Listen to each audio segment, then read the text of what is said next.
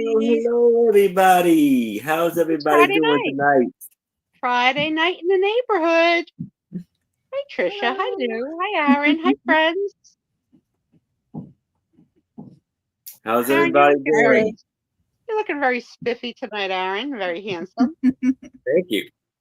Appreciate it. Lou, thanks for joining us again.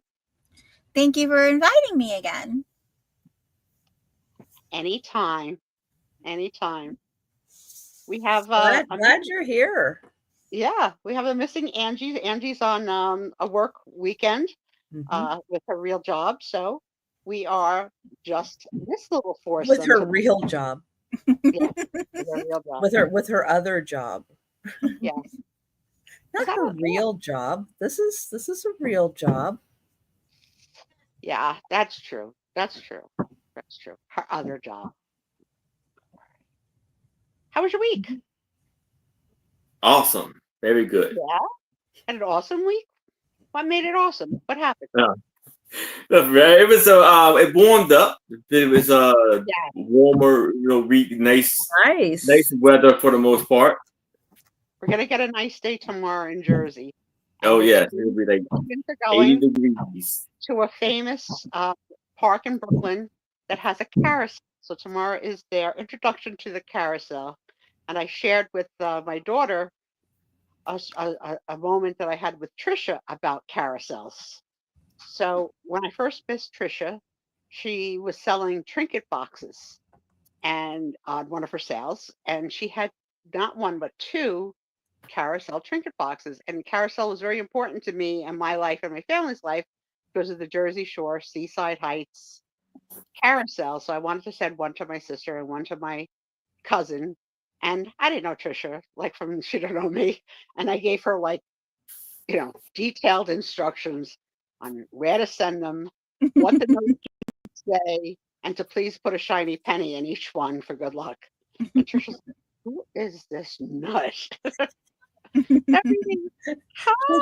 She's so specific about what she wants and include a note. And this note should say this, but this note should say this, and fold it up and put a penny inside and put it in the box. Yep, I was that 30 months. Wow. Oh, I forgot to send. I was going to send Doug the link just in case he wanted to pop in. And it's been a wild day around here. I am sorry. I did forget that, Doug. I'm so sorry.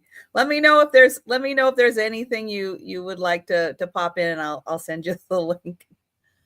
I'm telling you, after yesterday, they were pressure washing the patio and the box for, I don't know all. There's a couple boxes there for stuff. I don't know if it's electrical, if it's all cable, internet, what.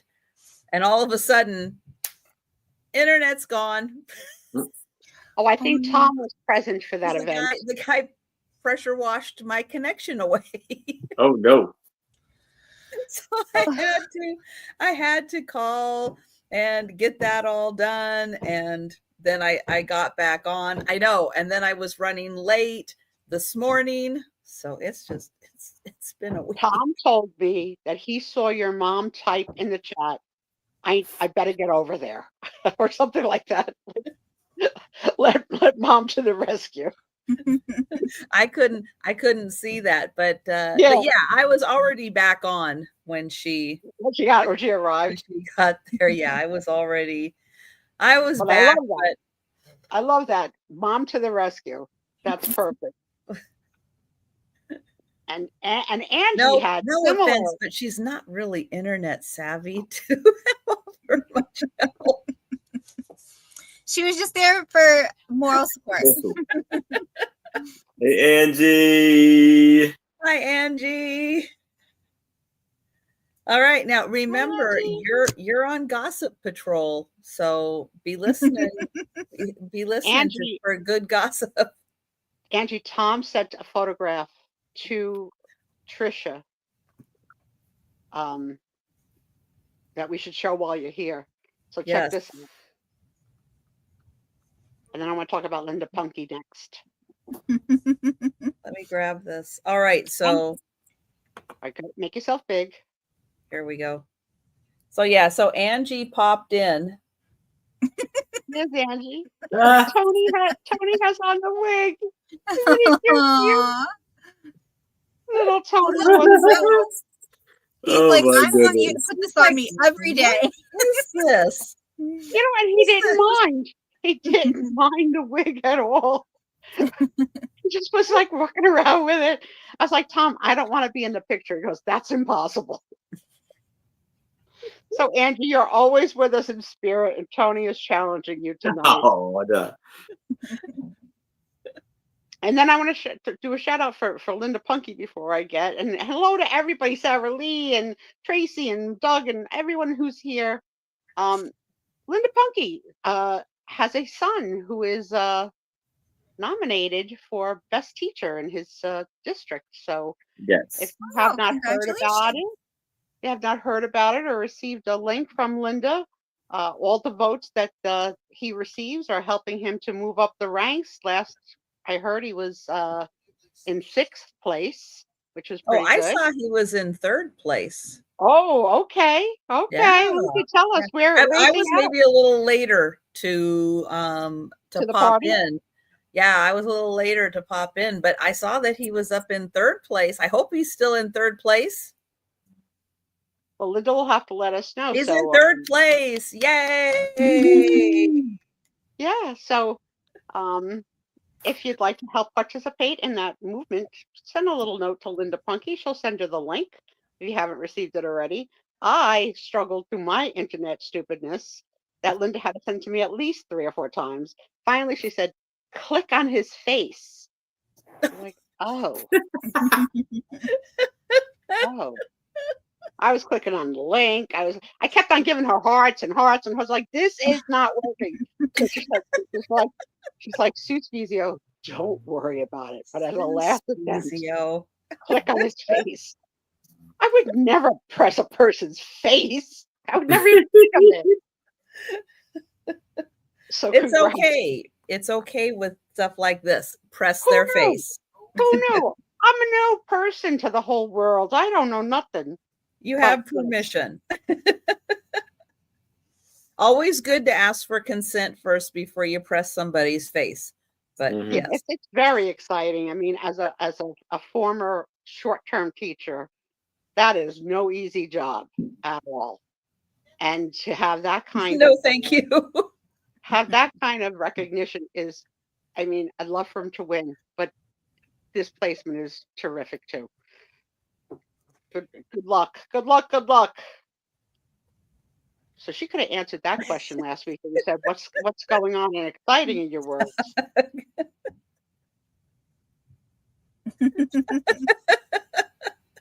I know, right? Now she can do a lot, but everybody has limitations. Mm-hmm. I have limitations. I can't. There's a whole lot I can't do. Yay! Yes. Yay! Congratulations, EP. Congratulations, Steve. Oh, wow. Yay. There will be a Christmas this year. Congratulations from the bottom of my heart. Now, can I smack your face? Like, no, I don't know what's smacking it. You're clicking. Well, maybe it's like if I high five his face, maybe it's like good luck. Oh, Jerry taught for 32 years. That's awesome, Jerry. I wonder how long my mom taught. I'm gonna ask her. What subject? I was a biology teacher in high school. Well, see what the kindergarten teacher. Kindergarten sometimes first. So cute. So cute. So except for when they wet themselves and puke. Other than that, it's so cute. It had to be 30-something years. Probably 40. Wow, Aaron, that's impressive. I gotta ask. I may have been 40 years. Close to it. Probably, yeah. Something like that. Probably about 30, in the upper 30s, I think.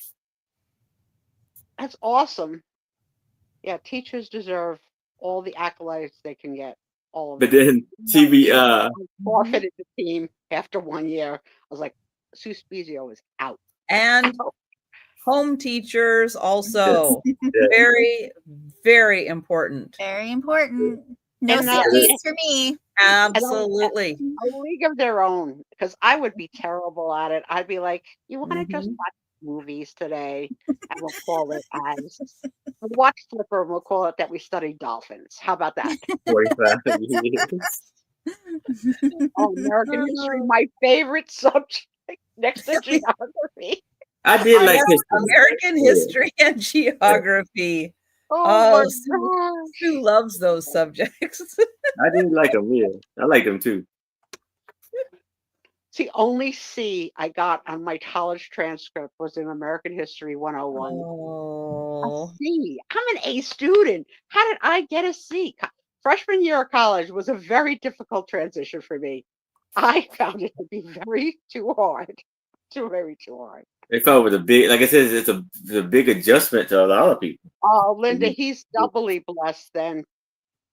That's wonderful. That's wonderful.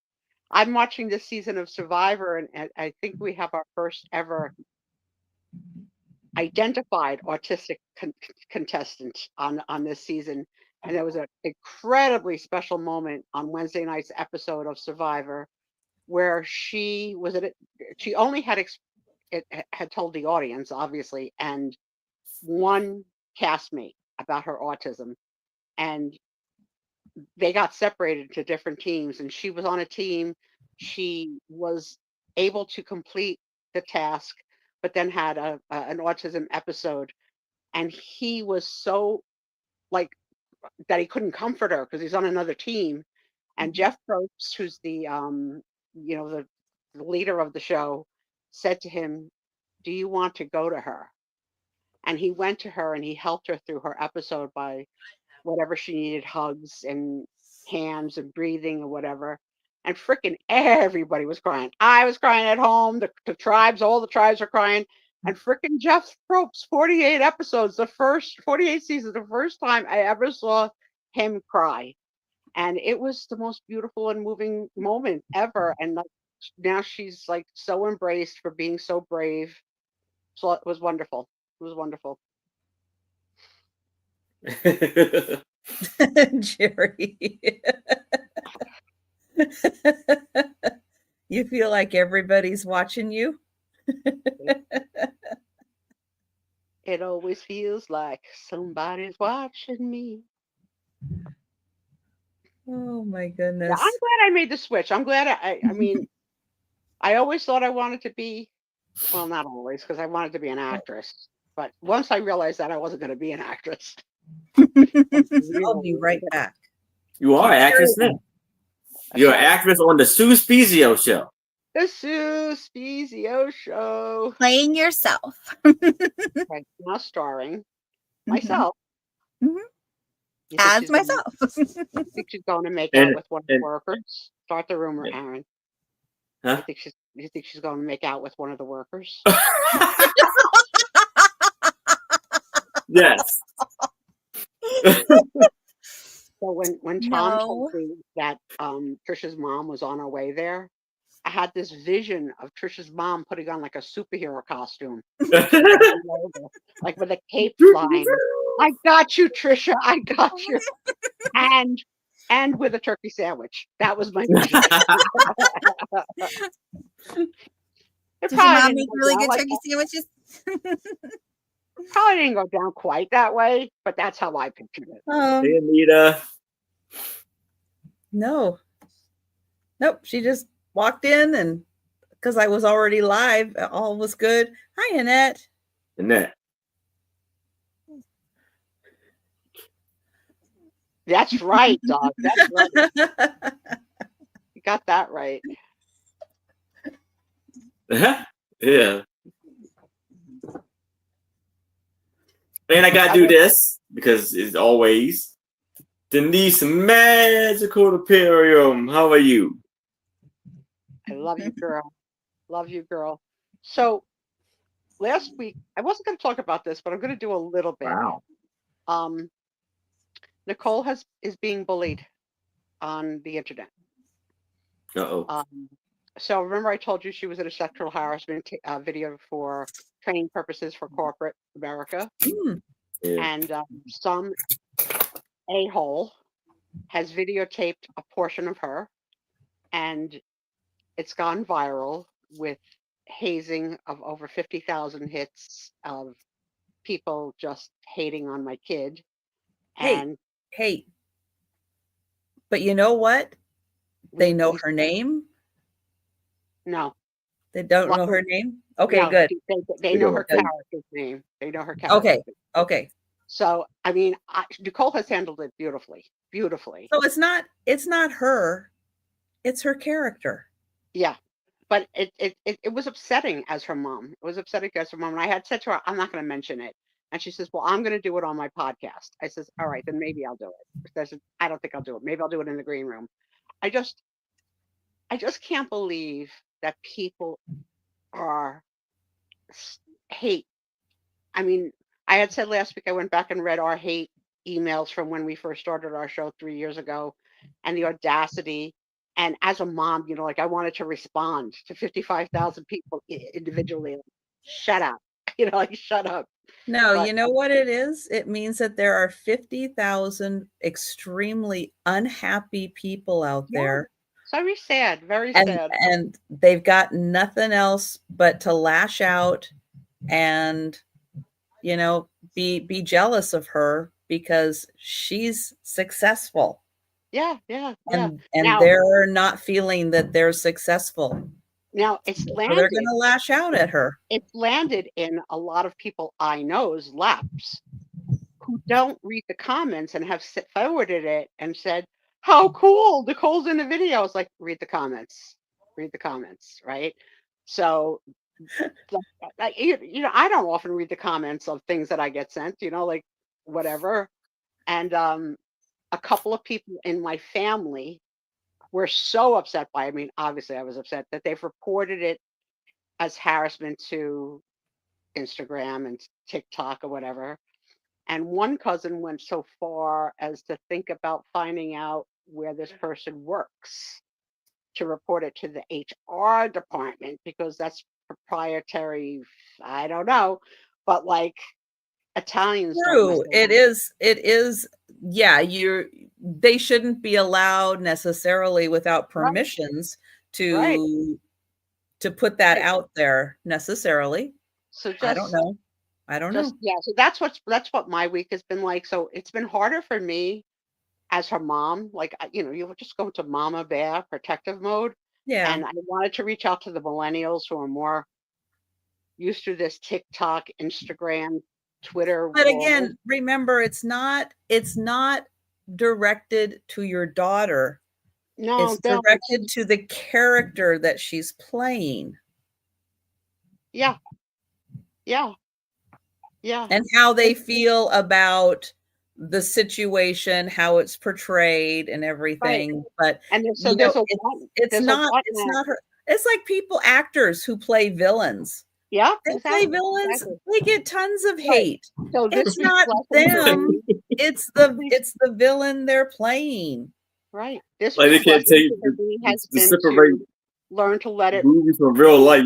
Back. It had, and it was a tough lesson to learn. But so that I don't know. It just sucks. It just really sucks. It does suck. It does suck. But again, a lot of that is just jealousy. Oh, that kind of stuff. It's jealousy. It's they're getting recognition, they're getting jobs, they're getting acting work, and this person and whatever personal struggle they're having is just not feeling like they're getting the validation that they need. So they just need to lash out at somebody else. I can't imagine ever doing that to another human being. It's just like, what? And just no. So words matter. Watch your business. Be kind to one another. But yes, you can. I mean, this person should be very careful. Not only should they possibly not have put that out there, but they themselves could get reported to their HR department Yeah, I think that was my for relative's goal. I think that was yeah, my relative's for goal. it's like you got to be careful out there. There are people who are very much internet detectives, and they can find you and they can make things not easy for you. But yeah, that's something that could be turned into that person's HR for them to deal with. And that would be serendipitous, wouldn't it, Trisha? It's serendipitous. There's a whatnot seller that wears a hat that says, "I love haters," because he has been subjected to, I guess, a similar experience as a new whatnot. He's only on whatnot like 3 months. And he decided to embrace it by getting a hat to say, "Come on, go ahead. I'm here selling every night. Whatever you think, you think. Whatever you think, you think." What is it? What bad publicity is good publicity? True. True. Yeah. And you never know who else is going to see, not just the haters, but That's who true. else is Well, going yeah, to because see they wound up that in the little lap clip of, and go, wow, she's really good. I want her for my next project. yeah, exactly. You just never know. You just never You know. never But know where it's going to end up. just, I never even thought about that happening. And then when it happened, so she broke it to me. And then I found out naturally the next day when someone else sent it to me. I was like, no. No, well, it's not easy to put yourself out there on the internet because people are going to judge you publicly, personally, Yeah, I to mean, their I friends and feel like, neighbors, to their I feel pets. like, They're look at gonna. me. I'm a head on a bed. People who don't know our show have no idea why I'm a head on a bed, right? Come pop into this show. And be like, what the heck is going on here? Especially with your dark sheets. You do just look like you're floating there. It's a floating head. And sometimes with a dog with a wig on my lap. Okay. Right. Yeah. Forever learning to accept the good and the bad. So that was my journey this week. Bye, Angie. Have a fun Angie, working weekend. Get the juice. Get the juice, girl. Get the juice. Have fun. We want the good stuff. The good stuff. Otherwise, I'll make it up. Because there's no way Linda Davy went over in a superhero costume with a cape and a sandwich. No. I make crap up. That's what I do. She only had to drive like a mile, so we don't. It's spurned a lot of questions. Tom was like, "Is she in the same development? Do they live in the same?" I was like, "No." He's like, No. "Well, she must live very close." Like it was like, It does live very close. The Linda Davy hour at Sue Spiezio house. All the questions. Oh, well, when you have questions, you have questions. Yeah, you gotta do what you gotta do. Oh, I might slap Doug for fun. Well, you know what? I'll at least splash him in our animal-free ocean. Okay. The splash Doug, wet Doug is exciting. Oh yeah. I know Doug's trying to figure out why is she gonna slap me? Yes, and Sue, one of these days, Sue, you just might. You might. I might. Oh, thank you, Linda. Oh man. But if you hear, just in case you hear hammering, it's only going to be for like another half hour or so. If you happen to be hearing a little bit of the hammering. Actually, no, it's quiet. Not anymore. We heard it at the beginning, but a couple guys talking. Couple of guys got. What are they saying, Lou? What do you hear? Something about a hammer. Usually when men talk, I don't pay attention. Well, that's how it is. That's how it is. I'm just teasing. I have Oh, to my be goodness. married to someone who repeats themselves. So not only will you pay attention, you'll pay attention twice or 3 times or 4 times. And each time my husband will say at the end, right? I'll be like, I know it's right. I know it's right. I don't know. I didn't hear that part. Hey, Thomas. I love you, babe.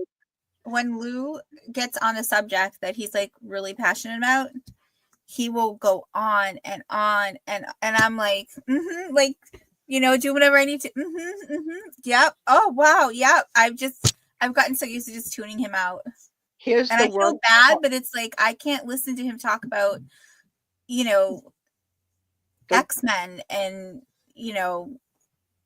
I like Power Rangers, so I'll listen to that, but it's just a lot of things that he goes into. I don't really.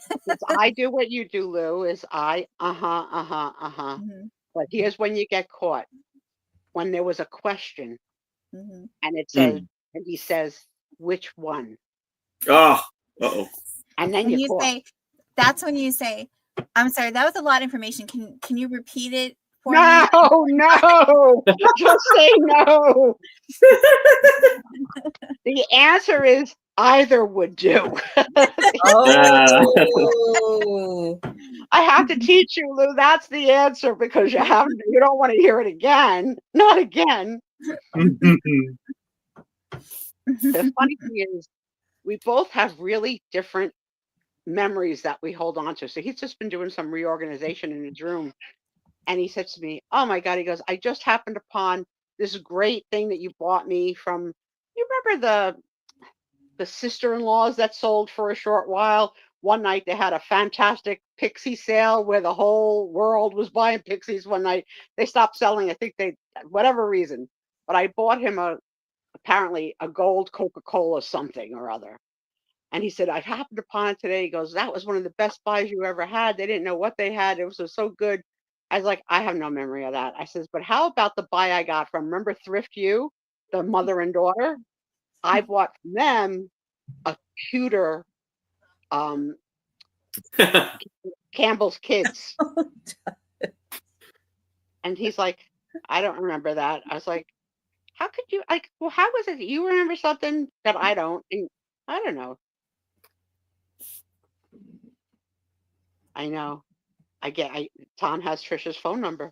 Tom texted Trisha himself today. Boy.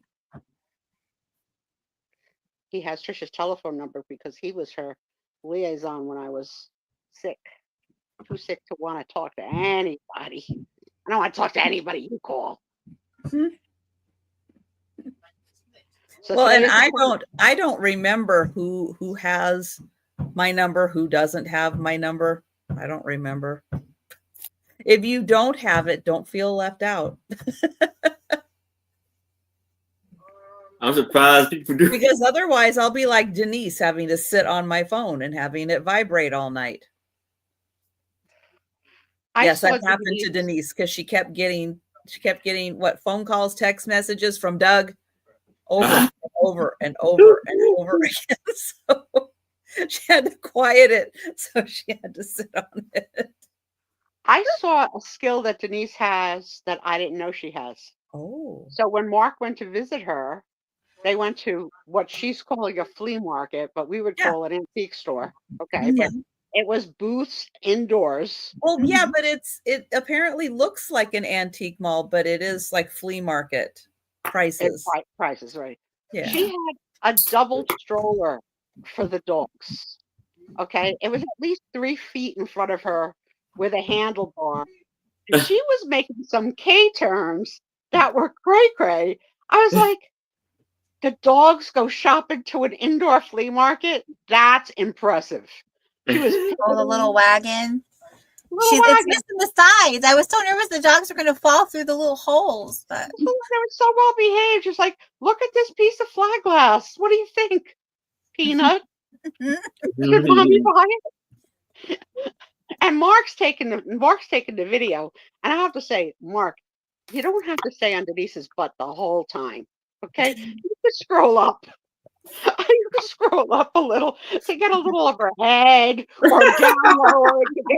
I was like, oh my God, this is the Denise butt video. Thank God we're all such good friends. I like it. Is that the one where you would see a lot of his finger? The way he was holding it, his finger. I don't know what the heck. Oh no! She had the poor man vacuuming. I mean, Oh yeah. You go to Denise's house, you get chores. Okay, you want to clean up my house? Here's a vacuum. I was laughing so I love this love of everybody meeting and just it's like better than family. Like, like it is really better than family to get to meet a YouTube friend that you have so much in common with. So yeah, those were some great videos, Denise. Thanks for posting, and I thank Mark for posting because they gave me quite the giggle. Yeah, I was watching that going, move your finger, Mark, move your finger. I can't see. I was like, I can't believe she has it was like me thinking about Nicole taking the twins through luckily it was a lateral stroller, not a horizontal, but it still was long. Like she had to make some K-turns. Good for you, Denise. Another skill.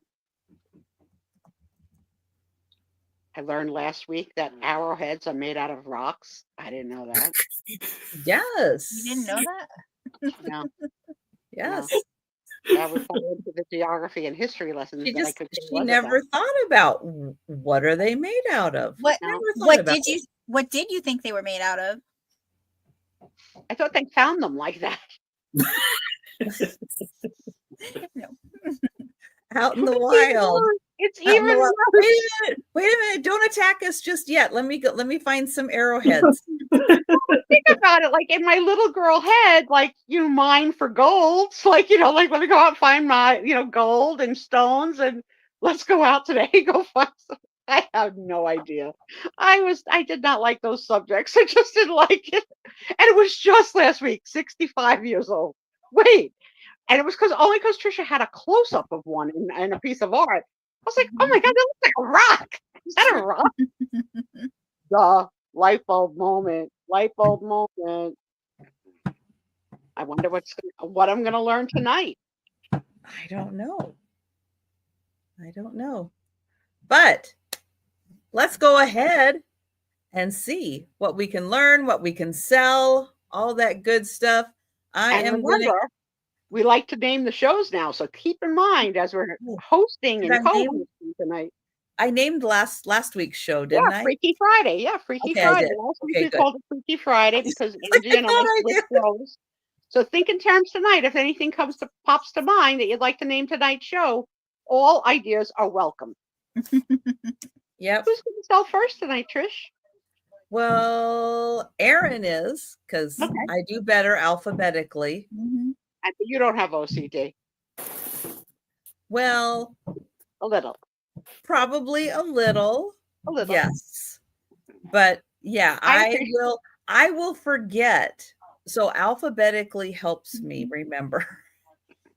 Alphanumeric. That's a good system. And almost always, because double A, Erin's gonna go first.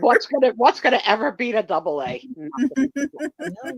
No. There might be somebody. Maybe somebody has triple A as their name. Hey, welcome in, Maritza. Hi, Maritza. All right. So yeah, let's get Erin up on the big screen. I'm gonna grab the link to Erin's channel, and Erin's gonna tell us about his upcoming sales with his lovely co-hostesses. Yes. I have a lovely sale tomorrow at 6:00 p.m. Eastern. Now, Anitra will not be able to join us tomorrow. So it will be my lovely co-host, Becky, Vintage and More, and a very special guest, John the Reseller.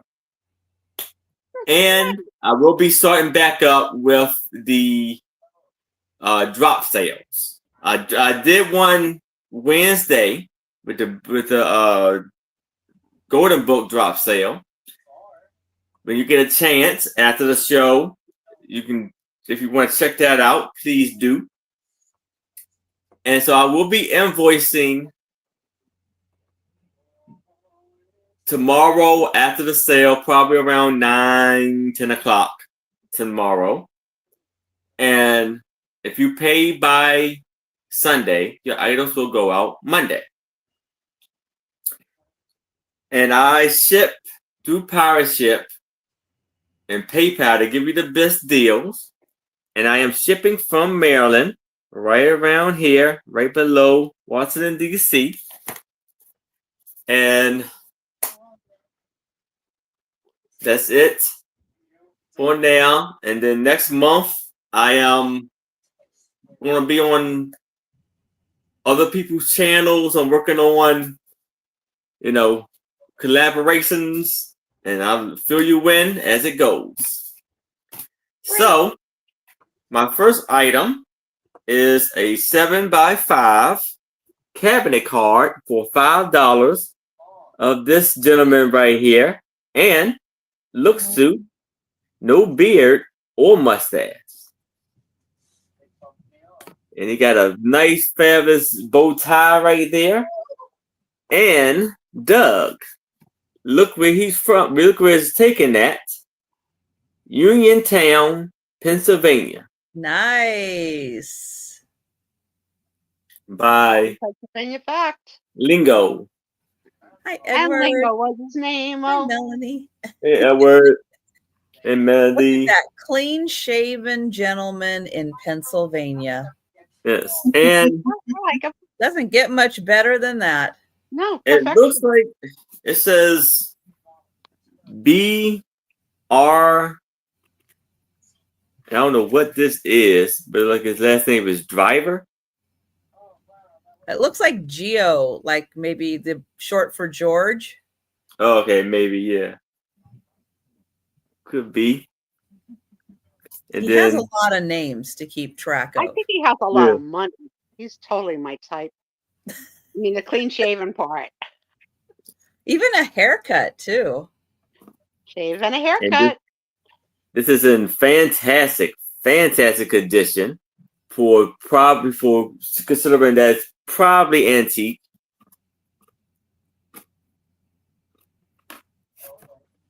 Woody Harrelson. Oh, he looks like Woody Harrelson. Yeah, he kind of does. Oh, yeah, I see it. Roman nose. His face. I think this is fact, not fiction. Woody Harrelson's parent or grandparent had to go to prison for murder of a judge. Does anybody else know that story? Or am I making that up? Extra finis. No, I hadn't heard that. We need a corroborator because I make stuff up, so I'm not sure. I never heard that before. No, if anybody would like to Google fact check that, let us know. I spread a false rumor last week about the bodies of Gene Hackman's floor. True. That was debunked. Yeah. So I do need to be checked at times. There was a lot of stuff going on in that house, but that was not one of the things going on in that house. Secret tunnel with as the close-up, it really looks like Woody Harrelson. Oh, his father. His father was a convicted hitman who spent time in prison. Oh my. Wow. Who knew? I had not. I know because I know the stupid stuff. I don't know where everything is on the map. I don't know that an arrowhead is made out of stone, but I knew that. Well, I am not seeing any takers for the handsome gentleman from Pennsylvania, but we'll pass on that. But if you want to grab that at a later date, you think about it, you're like, I like that. Let us know in the chat. We'll get your name on that item. I'm going to pull over Al. I am going to share the link to Al's channel. And let us know if you've got anything else planned. I know you've got one other thing planned with me coming up, right? So Sunday at 2:30, I think I said it for, I'm just calling it a board and buster sale because I'm going to have lots of things for like the kids to do. I know vacation's coming up, and plus it's really rainy in April too, especially over here. I don't know if it's everywhere, but over here it is. So Here, rain. Yeah. Lots of rain. Kids are stuck inside. You want to give them something to do. So lots of fun things to do for them. And that's at 2:30. So if you want to go over to my channel and you can click on the notify me on that, then you'll get notified when I go live. And then on Monday at 6:30, I'll be here on Trisha's channel, and it'll be Trisha and Angie and I. And we're going to offer you up some pretty good stuff. Little of this, little of that, so yeah, it'll be fun. I ship from Massachusetts, and I use PayPal and Pirate Ship. And I had kind of a hectic week the past couple weeks. So everything from the last Friday when I was on here through Monday, I'm going to invoice all together. So, and this way it'll save you too on shipping as well. So, but yeah, so you'll get everything at once. And let me say, this color that you're wearing tonight is extremely flattering with your skin tone. You look very beautiful tonight. Oh, thank you. You're welcome. Thank you. Okay, so first up, I have this is going to be a starting bid of 8, and I have this really cute book, Shadow Art. Oh. So when you're bored and we lose either power, or usually it's when we lose internet, I always say, oh, we're Amish again. So whenever you're Amish, you can learn point. Puppets, shadow puppets. I think it's really cool. It starts out it's 100 animals. So it gives you an introduction, how to show your shadows, hand and finger exercise. You got to loosen up your fingers and your hands, practicing basic shapes. And then they have single hand animals, 2-hand animals, challenging animals, and advanced animals. And then there's a whole thing on like sound effects and scenery, which then you're really getting into it. But I would love Johnny if Angie could incorporate this into her full-time job, so that when she has to name an animal, they shine a light on her. Makes the shadow puppet for it. Like a shadow puppet, peacock, or whatever the heck it is. Like a little shark. How many people did the That's a crab. crab. Okay. I know. Close. Very close. How many people did the shadow puppets or shadow animals? I know I did that. Ears, and that's about it. Yeah, I think bunny ears is kind of what I did too. It's about as good as it gets with me. Now this is fun to do if you're a camper too. If you do tent camping, that's fun to do with the shadows up with the lights. Yeah. Wow. Oh, look at that. A bovine. They spelled bovine wrong. Lou, I don't know if you were on our show last week, but I got the word ovine in Scrabble. Yeah, I saw that. Oh, I think that's, yeah, I'll change that one so Trisha doesn't have to see it. A little fox. Oh, this is a fun book. Wow. Who knew you could do all? I didn't know you could do all these different animals. Oh, that wasn't even the challenging one. What is? Oh, a leopard. That's a leopard? I don't see it, but if you see it, okay. A pig. Whoa, a pig with feet. Oh, that's so cute. I mean, it's not as cute as a guinea pig, but it's still cute. Wow. Oh, the crow's good. Oh. Bulldog. I bet you couldn't make a schnauzer with your hand. That'd be really hard. You need some props. You need some props, definitely. Oh, is there a duck in there? Oh yeah. I don't know if there's.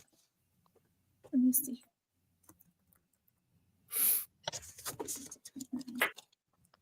They gotta be, right? Doug, were you the kid that did the double ears behind people's heads? Yeah, there you go. There's your duck. Oh, Oh, that's a good duck. He looks like he's got a lot to say. Yeah. With the kangaroo. Can you ever guess what that is? I covered the name so you can't see it. It's like a sea, something in a sea. It does look like a sea anemone. Yeah, something like that. Yeah. It's a lyre bird. I would not have guessed a bird from that. Oops. Okay, I'm gonna have to look up and see what one of those looks like normally. Yeah. Marmot. Okay, if that's what you say a marmot looks like. Lyre bird. Rhino. Oh, that's cute. A shoebird. The terrier. Where's the crocodile alligator? You know they gotta Did you have see that. that video that they posted of in Florida? A crocodile and alligator were fighting down in the Everglades. They were like on the sidewalk, and the poor gator was trying to get away. The gator kept trying to get away, and the alligator kept coming after. It's like every time the gator would walk away from it, the alligator would come up, and he was like, it was just go on YouTube and search alligator versus crocodile. How are there alligators and crocodiles in Florida? That's the only place they are.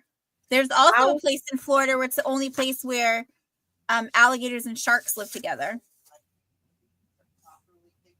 Okay, having gators down in Florida was bad enough. Now that I know there's crocodiles also, Florida, you're on your own. I know. Not doing it. I'm gonna share this so you guys can see what a lyre bird looks like. I think this book is a liar. I think this book is. Let me pull it up here. Here.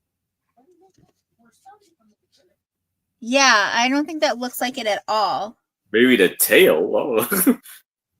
Maybe the tail, but yeah, I'm not seeing what they're seeing with that one. I don't either. Nope. I was gonna pull it up again. Sorry, book. Nice try. Nice try. Yeah, I don't. Is that supposed to be the head? Oh, maybe if he puts his tail up, yeah. The tail's up and maybe the tail fans out or something. Maybe. But that's like calling it a peacock at that point. Mm-hmm. Yeah. You might as well just call it a peacock. Yep. What? Manatees don't eat men. They eat lettuce. Sea lettuce. I was like, where did that happen at? Oh, I hope not, Jerry. I hope not. Manatees are known as the sea bovine. Yeah. Another bovine.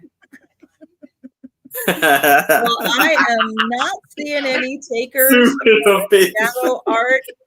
But if you change your mind and you would like to grab this book for hours of entertainment, let us know in the chat. I just hope Tom never gives me you made it up. All right, Jerry. Oh my goodness. All right, so upcoming sales for me. Saturday night, late night sale, 10 p.m. Eastern, 9 Central. I will be having Denise's Magical Emporium and Becky Vintage Viking Treasures. Nice. Yes, the Viking chick. The glass lady. The glass lady. Yep. And then Monday, as Al mentioned, Angie and I are doing a little something different this Monday. we are combining our Monday sales. So we're going to be streaming on both channels. Al's Full Shelf Shop is going to be joining us, but we are going to start off with Angie's Market Monday, her usual sale. And then I usually start right about the time Angie's kind of wrapping her sale up. So we kind of cross a little bit, but we're just going to keep on selling through my sale time. Also, it's going to be a big mega Monday market sale with all three of us having a great time on Monday. So check that out. It's going to be a lot of fun. Crazy shenanigans. Lots of shenanigans. Yep. But I will still be doing my lunchtime sale on Monday also. So it's going to be a really, really big Monday. But, it's kind of a bonus Monday. It's like the last day of the month. It's an extra Monday in the month. So, go wild and crazy, right? Yeah. I like it. Doug. All right. That is a good reason to let your battery die, Denise. A $9 start. And I have Pinocchio. So this is Hey, Becky. Hi, Becky. These are reproductions of puzzles from the 1940s. If I had the original 1940s puzzles, I don't think they would be $9, but this is an economic way for you to have these really cool Pinocchio puzzles.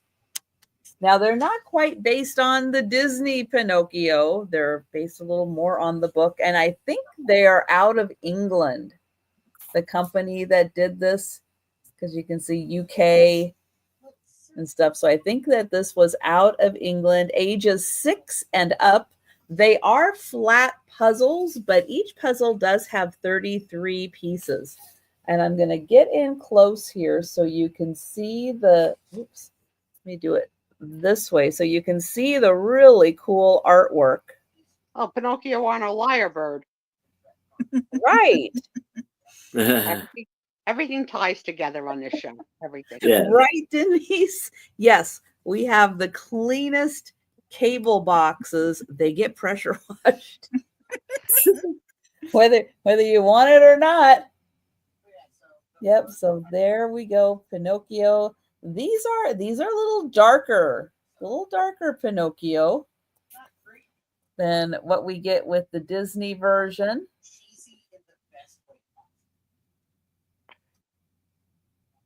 You riding a dolphin? Mm-hmm.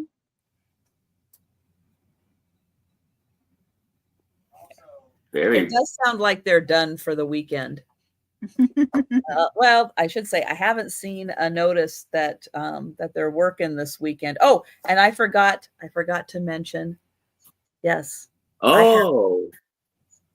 I am right about here. So right about there is where I am in Washington. Now, Sue might want to have Thomas make sure he's opening boxes. Really? So let me tell you, I got some old gifts this week from Angie, from Denise, from other people. Denise sent a card game of like trivia questions, probably a year ago, maybe more, no idea. So thank you to all who have sent gifts that are just now appearing. I have no control. So that guy's scary. These are the puzzles. They are in pristine condition. And just an FYI, I wasn't going to show these one more time. I was going to put them straight on eBay, but I decided to show them one more time. Now, the fun thing, this one's a little easier to see. there are little shapes in here also. Let me find the one that's okay. I'm going to turn it upside down because you might be able to see. Let me find it right here. This piece is a cat. Oh, cool. The ears, the head, the body, and then the little tail. So yeah, so there's some fun shapes in here also. The one I just showed has a little, like, I think it's a little bear. Right here, there's the face. Here's the body. So there's a little bear. Oh, there's a little duck. That's going to be really hard to see. Let me see. Right here is the head. And there's the body. So a little duck. So yeah, so fun shapes in these puzzles. So again, last opportunity to have exclusive access to these puzzles, because like I said, I was just going to go ahead and list them on eBay, but I thought, you know what? I'll bring them one more time to a sale.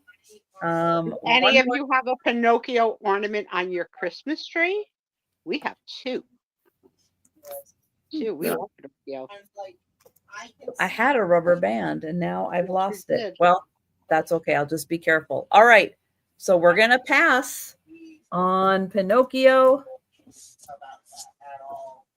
And we're going to go back to Aaron. All right.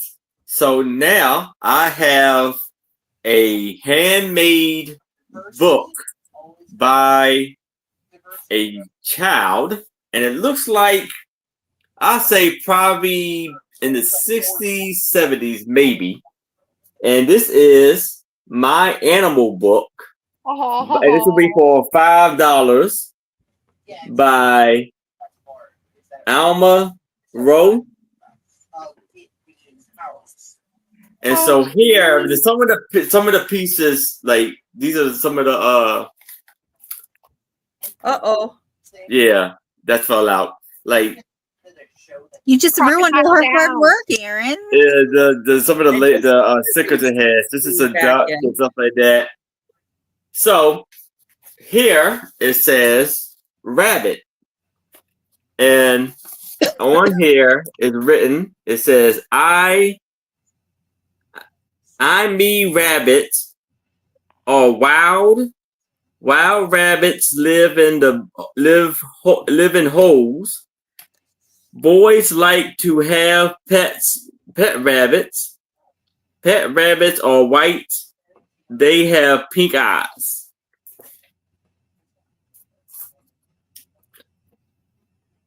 And so then we have,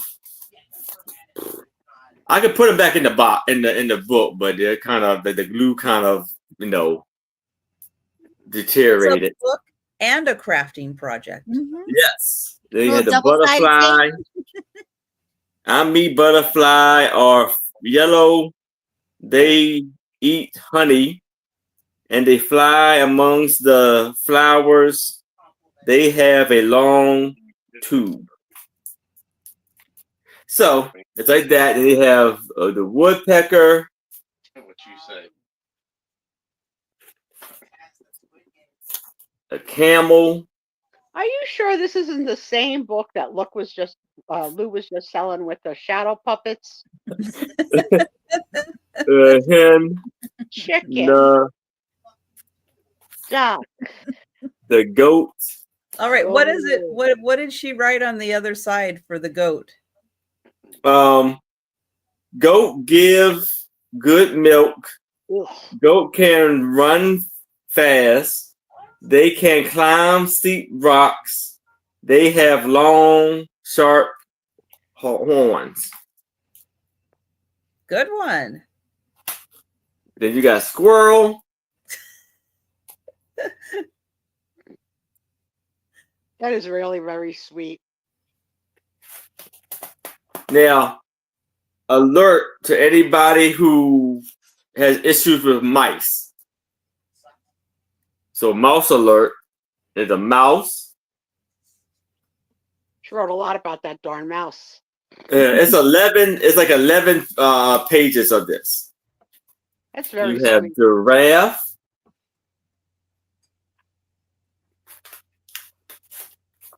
A bovine. And duck. Yay!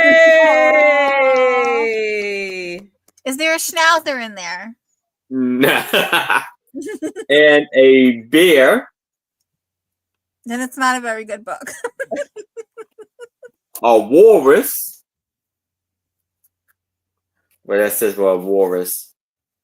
Walrus is a big animal.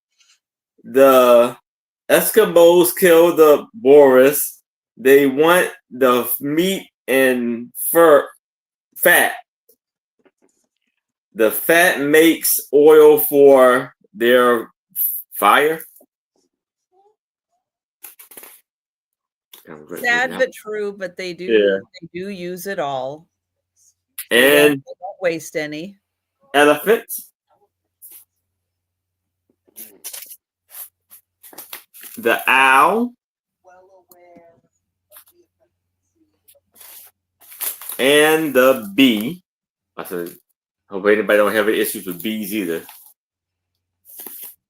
So, and then you have all of these. I will add these to put it back in the book. All of these cut out words. Welcome in, Lynn. Hey, Lynn. So $5 for the animal book. And this one it says, no, I'm not making it now. Some hens are black like this one. Like, I wonder, like, what were those, like, it seems like too old to be done on a label maker, but I wonder if she cut pieces out of a book that was about animals to make her own book. Because the printing is like so perfect. Yeah, it probably did cut it off something. The hen says, cut cluck.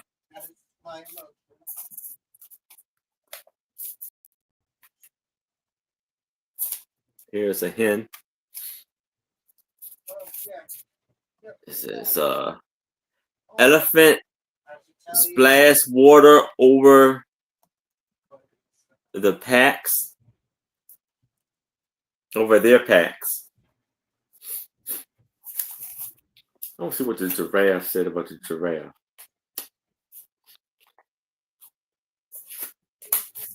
The giraffe has a long neck. He eats leaves off the trees. His legs are very long.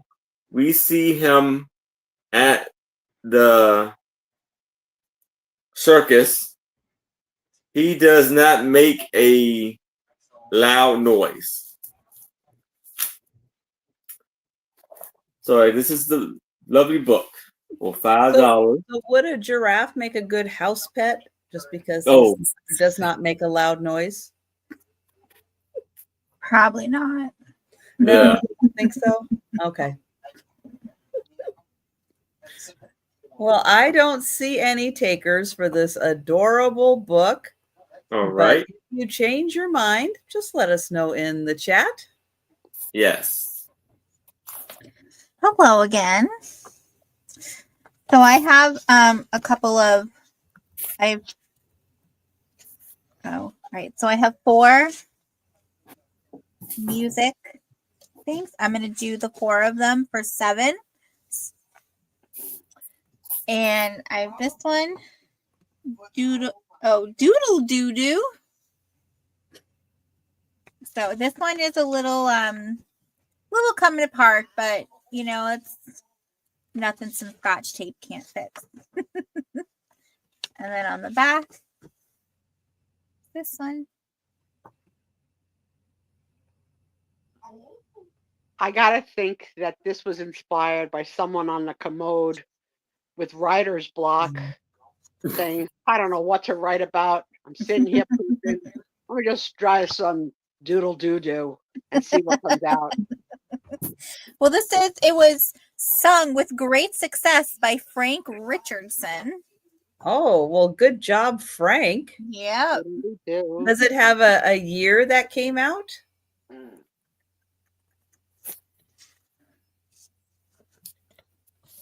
I'm thinking it wasn't a disco hit. Probably not. But Disco Duck was. I don't know why. Doug knows. Doug knows why. Oh. There's not a copyright at the bottom of the first page? No, just it has, because it has advertising like Another Beautiful Song. Oh, okay. And that copyright is MCMXXIII. Yeah, I was thinking sometime in the 20s. So yeah. Yeah. Yeah, it looks like probably from the 20s. So that's the first one. The second one, that one, Balletta. This is Ballata 1947. Ooh. So this one just has music in it though. So if anybody wants to sing, do it now. Yeah, this one's really just music.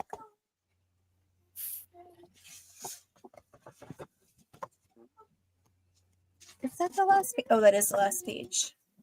That's a really long note. Could you imagine singing that? You have to hold that the whole time? I'll pass. When I was young, I used to. Not anymore. This one is Moonlighting. Oh, from the ABC television series Moonlighting. Oh, well, how fun. This is 1985. Oh, that was such a good show. So I can't think of the theme. I'll have to play that later to hear what that sounds like. I don't Wait, remember. is that Bruce Willis with hair? Yes. Oh my Yeah. gosh. Yes. Yep. Oh, I can't think of who the girl is, but she looks so familiar. It's Sybil Shepherd. That's and it says it right up there. Hello. And then the last one I have is This Is the Moment from Jekyll and Hyde.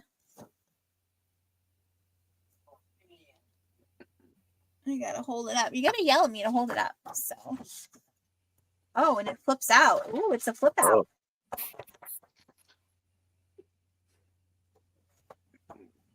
And then on the back, it's advertising Grand Hotel highlights from Jekyll and Hyde, and Man of La Mancha.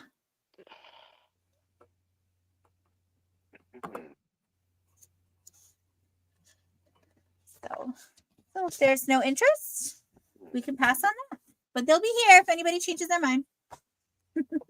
Well, that is a nice variety. A little something old, a little something new. And a little doodle doo doo.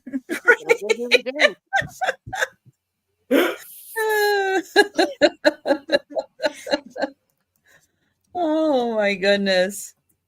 All right, I have a $6 start, and this is it's a lithograph.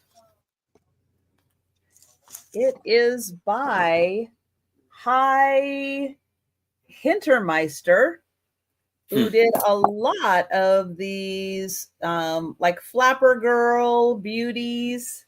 He did a lot of these prints. This one measures 12 inches. Well-known picture, I think. I've seen this picture, not on your show. I mean, this illustration. This is very, very, very. Yes. Yes. And yeah, if you are an Art Nouveau type of lover, this definitely fits in. That Egyptian revival fits in with the Art Nouveau. It's 12 by 9.5. It does have a crease over here in the white part. It does have a crease in the corner. but I'll get in here close so you can see all the cool Egyptian revival details that are in the picture. Disco reference, Walk Like an Egyptian, also popular. Mm-hmm.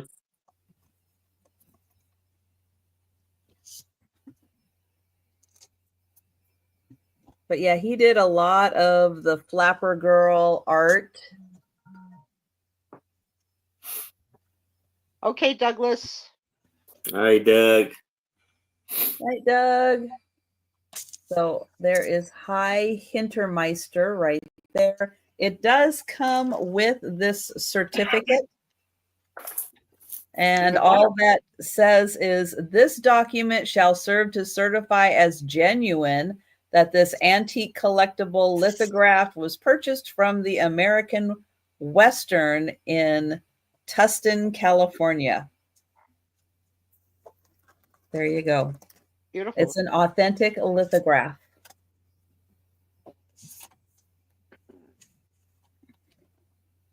So Egyptian revival. Very nice. So yeah, so if you or anyone you know is into Art Nouveau, this is definitely the kind of thing that you would want hanging in your, house, bedroom, somewhere around there. But we'll pass on that and we'll go to Aaron. All right. So now I have a 28 by 24 like a print or like a poster of a Native American chief. And it is by Garcia. It's the artist. It's a lots of beautiful details in the feather, especially in his face. And it says down here, for Chief 1992, Angel Gifts Incorporated, and Fairfield, Iowa, and it's printed in the United States. And what's your start price? $8.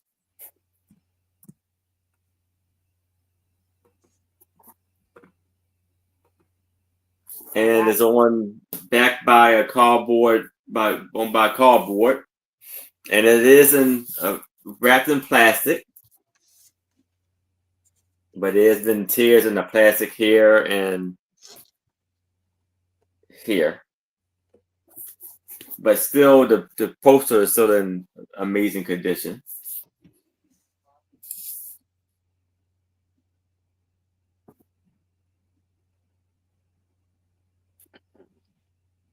So we up here on the wall. Perfect.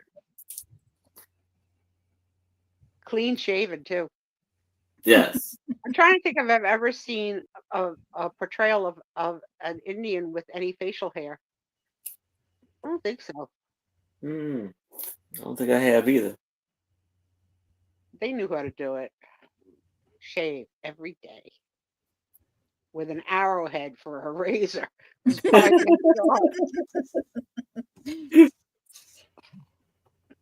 But the feathers on his yeah, beautiful. On his headpieces, his dresses, amazing detail. I don't know anybody that doesn't love a feather. Finding a feather is always so exciting. I found a feather. Yeah. Pretty amazing feathers and construction, and they're beautiful. Mm-hmm.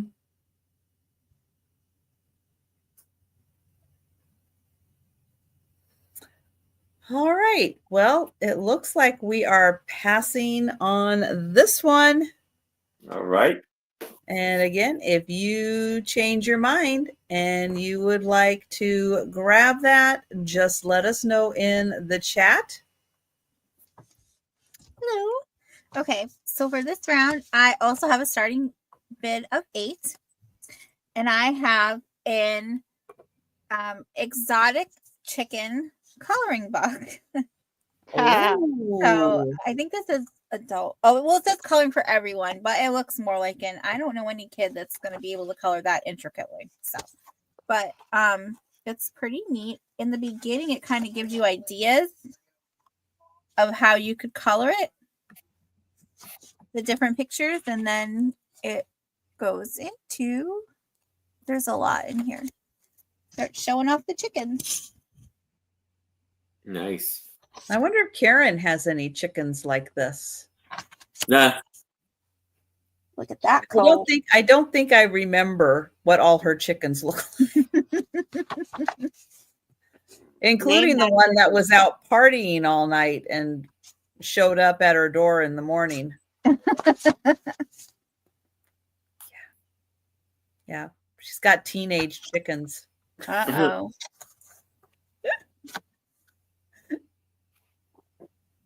Denise is in. Denise said her new neighbors got a chicken coop, but they have no. Did they get chickens yet? Oh, you missed the story? Yeah, she said she thought she had lost another chicken because it was unaccounted for. And then there it was in the morning. It was there. So yeah, she's got a party girl.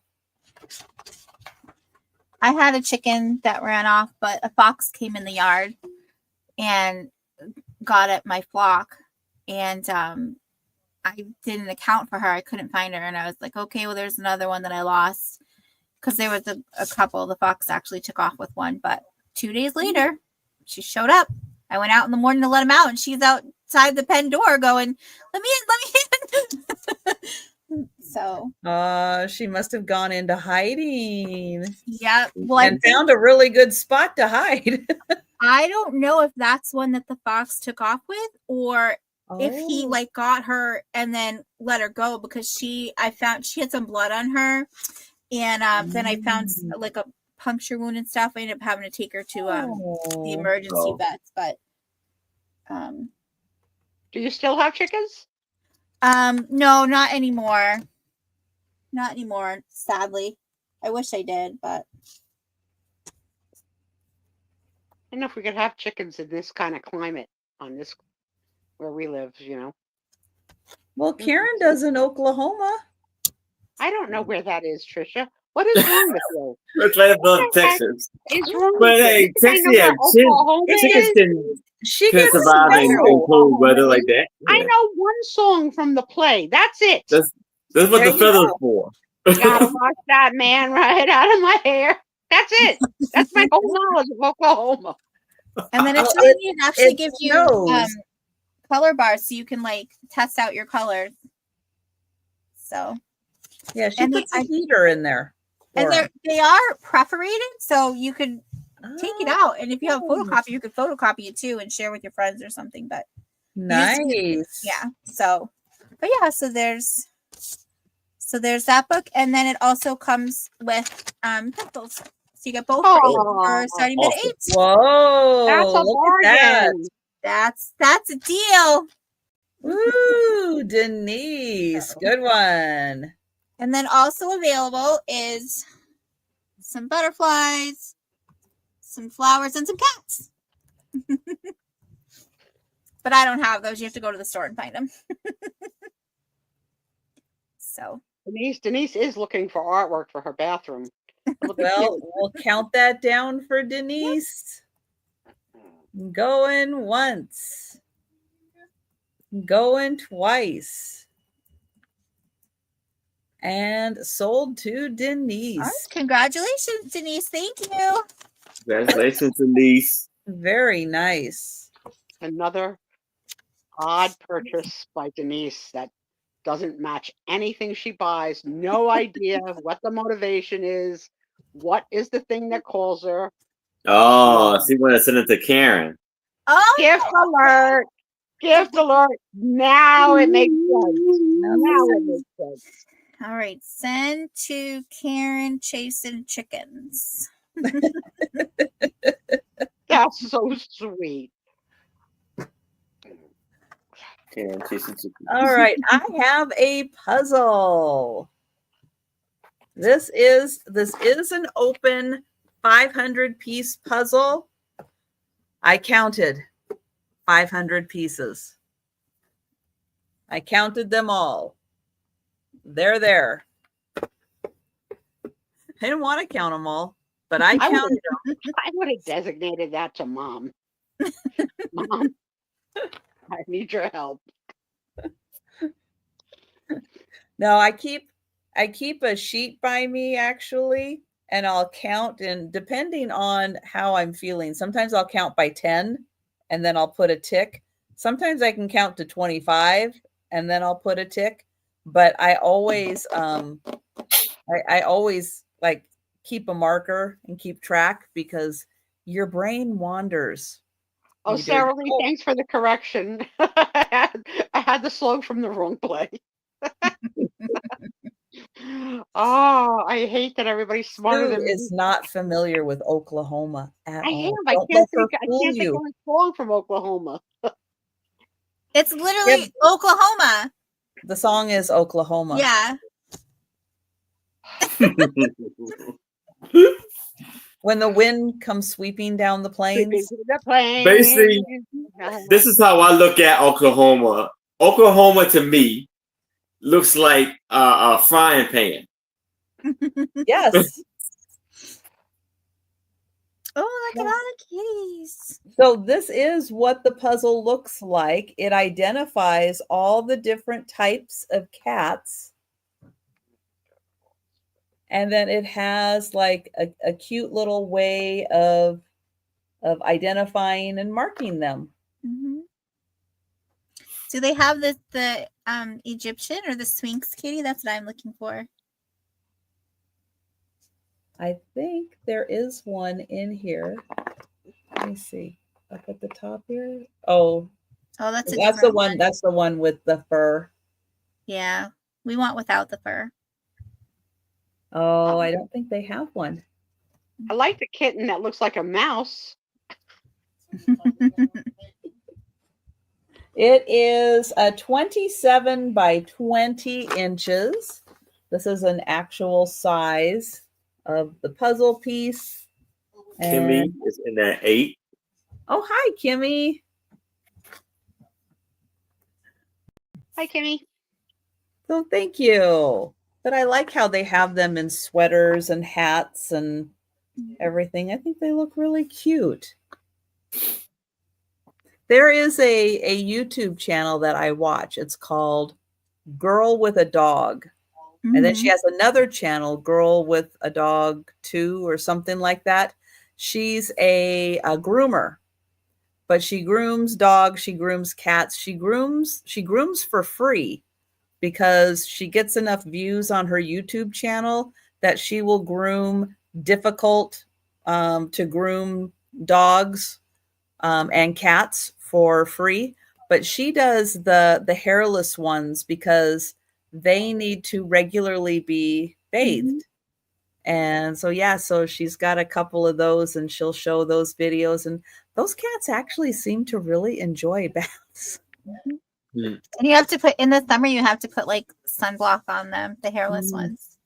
So one of my former animal care customers, she had hairless ones. She would breed them. So we got to take care of them. It was really great. They have, some of them are literally, you touch them, it's like their skin. And some have like this little light kind of peachy fuzz to them. So very cool. Nice. So I redeemed myself. I do know a song from Oklahoma. It's Oh, what a beautiful morning. There you go. Oh, that's okay. I didn't know that. Okay, so thank you, Kimmy. I am going to count that down. Feel better now. Going once. Did I look that up? Going twice. Oh, you watch her too? Nice. Yeah, she usually does a lot of really, really big dogs because they're much harder for groomers to do because they can take like hours to groom. And yeah, it's really fun, especially with dogs that have like a lot of shedding on them. There's something really fun when she puts the blow dryer on them and blows them, and they get like a furnado where the fur is just like flying, and she ends up with sometimes a mound of fur as big as the dog because they are shedding so much. You But know, yeah, the she's fun link watch. to the videos you enjoy is so bizarre. Yes. You got the weather guy that you love, the weather guy. Yes. We've got the food guy who overeats his food, and now we've got Affirmation. I don't know. The Who girl are with you? the dog who does all the grooming. What's fun is when she grooms a cat that does not want to be groomed, she has a little plastic helmet that she puts on their head that makes them look like their head is literally in a fishbowl or like they're an astronaut. That's terrible. Those are for angry cats. All right. So now I have a golden book and I'm going to keep up with the theme of $8 for $8. So here we have Walt Disney Cinderella. And it's from the Mickey Mouse Club. Wow. And you see it has the red spine. And the back is pretty cool looking. Now, Denise had a pretty good time with the inside front cover. Crayons. Other than that, it's good.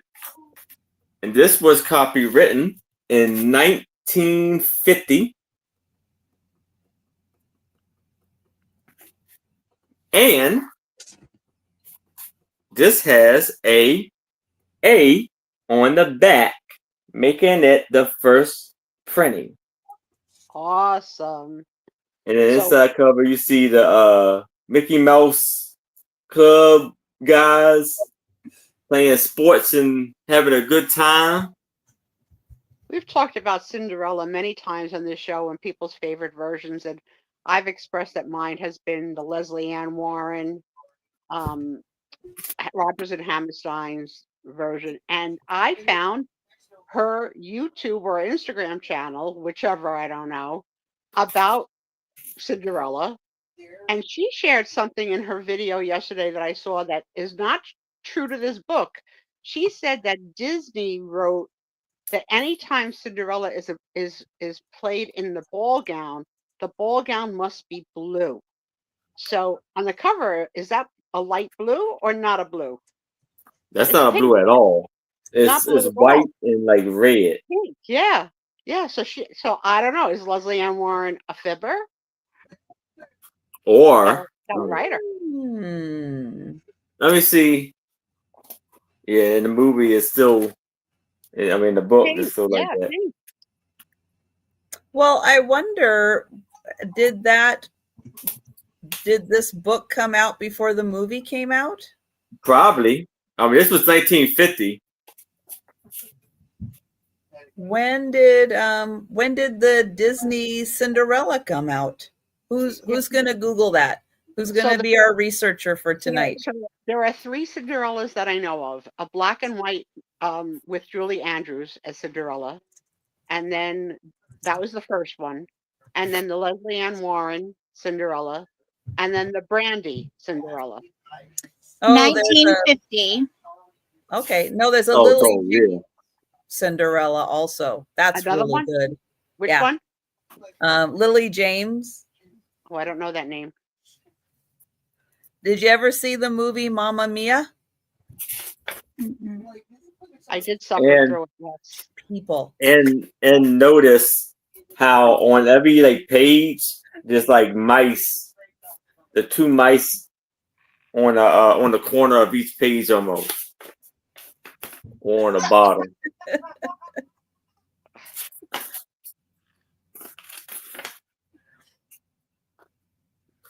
Except for I know. When That one. when is John Wayne going to come out with his next movie?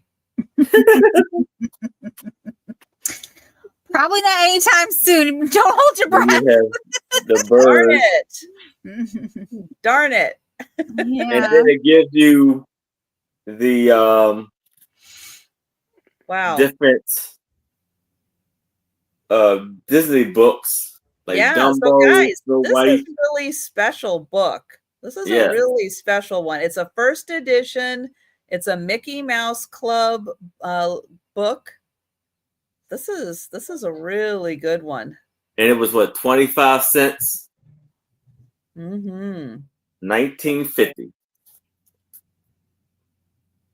Interesting Yes, that it would yes. come out the same year that the movie did, but she doesn't look anything like the movie. There are some, you can see there are some similarities between the movie with the mice and some of the other characters, but that doesn't look like the Cinderella from the movie. Very interesting.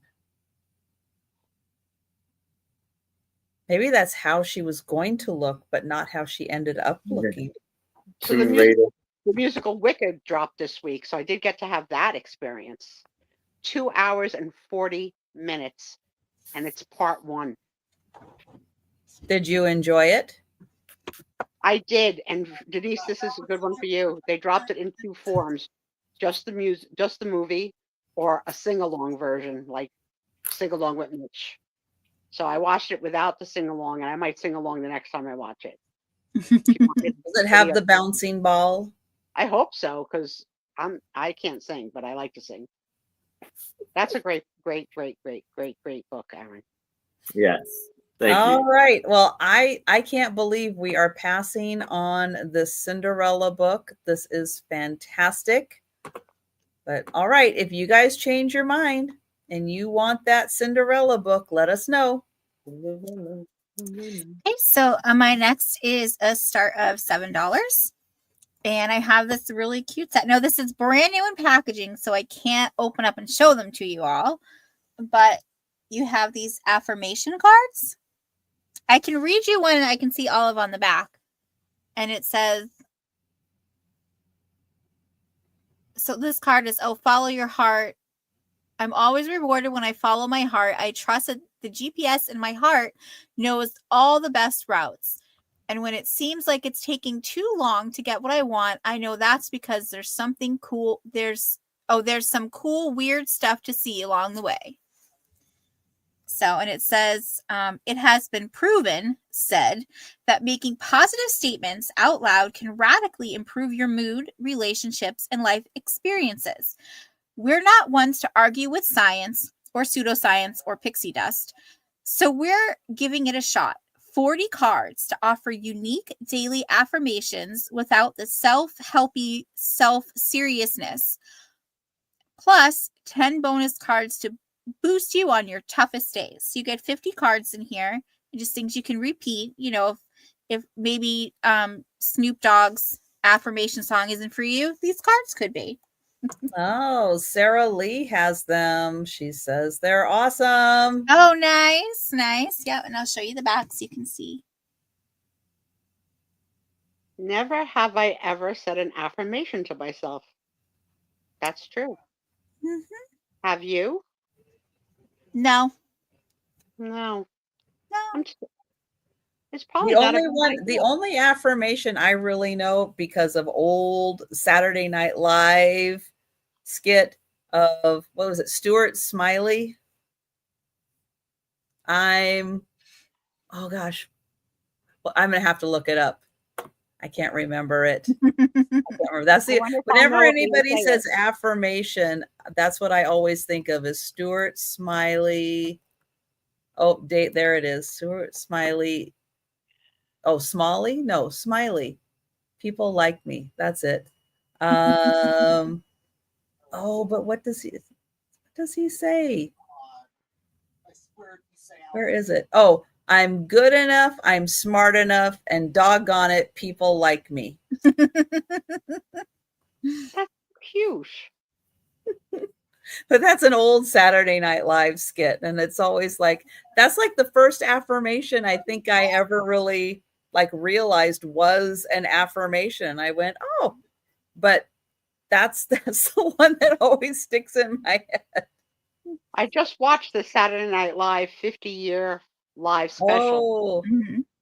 That's also very long, very long. But it was good to see all the old people and skits, and it was good. I liked it. It was the thing when I was a teenager. Mhm.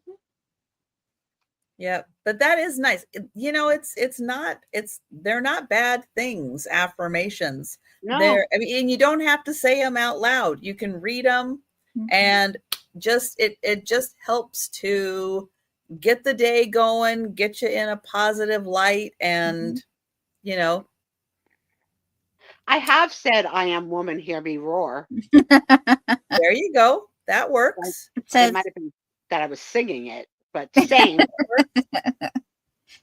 cleanse your mind, empower your soul, rule the universe.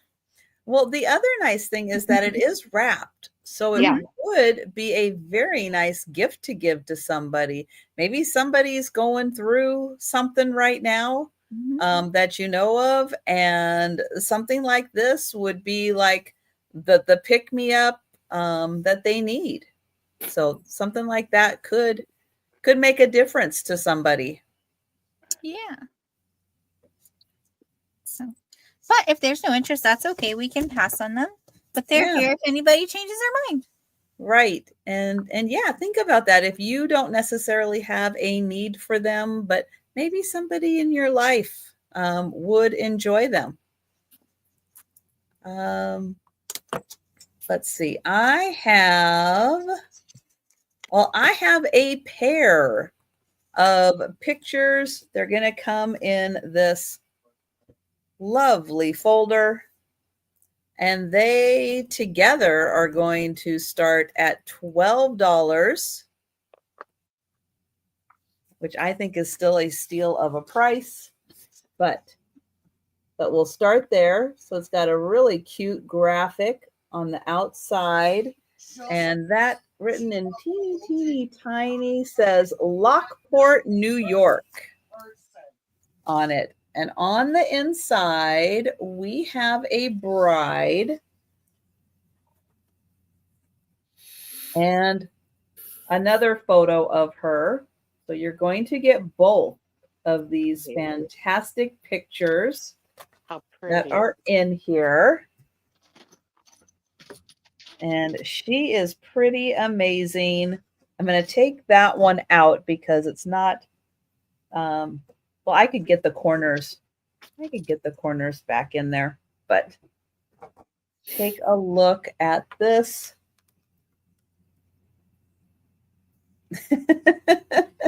That's right. And I have a clean cable box. That's right, Denise. I've got the cleanest cable box in the neighborhood. So this is a fabulous bride. And I mean, look at the room she's in. Isn't that just beautiful? So I'll get in as close as I can on her. A wonderful flapper bride. There are so many women that lack the confidence to go sleeveless. And I say, wear what you want. Yes. And good for this girl, and good for any girl. There's no reason to not go sleeveless. And then the other picture of her right here. I could write affirmations, I think, now that I've done my first.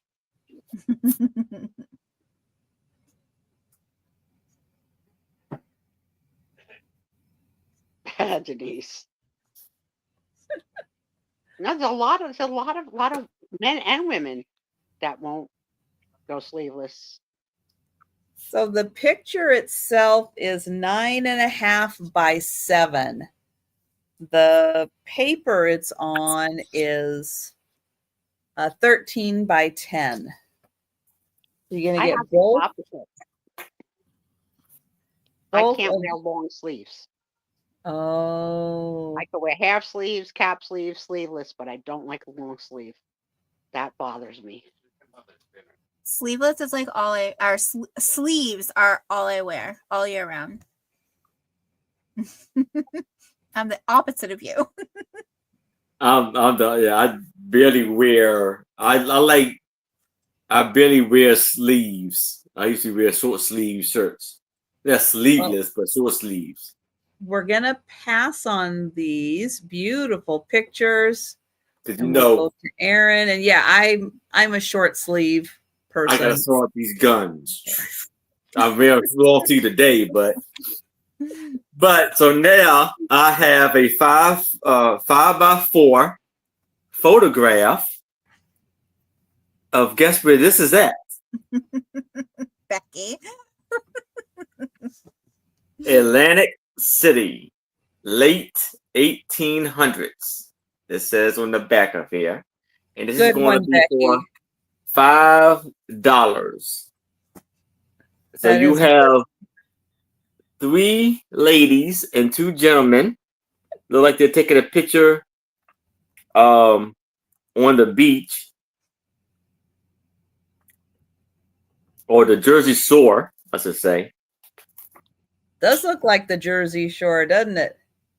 Hey, get off my stuff. Joe.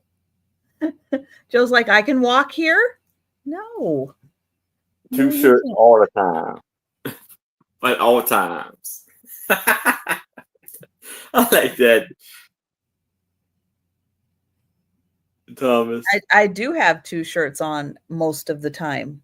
And look at the outfit that the ladies have. They got the hats on and everything on the beach. But I guess for that time, that's kind of was the thing.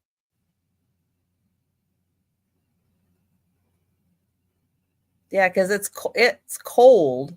In my house, and even in the summertime, I don't have air conditioning, but my downstairs stays so cold that when I had the mail carrier come and pick up, and I opened the door, he's like, "Oh, you've got the air conditioning on, so nice." And I'm like, "No, it's just always cold in my house."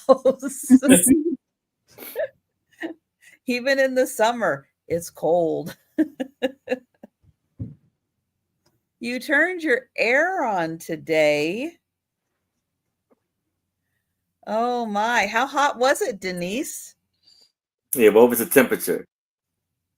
Oh, good that you got the attic done before it got super hot.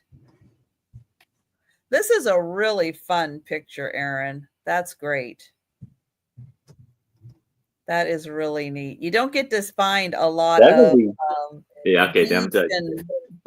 beach and bathing suits from the late 1800s. Yeah. That's really good. Probably because it was not easy to get the camera equipment out there. Mm-hmm. Oh, the house got up to 70. Well. Can't hear you, Sue. Can't hear you. Wait, your house got to 70 and you turned your air conditioning on?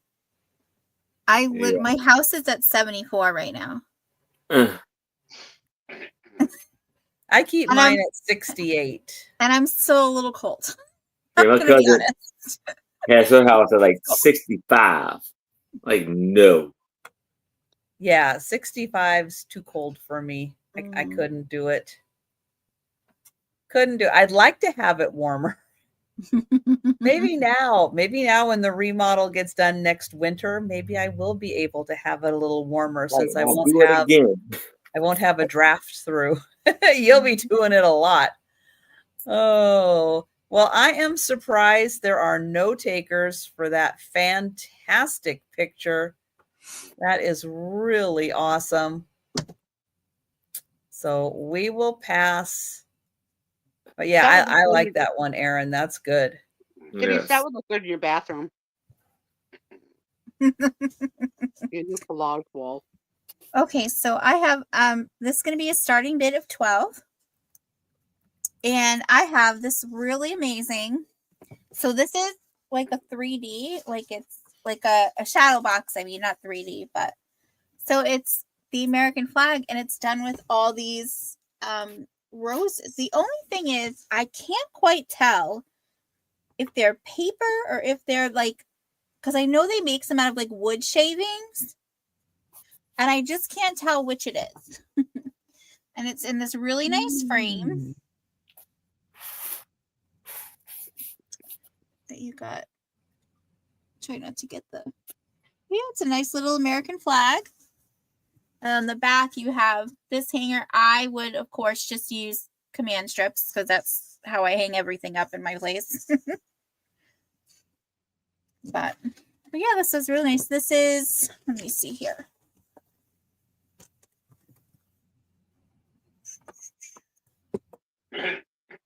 11.5 by 9.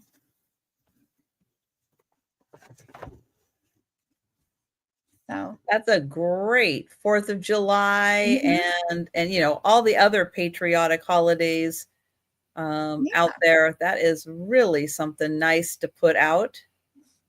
Nice if you have like a maybe like a gallery wall. If you have members from the military in your family, you could add this up there with it, and you know, in a different way to display the flag. But I just thought it was really nice.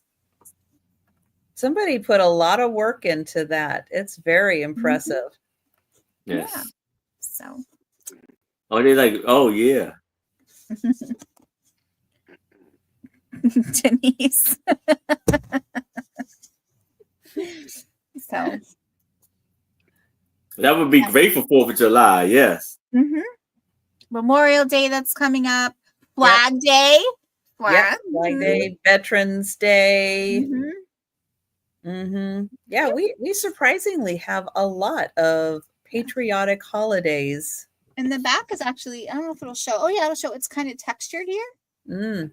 So it's not just same, but that's neat. And it's still, and it's nice, you know, in the frame. And it could again be, you know, a little gift for someone or, yeah. But if there's no interest, you can pass on that. Yeah, and if you have a covered porch, that would even be nice by your front door. Oh yeah, yep. That would be really nice.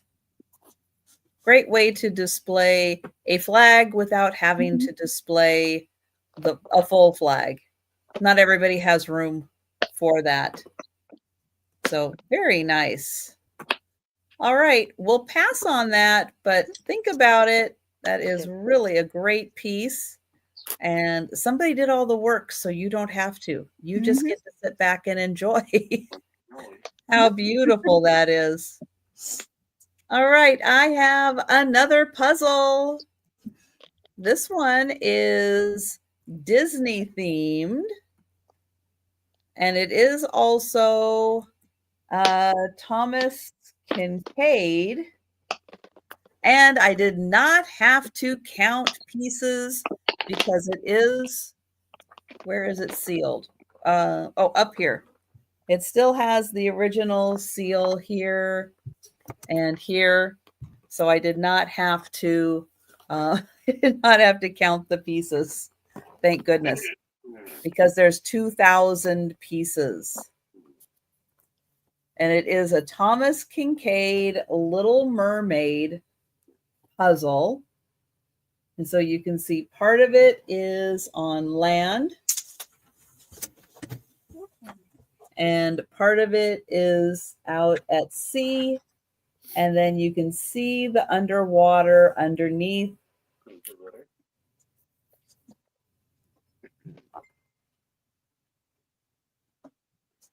And I'll show all of that. So great if you are a Thomas Kincaid fan or a Little Mermaid fan. This is a beautiful puzzle.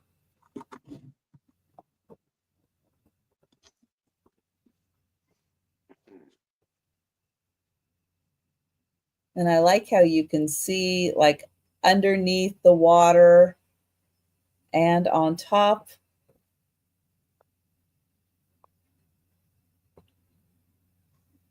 So you can see like all their fins underneath. Sherry's in a tin. Oh, hi, Sherry. Here, Sherry. And you get the dolphins having fun. I love that movie. Yes, it was a good movie.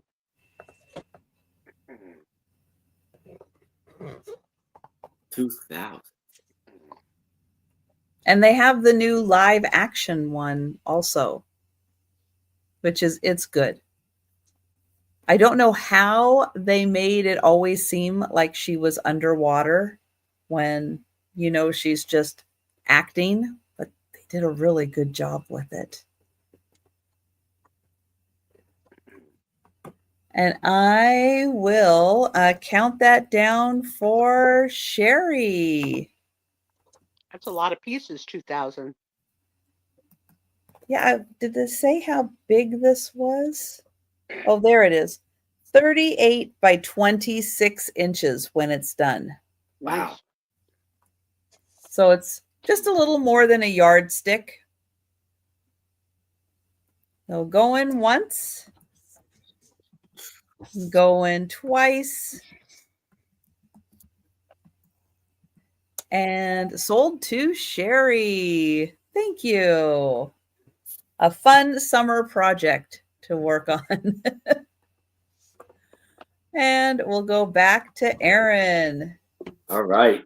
So now for $8, I have a little golden book. And this is Hop, Little Kangaroo.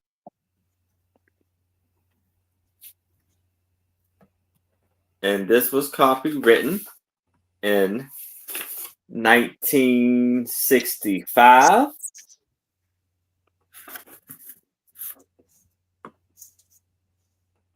And it's by Patricia Scary. I don't know if that's Richard Scary's wife. And deep in the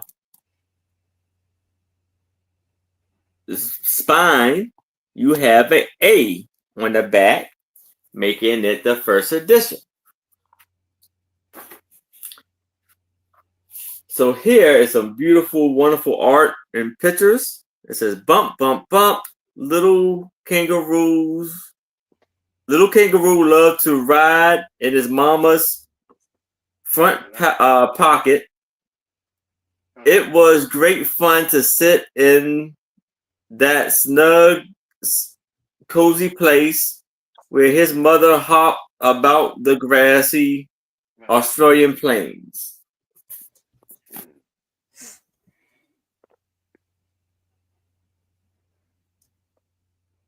Not yet, Tony.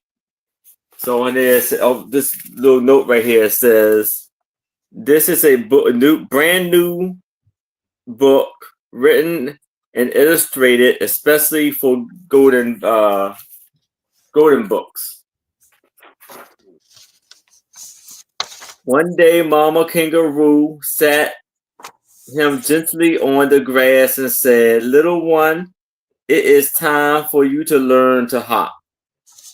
I am going home to make sweet berry pie, and I want you to hop home for supper. But I can't hop.' 'Well, little kangaroo, of course you can. You can do anything if you try. Call Mama,' and always she went over the hill."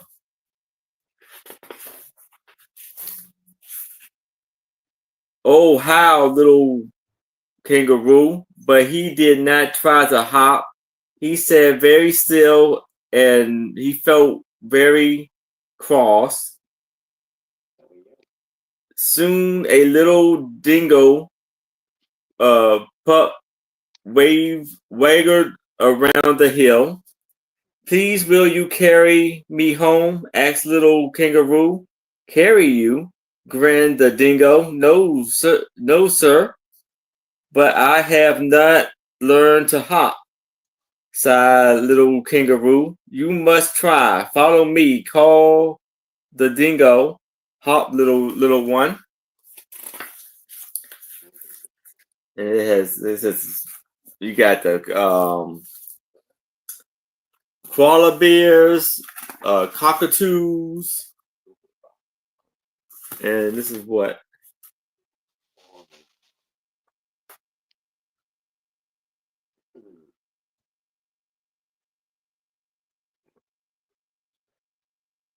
cuscus.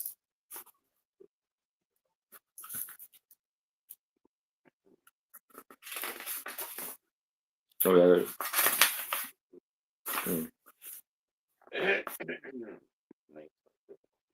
It's amazing. And you got like a stork.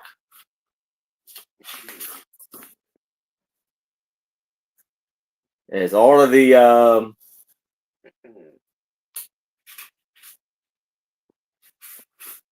Australian animals in here.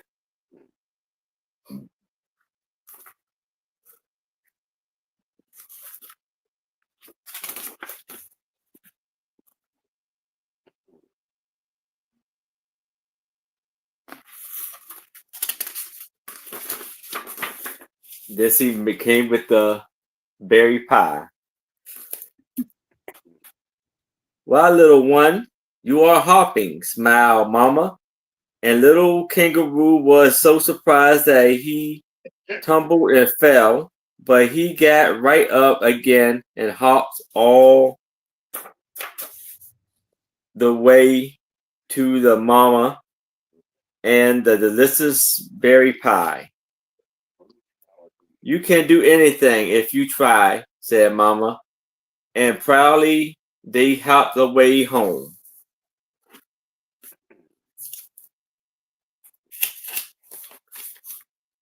Very nice. This is a first edition little golden book. Yeah, I never heard of this book right here. And it's pretty cool. It's something that is from basically showing all the animals of Australia in here too. I picture you in the night, Aaron, with the finest black Sharpie, putting little letter A's on the last page of all these books. Because I never saw anybody find so many first editions. You're an amazing. I don't know how you got this lucky. Amazing. Hey, that's why I'm the ephemera guy. Well, also you had a lot of practice writing the letter A. It is perfectly. I did. It was a perfect. You got it perfectly down. done too, right? Mm-hmm. All right. Well, I am shocked no one is grabbing this first edition little golden book. All right.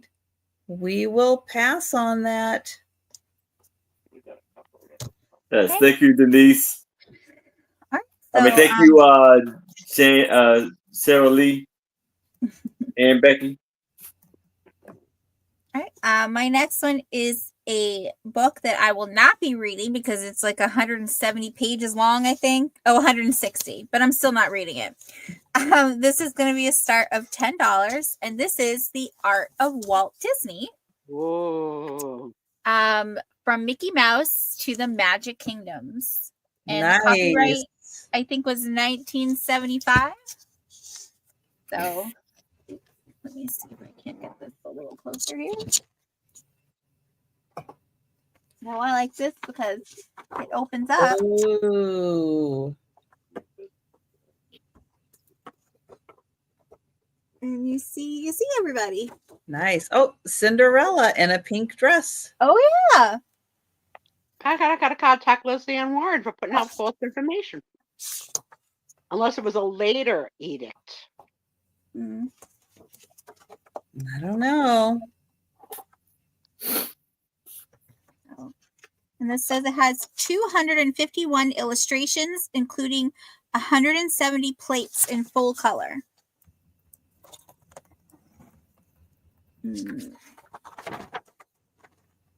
All right, just wanna.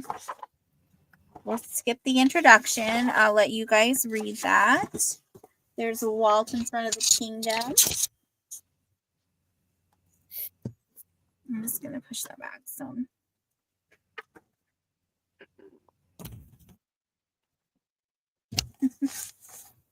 Hey, Cricket. Oh, this is fun. The page is actually, it's thicker and it's textured. So that's neat. So the new form of art.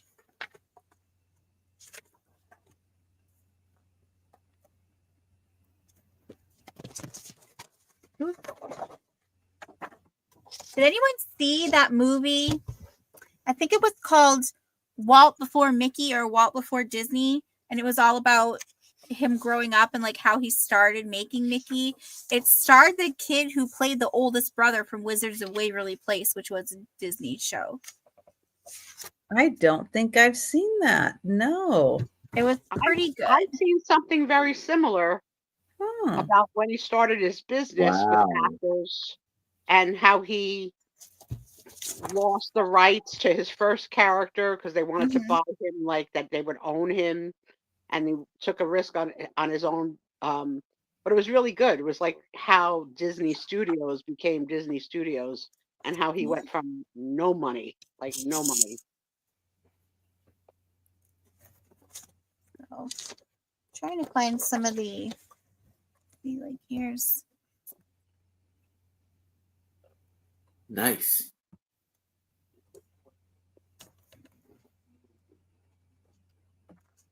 oh, look at the chicken. Am I showing it yet? Oh, that one's in the way. I can't hold a book.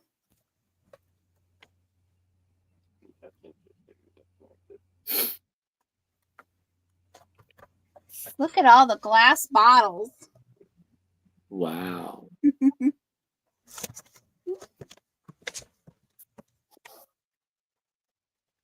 Oh, that was from Three Blind Mouseketeers. I haven't heard of that one. Oh, and then they go on to the feature animation, which they're going to start with Snow White. That was the first movie. And again, this is that thicker, it's like stock, like stock card paper, but it's textured. And it doesn't have a paper feel to it, but it is paper, if that makes any sense. So.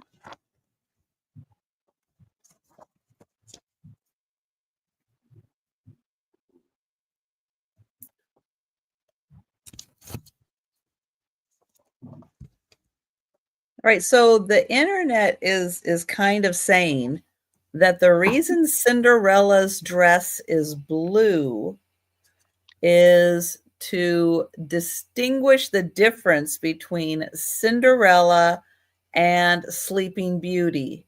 So Sleeping Beauty, Aurora, is usually in pink, and Cinderella is in blue. And that's why.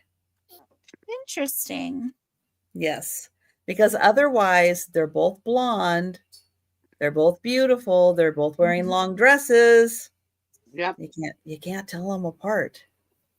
I don't know what movie this is from. Oh, Pinocchio. I don't remember the teepee though.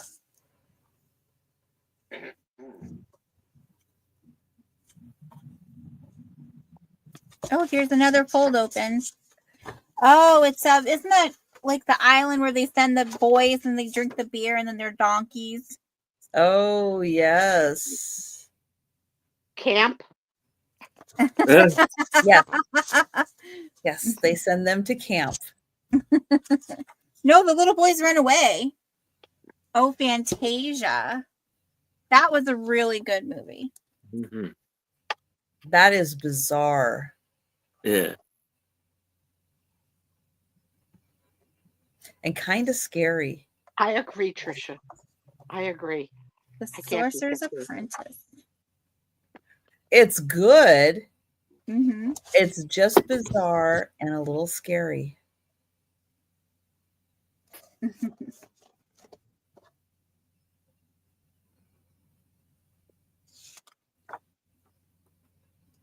Oh, it's Bambi. Oh.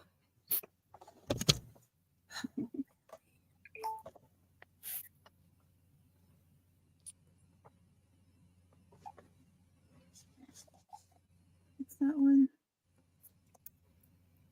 Center. Oh, Two Chips and a Miss, 1952. The one right there in the middle with Chip and Dale. Oh. Chip and Dale are so cute. I used to watch their show, The Rescue Rangers, when they were. Yeah. I used to love that movie. I mean, love that show. Yep. Look when they found Gus Gus.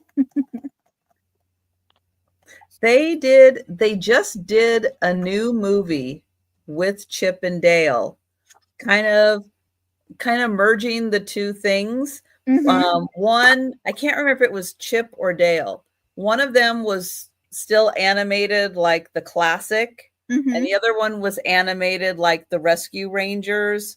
And they weren't getting along, but then they had to get along and solve something. I can't remember the name of the movie, but it was so cute the way that they did it to kind of merge their two existences kind of Yep. together. And yeah, I really enjoyed it.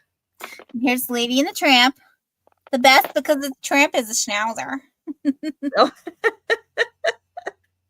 I know. And then there's the other kind of Chip and Dales. You're right, Sherry. There are different kind of Chip and Dales out there. Okay, this is So one true. of my favorites, the Sword and the Stone. I love that one. Oh, yes. And then let's see. Then they have actors in anime. So you have they just have a little picture here of like Song of the South, which was animation and actors together. The one I remember with the animation, the actors together is Pete's Dragon. Yes. That's a good one. Who Framed Roger Rabbit? Oh, yeah, yeah. That was a good one. Sometimes you forget that's Disney because it's very adult for Disney. Yeah, I didn't realize it was Disney either. Yeah. Oh, Davy Crockett. Other heroes and Mary Poppins. Are you saying Mary Poppins isn't a hero? I'm She is pretty a sure hero. Mary Poppins is the hero to the Bankses.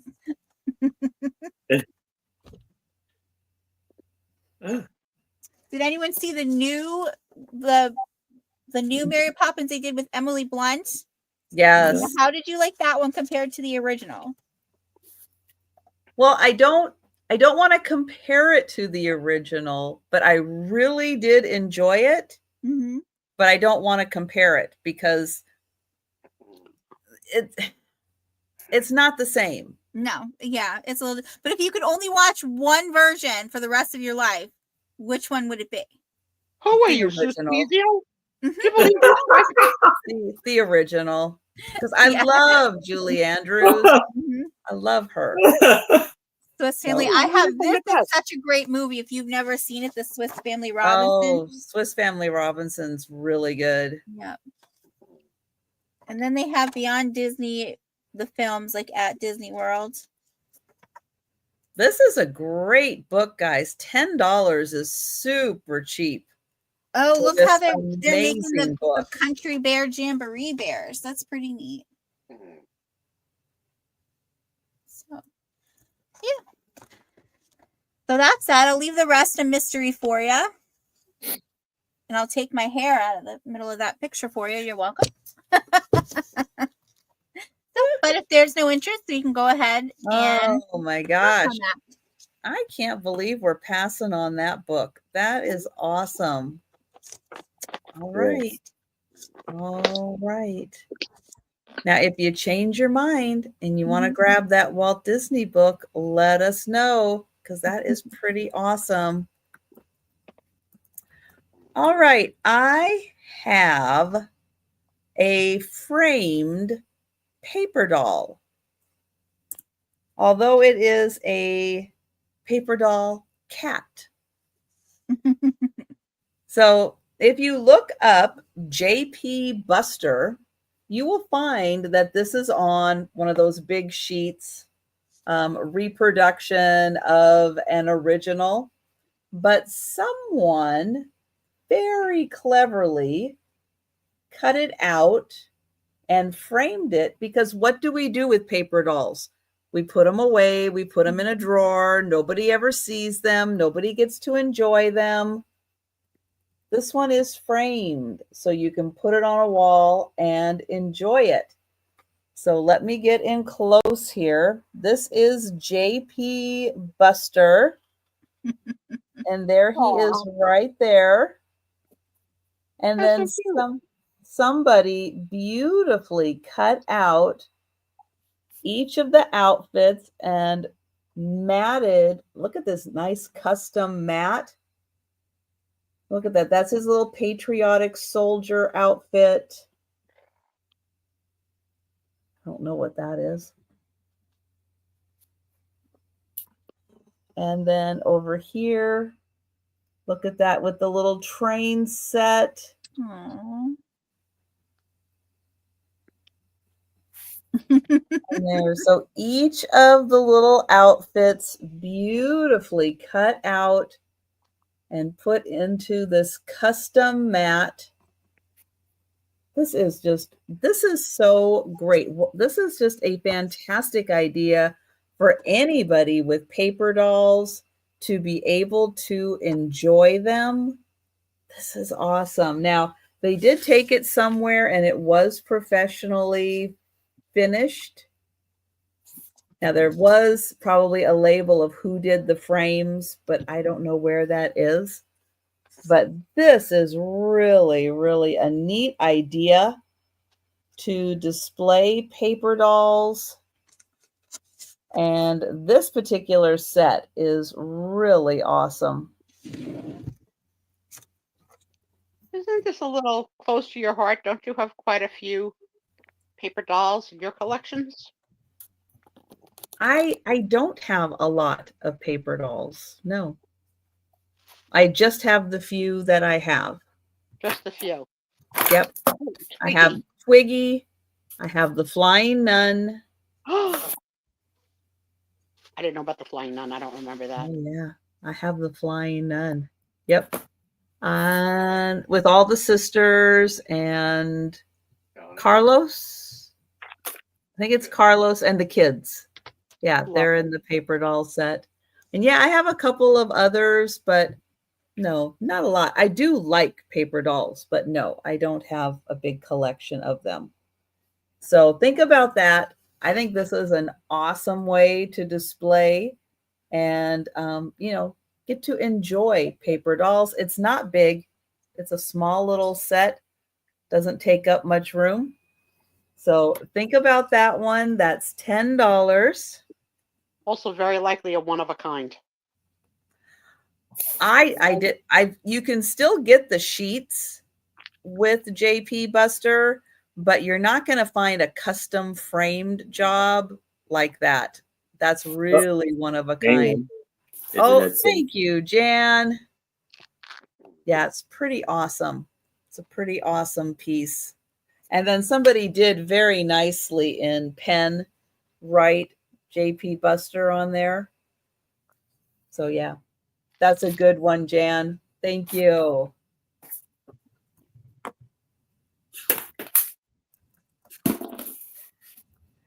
And I'll count that down. Going once. Going twice. And sold to Jan. Thank you. Jan. Congrats, Jan. Congratulations. All right. So I have a cabinet card for $5. Buy it for $10. And it is of this lovely family. And it is Emma and Vinny Little.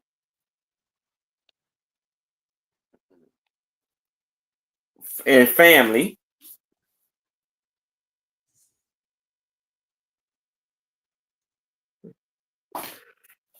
And I think he got 2 boys and 2 girls, a lovely family there. To me, all of the kids look like the mother. And it's a 5x7. Hello, Risa. Welcome Hey, in, Risa. Risa. And mom's still smiling Yes. after wrangling those kids in for the picture. And I'm sorry, Sue, but you see the... I see it. I don't have to bring any attention to it. I see it. Mom's smiling because she knows what she does on Saturday nights to make those 4 children.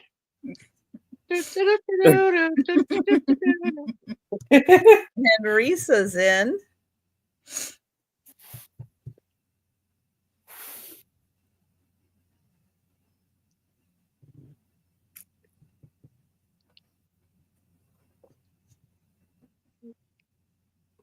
The little cutie beautiful family there.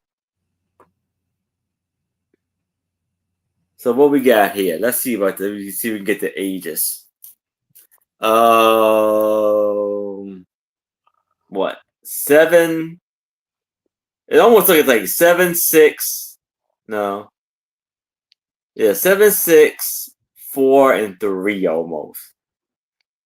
That's what I'm going with.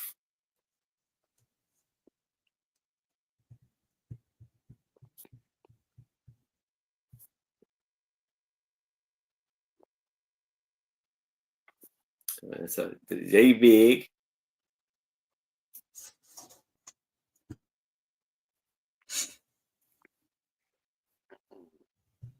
All right. Well, we'll count that down for Risa. All right. Going once. Going twice. And sold to Risa. All right. Congratulations, Risa. Great buy there. Hello again. So I have something kind of different. This is going to be a starting bid of just 10. And these are 2x2 slides. So I found these. I have these little, they're all in there. You can write what they are, but they didn't. So they just come up. And they're all different. This might be hard to show, but let me. You can put a yeah. There you go. Let's go higher. Waterfall. A geyser. What is it? We'll go all right. So I have that one. I mean, they're just, I think these are like somebody's vacation pictures, but they're pretty neat. I was looking at them earlier and some were, Come on over. We've got the vacation slide. How many you got? This one has 1, 2, 3, 4, 5, 6, 7, 8, 9, 10, 11, 12, 13, 14, 15, 16, 17, 18, 19, 20, 21. This one's old enough to drink. And then this one is, oh, that's just the thing. Okay, 1, 2, 3, 4, 5, 6, 7, 8, 9, 10, 11, 12. And then this is a little different. It has, so they are the slides, but these ones, they're white. So that I guess they're right on slides. Oh, it maybe haven't been used. Yeah, so like it says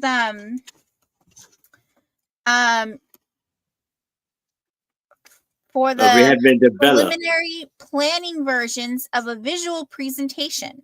Use them for visual reporting or for projected notices during meetings. And that's business situations. In the schoolroom, use write-on slides for test questions or to show the class a sequence of formulas or a series of diagrams. Prepare them as flashcards or make progressive disclosure sets. Let students design a group of slides to explain a field trip, an experiment, or a plan. You can paint or draw on the slides with almost any pencil or fiber tip pen. Stronger images are obtained when drawing inks made specifically for use on drafting film. For extra neat lettering, try easy to use transfer letters. So, yeah, so I thought that was neat. And the box is completely full. I didn't find any that were used. I think they're all empty. But admittedly, I didn't look at them all, but I'm pretty sure they're all empty. Yeah. Everyone I pull up is blank. So that was kind of neat, I thought. But these ones were really different too. Are the slides Kodak or are they different brand? It's just say it on the slide itself. Air equipped. Air equipped. Oh. Air equipped. AIREQUIPT. Air equipped manufacturing, New Rochelle, New York. Okay. So yeah, but this was a cool one. I thought. Is it? I just don't know if it's showing. Just need to. Yep, right there. It's a building. So that one. I'm getting them in and out.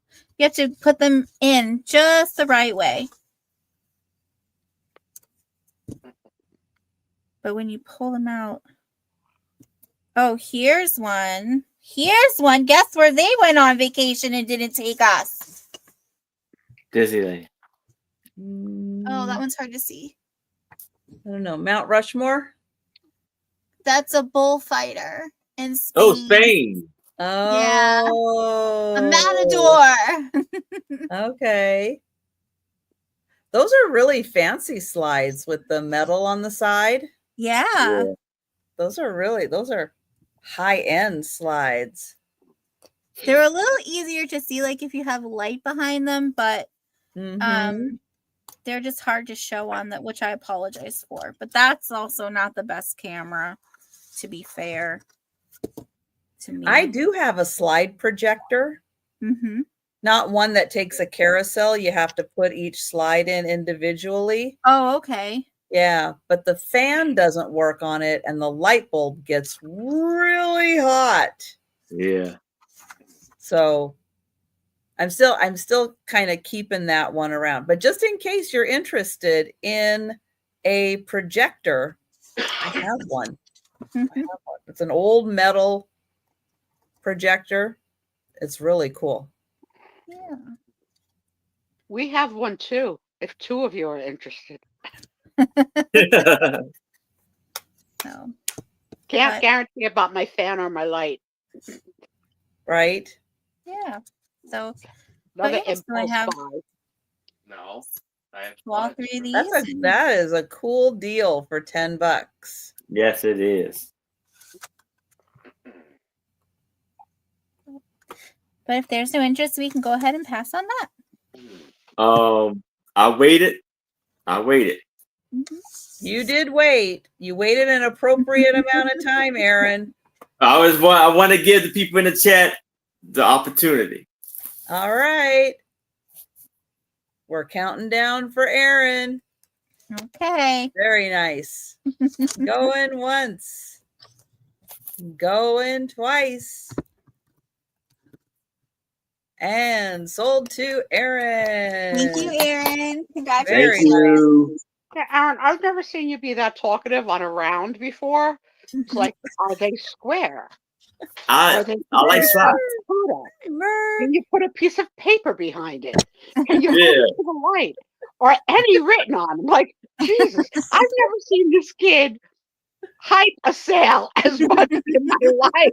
Just letting everybody get a good shot of Merc there. Hi, Merc. Hey, Merc. Good job, Aaron. You hyped it to yourself. Yeah. Merc. Yeah, Joe's being lazy. He's taking a nap down here. Was he the puppy? Where's the puppy, Joe? Didn't even move his ear. No, Nope. he went to the groomer yesterday, so he's all spiffied up. Oh, nice. Does he like going to the groomer? He does, because I found the groomer that I first took him to when he was a puppy, and he absolutely loves her. So, and I love her. She's great with him because I've groomed him myself, and I know he does not like. I'm terrible at legs and paws, and a lot of it is he doesn't like them being held and touched, and she's really good. And the first when I found her, last year, I had tried to give him a mullet and it didn't quite work out. So she thankfully saved him from that. But in my defense, my friend, her name is Linda, and we refer to her as Schnauzer Linda because she has 9 of them. Oh, and wow. she sent me this video of this Schnauzer wearing sunglasses, and he's rocking a mohawk. And I was like, Merc needs that. Or not a mohawk, a mullet. A mullet, yeah. Oh, my gosh. So he's looking like, I don't know if that looks for me. Yeah, she does do a really good job. He looks great. Yeah. Oh, okay, mouse, where are you? I lost my mouse. There we go. All right. I have another puzzle. This one is going to start at $8. This one has been opened. I did count it. 500 pieces, 500 pieces here. Good boy. And it is, here we go, Butterflies of North America. So it has them all listed with their names. So if you're a butterfly lover, this is a great way to know and identify your butterflies. And you get to have a fun puzzle to put together.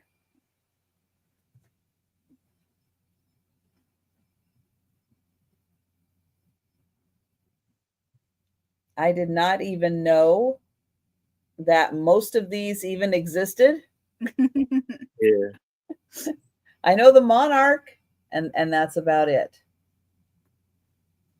88.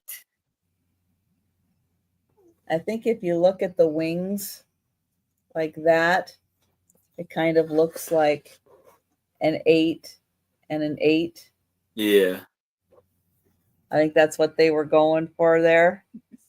I know, because I kind of did that too when I saw it. So 500 piece puzzle. It is 20 by 20 inches.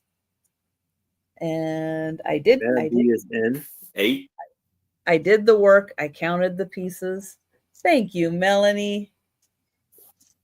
But I thought that would be fun for a butterfly lover. That would be a lot of fun. Plus, the colors are kind of different enough that when you found a piece, you would kind of be able to identify it a little easier. Oh, except maybe the black and white ones. That one might be a little hard. They're kind of similar. But thank you, Melanie.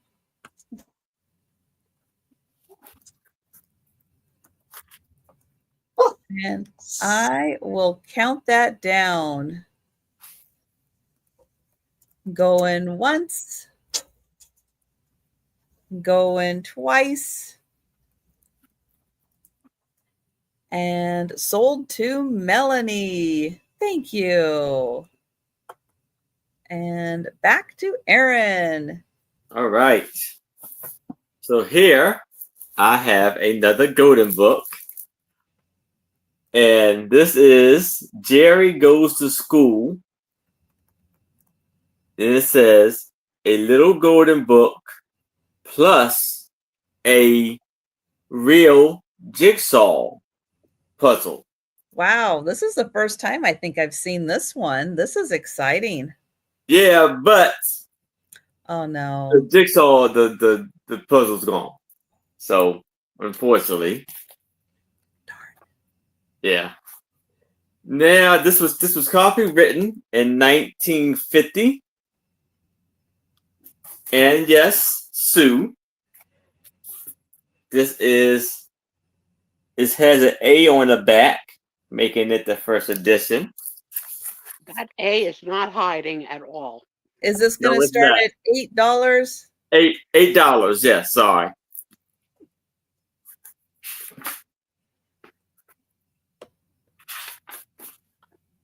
Well, So Melanie, I'm glad you were able to pick it up. Thank you. Jerry is going to school today. His mom is going to show him the way. I'll come home with Bill, said Jerry. They go down the hill past the candy shop and through the schoolyard and in the door of the big red school.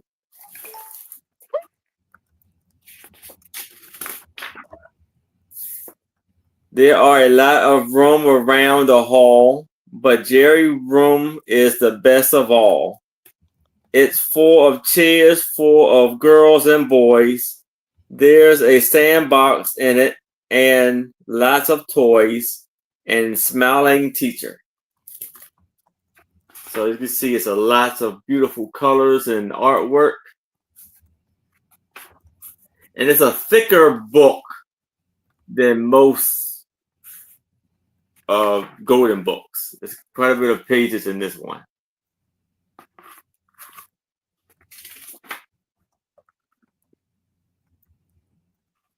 They're having art class. And then they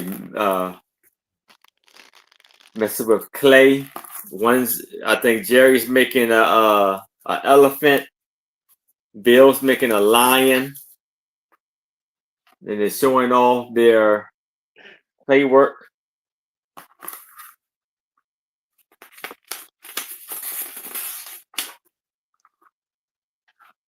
He washes his hands like he's going to lunch. Hopes crackers and milk, or they having snack time.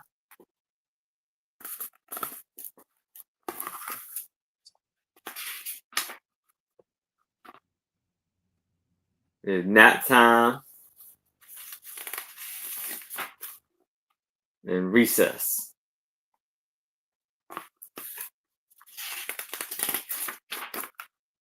They're on the swings and slide.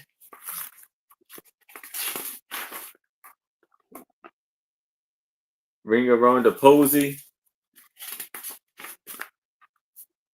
They're cutting out figures and gluing.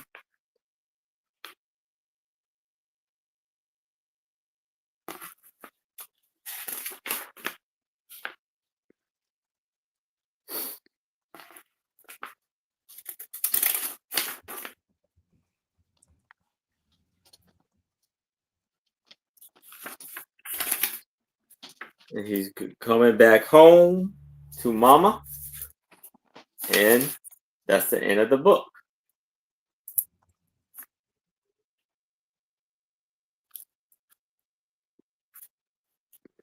These are great. These are really great books that Erin is bringing. I guess we just don't have the little golden book crowd here today because these are exceptional books. Yes. Not easy to come by. I have not seen these titles. Those are wonderful books. Yes. Hopefully somebody either will pop in later tonight. That's a little golden book collector, or somebody will watch on the replay and snatch these up because yeah, they are really nice rarities. Yes. All right. We will pass on that. All right. Okay. So I have this is choice for this round, and I have 3 choices for you, and a starting bid of 8. And so these are all the songbooks. So the first one I have is, you can try to pronounce that. I'm La not. Cage aux Folles. Okay, we'll go with that. Yes, it's La Cage aux Folles. The bird cage. Oh, That's what that is. So Great this, movie, great play. yep, so they have, The movie starred Nathan Lane and Robin Williams. well, this is with Gene George Barry. Hearn and Gene Barry mhm. and Les somebody. Not gonna go there. Cagels. It looks like cage, and then LLES. Sure. But yeah, yep, we'll do that. Yep. So you got all your music. There are some pictures in here. I can't find them again.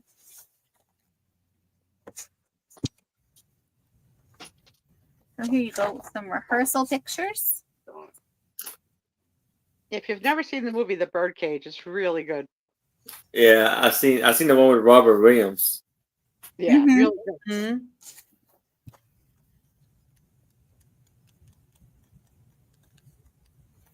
And then they have, all right, here's the other pictures. So these must be the characters that Robin Williams and Nathan Lane plays in the movie. I would think so. Yep. Yep. And then we've got, oh, how fancy that is. So my story about this play is that I bought 3 tickets and I went with my daughter and one of her best friends to this theater.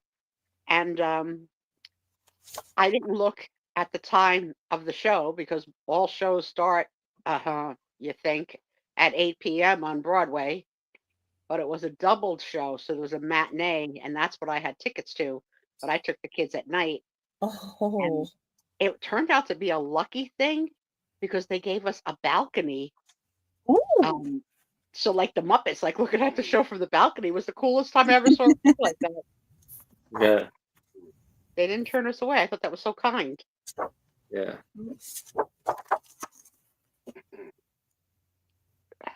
Doesn't that guy look like Nathan Mary. Fillion?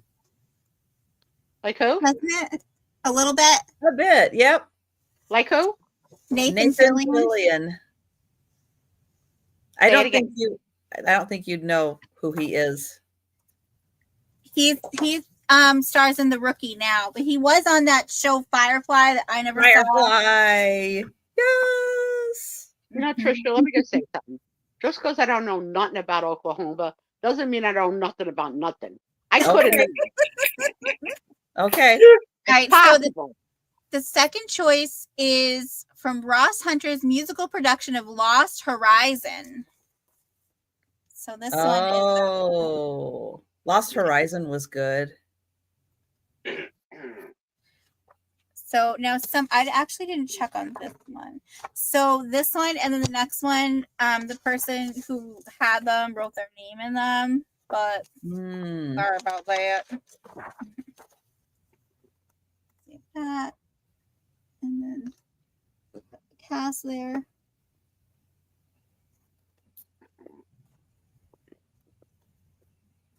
Quite a bit. Yeah, that's Shangri-La, right? Lost Horizon. Sure. Shangri-La. I Cool. think it was Shangri-La, Yeah. So had Peter if I remember right. Finch, Liv Ullman, Tony coming up. Oh, Liv Ullman, Yep. a Bond girl. Sally Kellerman, George Kennedy, Mm. and then Michael York, Olivia Hussey. That's a really unfortunate last name. Maybe it's Husey. Hussey? Husey? No, I think it was Hussy. Hussey. Hussey. Oh, I tried. I think it was. You nailed it. Bobby Van and James. Oh, Bobby Van, one of my Saigeta? favorite actors from Kiss Me, Kate. That's it. Here we go. I had to tie it in. Had to tie it in. And then Had to. Charles Boyer and John. Yeah, Right, Melanie. He was in Castle also. You're right. Nathan Fillion. that's right. I In couldn't think. Castle. I knew there was another one. Yeah. And that's the scene there. So there's quite a bit of pictures. Is that and then so they've got John more. Gelgood? Is that his last name like something like Geglund? So John. Gielgud. Okay. Good. Gielgud. Gilgood. He got knighted. He eventually became Yeah. third. Feel good. Mm-hmm. Mm-hmm. So let's see. That one. And then it goes, and then you've got a few more pictures. Wow, lots of pictures. That's Yeah. great. Oh, the producer. He looks very producery. Yes. Not to be confused with Kim's husband, the producer. Also, another very fun movie and play starring Nathan Lane. The producers. Very good. That one. And then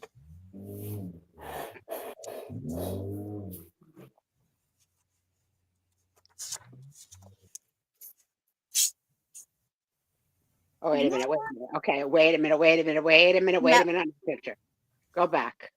I'm Because going I back. see a head floating on the tiniest body. The one on top. Oh my God, it's two girls. Okay, so when I looked quickly, I saw the one girl's head and both sets of arms as if it was a white dress laying down. So she had this oversized head, opposite of Trisha's undersized head. I would not want to be a maid for that house. I bet they get a lot of sand in there and dirt because there's no windows. It's just open. But there's quite a few more pictures in there. And then your last choice is this a little risque picture. I'm very sorry. But it's A Star is Born with Barbara Streisand and Chris Christopherson. So there's also, again, she wrote her name in them.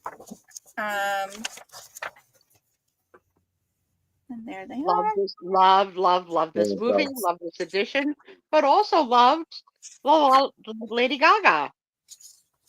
Yes. Oh, looks like And a picture came the out. Judy Garland. The Judy Garland. All versions Yep. were very good. Yep. So there's that one. Although this is the one that I sang along to Mm-hmm. because this was of my time growing up.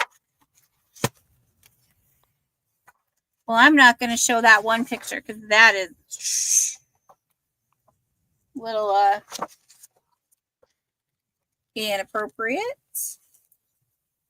Oh, here she is in the recording studio. I'm just trying to sing my song. The girl can sing. I know. I've never seen the movies, any of them, so They're very I don't good. know. Very good. They tell a very, very loving love story. Wait, is that I can't think of his name. Nolte? Chris Christopherson. No, the guy right here. I'll put it closer. Oh, he's gone nuts now. What the heck is his name? Isn't it like Nick Nolte or something like that? No, it is not Nick Nolte. It's Gary Olson. No, That's Gary Olson, maybe. Gary Busey. Gary Busey. Gary Busey. See? Yeah. It took a lot. Yes. But together we can do it, Sue. Oh, spoiler alert, but they got married.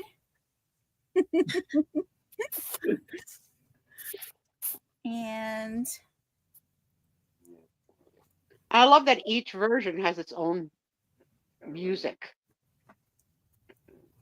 Mm-hmm. Oh, and they taped some article about Cher releasing cover album next month. Huh. And that was from August 12th, 2018. So the cover of that book is the cover of the album that I had on my album shelf. That was the cover. You have this naughty picture? I do. I Mhm. I played it to death on my record player. Those are all really great books. Yeah. They're really, really good. But if there's no interest, we can pass on these. All right. Well, think about that, guys. Those are really, really nice books. Thank you for looking. All right. I have a $6 start on one of a lot of people's favorite TV shows. Yes. Love that show. Did you ever see that, Sue? I can't stand that. Can't stand it.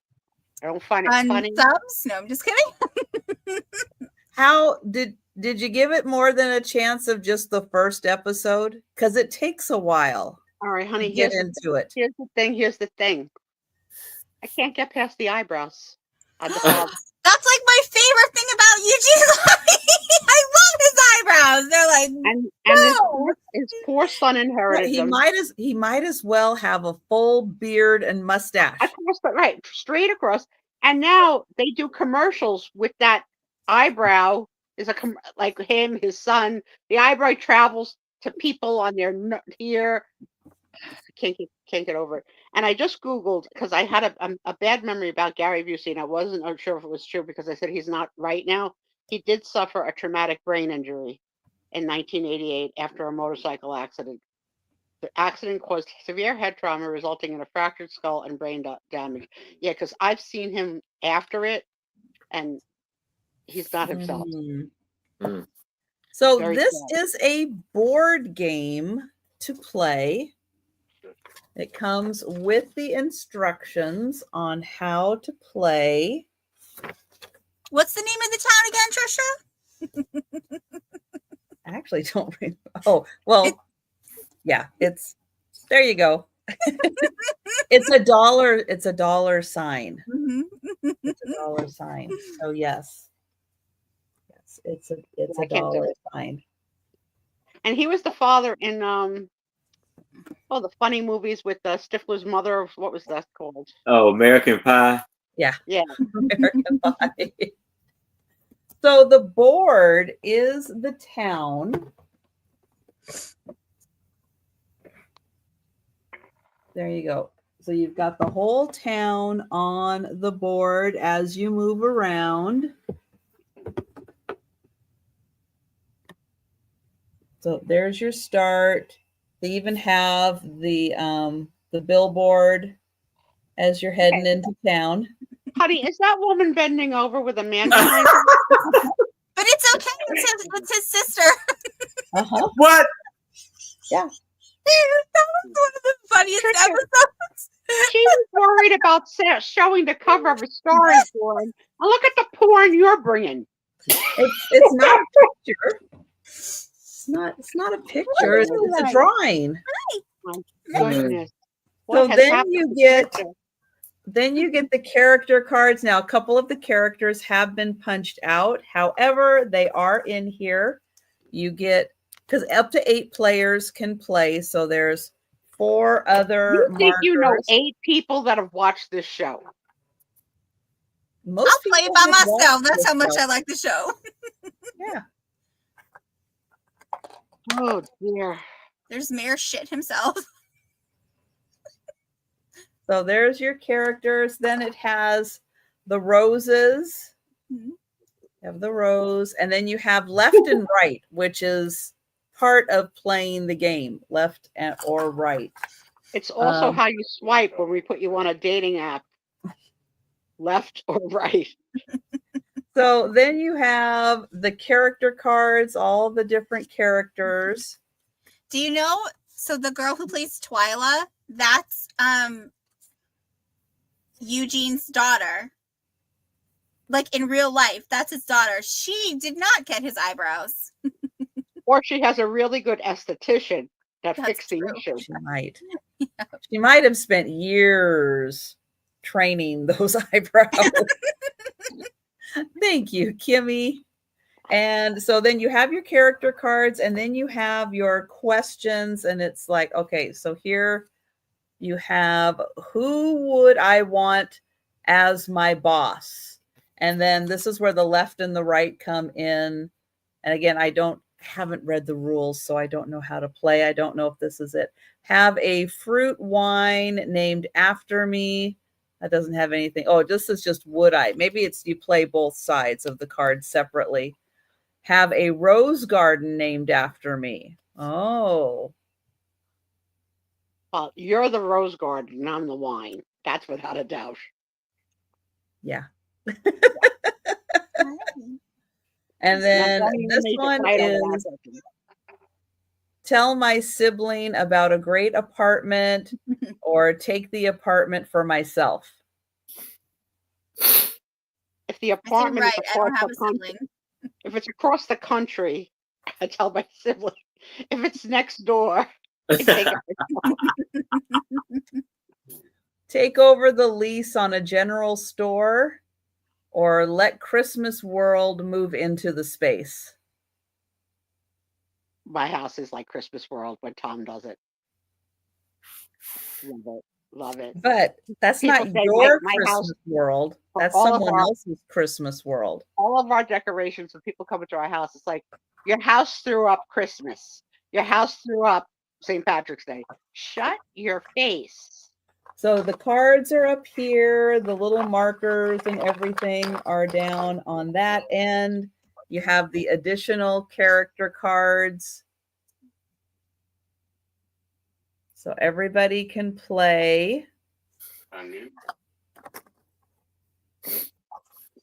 And yeah, and there you go. You have a fun game. Recreating the crazy. Yeah, I think if you gave the show a chance past the first few episodes, because it took me a few episodes to go, okay, this is starting off kind of stupid. But does he ever trim the eyebrows? Because I'll never get past that. No, he never trims the eyebrows. No. I can't do it.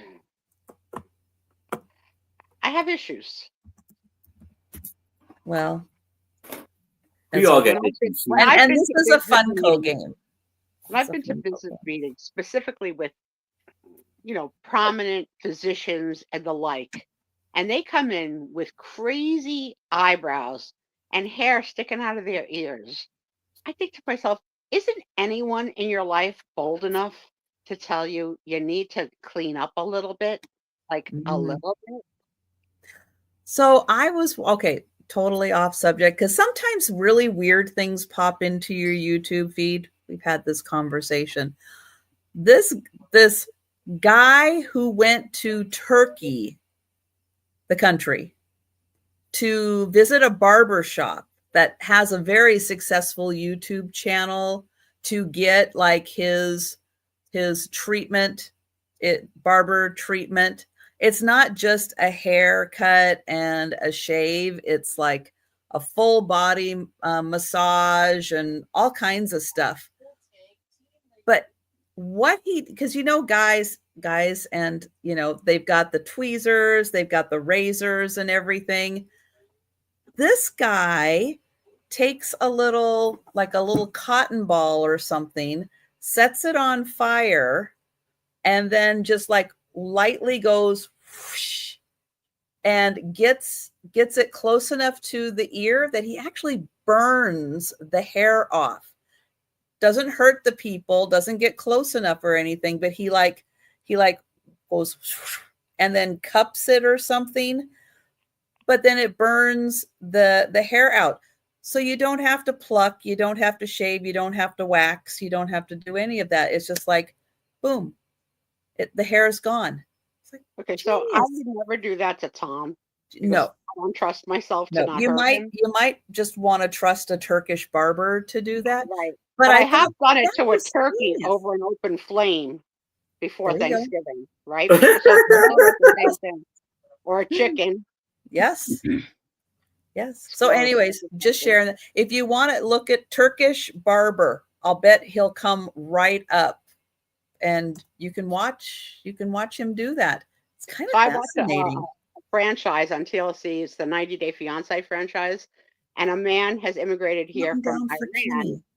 And Going his twice. fiance took him to the barber for Sold a zucchini. cleanup. Thank you. And he came out of there extremely upset because apparently the cleanup that he gave him was the way that a Saudi Arabian man would wear his mustache and beard, and not the way an Iranian man would wear his mustache and beard. Apparently there's Oh. a difference in thinness and thick and shapes. Uh-oh. So he was so upset. I mean, it was like his first week in America, so she had to use like a black eyeliner to like color it in, like to look back in, because he was like devastated. I am not Saudi Arabian. Yeah, I'm because Iranian. he shouldn't have his mustache that thin. I see. Yeah, it was like so upsetting. Little Sue Spiezio talk show, There you go. reality show trivia. Okay, so now I have a 6x4 cabinet card for $5. Now I just noticed something. This little boy's last name, Mm. Harry Little, and so I maybe Oh. it may be him. Oh. Maybe grown up, one of the two. But this is like it's been taking a little bit more years afterwards. But on here it says, grandpa. Look, it says grandpa and nephew, son of Denise Little. But then her name was, does it? Yeah, it says Denise. Hers was Emma. It looked like it says Denise Little.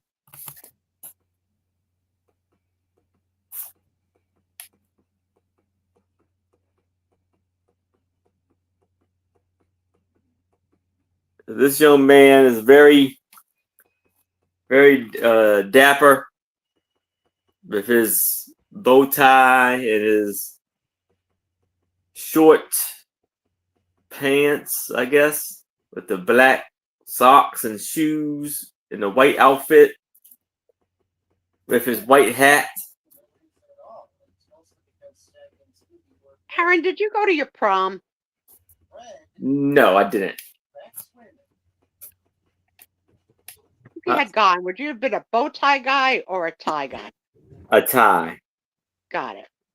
I never wore a bow tie before.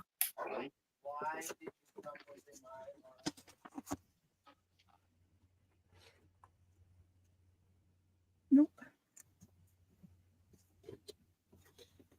I see it's parted pretty cool. And there's like lots of wonderful designs going around the border. Like flowers on a vine. That is really nice, very cute. So the difference Or between what leaves pops on a into vine. videos Flowers on a and vine. what pops into my videos is today I got a video of Pee Wee Herman playing with a pair of women's very large underpants and making himself a nun, a swing, like just playing with the underpants and showing all the things he could do with underpants. I'm not getting the ear burning. You get the candle ear burning. You ever seen that? No. Well, I just got the guy who went to the Turkish barber. It just so happened that they did that.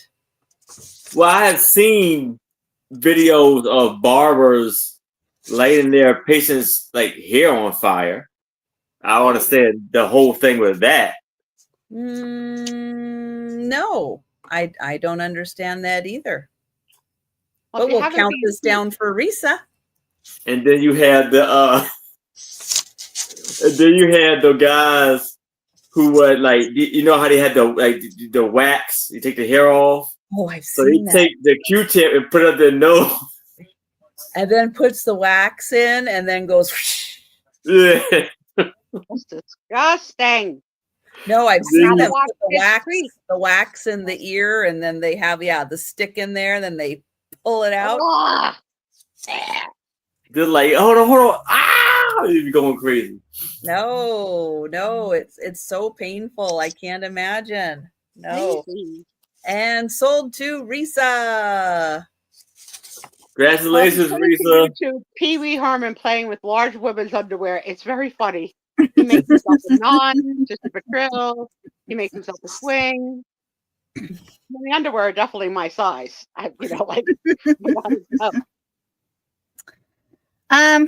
Okay, so I have something very, very interesting. But I Oh. actually found this on accident. There's this brand series of planners and calendars and things like that. And when I bought it, I was rushing because I needed something for work. And I was like, oh, birds, perfect. There's space for me to write my time in, time out. Well, I thought it was called Effing Birds. It's actually called Effing Birds. There's this one. I'm just going to cover this. But that's like the series. And so I get a new planner every start of the season at work because they're hysterical. They say there's a lot of cuss words in here, but I cuss a lot at work and so does my manager. So we find it hysterical. And, Time out. Luke cusses. mm-hmm. Oh, there's probably not a day that goes by at work that you don't hear me say for F's sake. Wait a minute. You Or ever what? use the word? There's a lot of Bovine? F-bombs at work. You ever use the word bovine and a cuss in the same sentence? Work on that. Work on that. The sentence that has bovine and cussing. Yep. I would have never guessed that Luke cussed. So after I found it, the one year, I was looking to, because I said I have to get this one for next season too. So then I found that they had the page a day, which is what this is. But if you don't look at the sayings, I just thought the pictures were really great if you do like junk journaling or scrapbooking or anything like that, because the art is actually really, really great. And they're all different kinds of Or art. if you want to have that kind of a junk journal just to get it out. Have an adult there junk you journal. go. But I mean, this is like I tried to pull out some of the nicer ones. This is, you get angry over some pretty dumb shit. There you go. Why do you continue to be such a pain in my ass? Lou, are you sure that these are not affirmations? They kind of are, aren't they? So Especially with sure. menopause. Yes. You're like a profoundly shitty magician. Oh.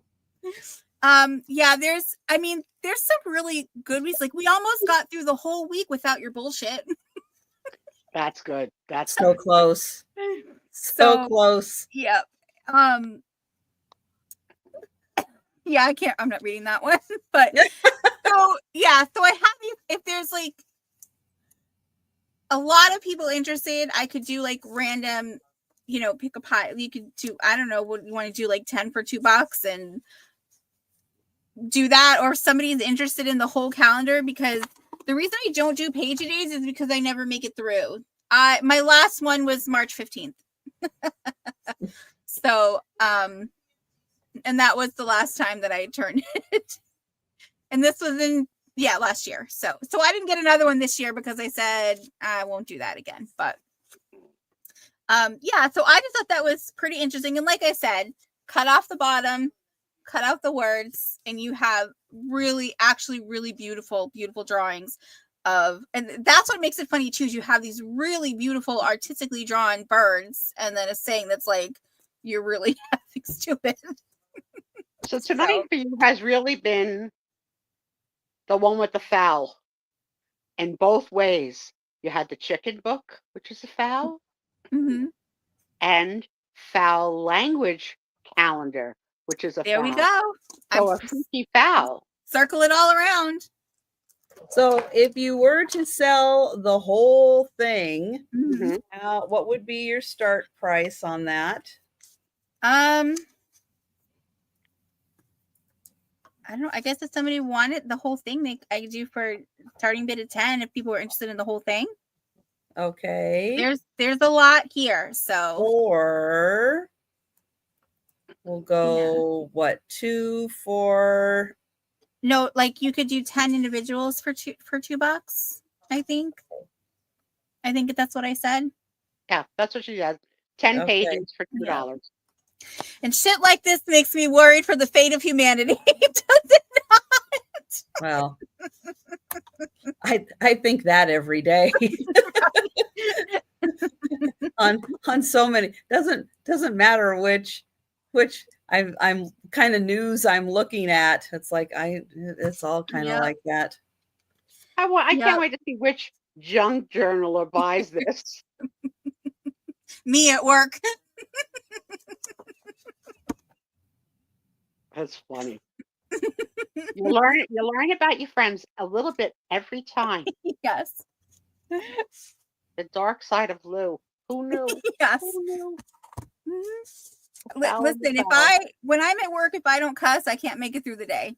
Because there's like I've spent my career cursing. That's yeah. Got a potty mouth. Can't say I don't. Yeah. What are the what so?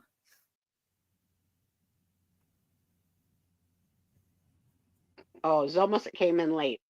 Try to explain this in a nutshell. Oh, so it's basically a page-a-day calendar that has beautiful artwork with really naughty sayings, but they make you laugh.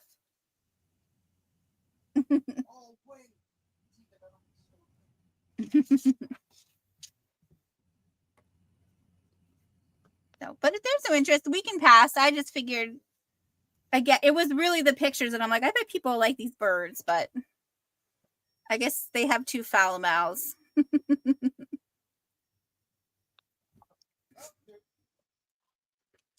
Okay, sorry, I was writing down the potential working title of the episode. I know they are really cute and clever. Oh my goodness. Yes, and if you change your mind, you want to jump in on those, just let us know in the chat. All right, I have a $6 start. This is unopened, and it is a puzzle and a search game. It is geared towards kids. What ages does it say? 4 and up. 4 and up. And so you're putting together the puzzle, which is a 100-piece puzzle. And then you are searching for things. There's 24 activity cards in here to search and find specific things. And it looks like, like an antique store full of really cool things. So I thought, well, that's fun. That's fun since, most of us are interested in the really neat antique kind of things. So it is a treasure chest store. You've got the bottles, the marbles, all that good stuff. And it's 14 by 19 when it's put together. And this would be really great in a little Easter basket for someone. Literacy, coordination, and social skills. So you build the puzzle. Now, if someone gets stuck, the pieces are numbered on the back to help you put it together, just in case they get stuck. Hi, Tooch. Hi, Zoe. And then you shuffle the 24 activity cards, place them face down, turn them over, keep the cards if you are the first player to locate the object. And when you collect 5, you win. So that's $6, still sealed, and ready for someone's Easter basket or early Christmas shopping. So think about that one. Hey, I predict Cheryl Trish. Ritchie will be picking that up on the speed round. Who? Cheryl. Can I Oh. get that? Ooh, Aaron, what And- in a shopping mood tonight? Aaron waited an appropriate amount of time. And can I? Well, I'll probably have to give you her address, but can I get you to send that to Anitra? Oh, yeah. that's funny. Oh, That's I funny. think- I Spy Queen. That's funny. Oh, yeah. It does say I Spy on it, doesn't it? Yes. Yeah, I think I have Anitra's. As long Okay. as her info hasn't changed in a while. Well we can- done, we can- Aaron. Well done. Yeah, good one. I didn't even make that connection. My That's why I'm goodness. here. That's why I'm here. That's not necessary. But they connected. But thank you, Aaron. That's very nice. And I'm going to put a going once, going twice, and sold to Aaron just in case the cats eat my homework. Eh, Cats shred my homework. You never know. Thank you, Aaron. Very nice gift. Thank you. So now for $10, I have this amazing, thick Coca-Cola collectibles price guide. And this is the 11th edition. The Encyclopedia of Coca-Cola Collectibles. And this book was copywritten in 2001. And these are some beautiful, like these right here on the front are some beautiful calendars. And the prices of what they go for is amazing. So here, this one is 1897, and it says the ideal brain tonic. Well, sure. Cocaine will do that to you. It says especially for headaches, delightful summer and winter beverages. But I don't know when they stopped putting it in there. I don't know if it was in that time period or not. so here it They says, took out the Coke before they took out the cyclamates. Remember the cyclamate scare of the Yeah. 70s? No, Yeah. I don't. Oh my God. All sodas had cyclamates in it. They had to pull them off shelves and realize they were a danger to children and our brains. Cyclamates. Who's old enough to remember that? No. they cut out, and then with compete with Pad, it is $2,500,000. And then you have one from 1892 that's like $26,000. So it just goes on and on and on with all of the calendars. It's a hardcover, Aaron. Yeah, it's a hardcover, yes. I got a couple of the soft cover. They are very nicely made. And even they show not just the calendars, but then they did the Coke trays and all of that. Coke was an And unbelievable. look at the putting their stuff on original everything, bottle. Ooh, like an those elixir. are cool. Wow. And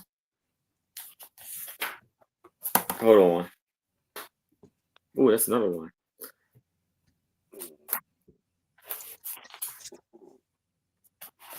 One second. Oh, then you have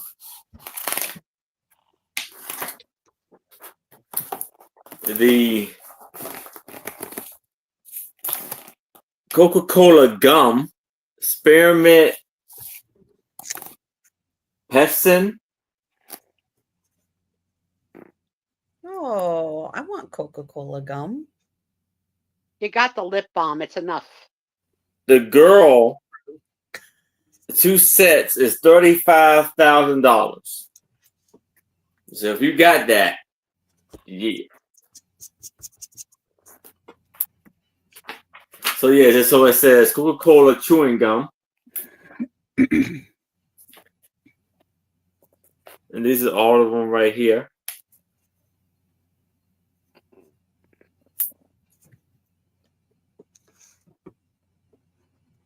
Yeah, the Mexican Coca-Cola is good back with the original sugar. So no one is old enough to remember pulling cyclamates off the shelves of sodas in the 70s or 60s or 70s. Big deal. It was a big, big deal. Maybe that Almost was as a big New deal as Jersey when thing. Tylenol got infected with people putting bad things in Tylenol. Yes. Twice. They did that twice, yeah. Ugh. Let's see some more. Yeah, you can get Pepsi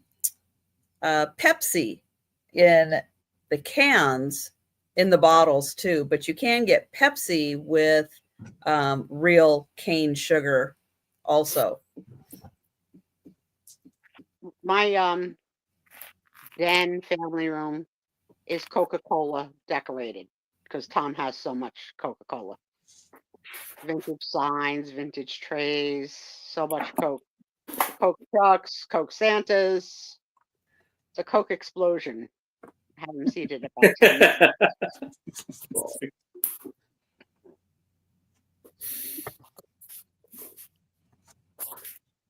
Oh, Jan remembers. Thank Jan, you always save me. Thank you. Jan remembers everything. You're amazing, Jan. Get some more of the bottles and the cans.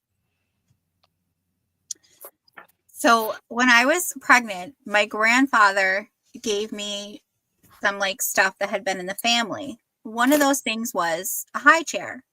Now, obviously, it'd been around a while because it was through all of his kids and some other family members older than his oldest child was at the time. So we decided we were going to reupholster it. So we undid it all, but all of the metal that was on it had corroded pretty bad. So we soaked it in Coca-Cola overnight and it came right off. And people drink that. People put that in their bodies. Like, oh, yeah. Absolutely. Ugh. The Coke tray wall. We have a whole wall of Coke trays. It's like just like an art gallery wall. They're beautiful. Yeah. Some of those ones on your pages that you're showing, we have. Mm. I'm trying to find. I got one. Where's it at? It's in here somewhere. Yeah, I know. I got the one.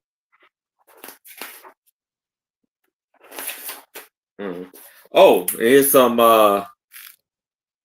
like art, some plates, Venice art plates, and then some toys and games. And Coca-Cola reproductions are still selling. Like, it's crazy. Yes. Yeah, Coca-Cola can clean anything. Your oven racks. Yeah, Coca-Cola will clean it. Yeah. You're supposed to clean your oven racks? Kidding. Kidding. Hey.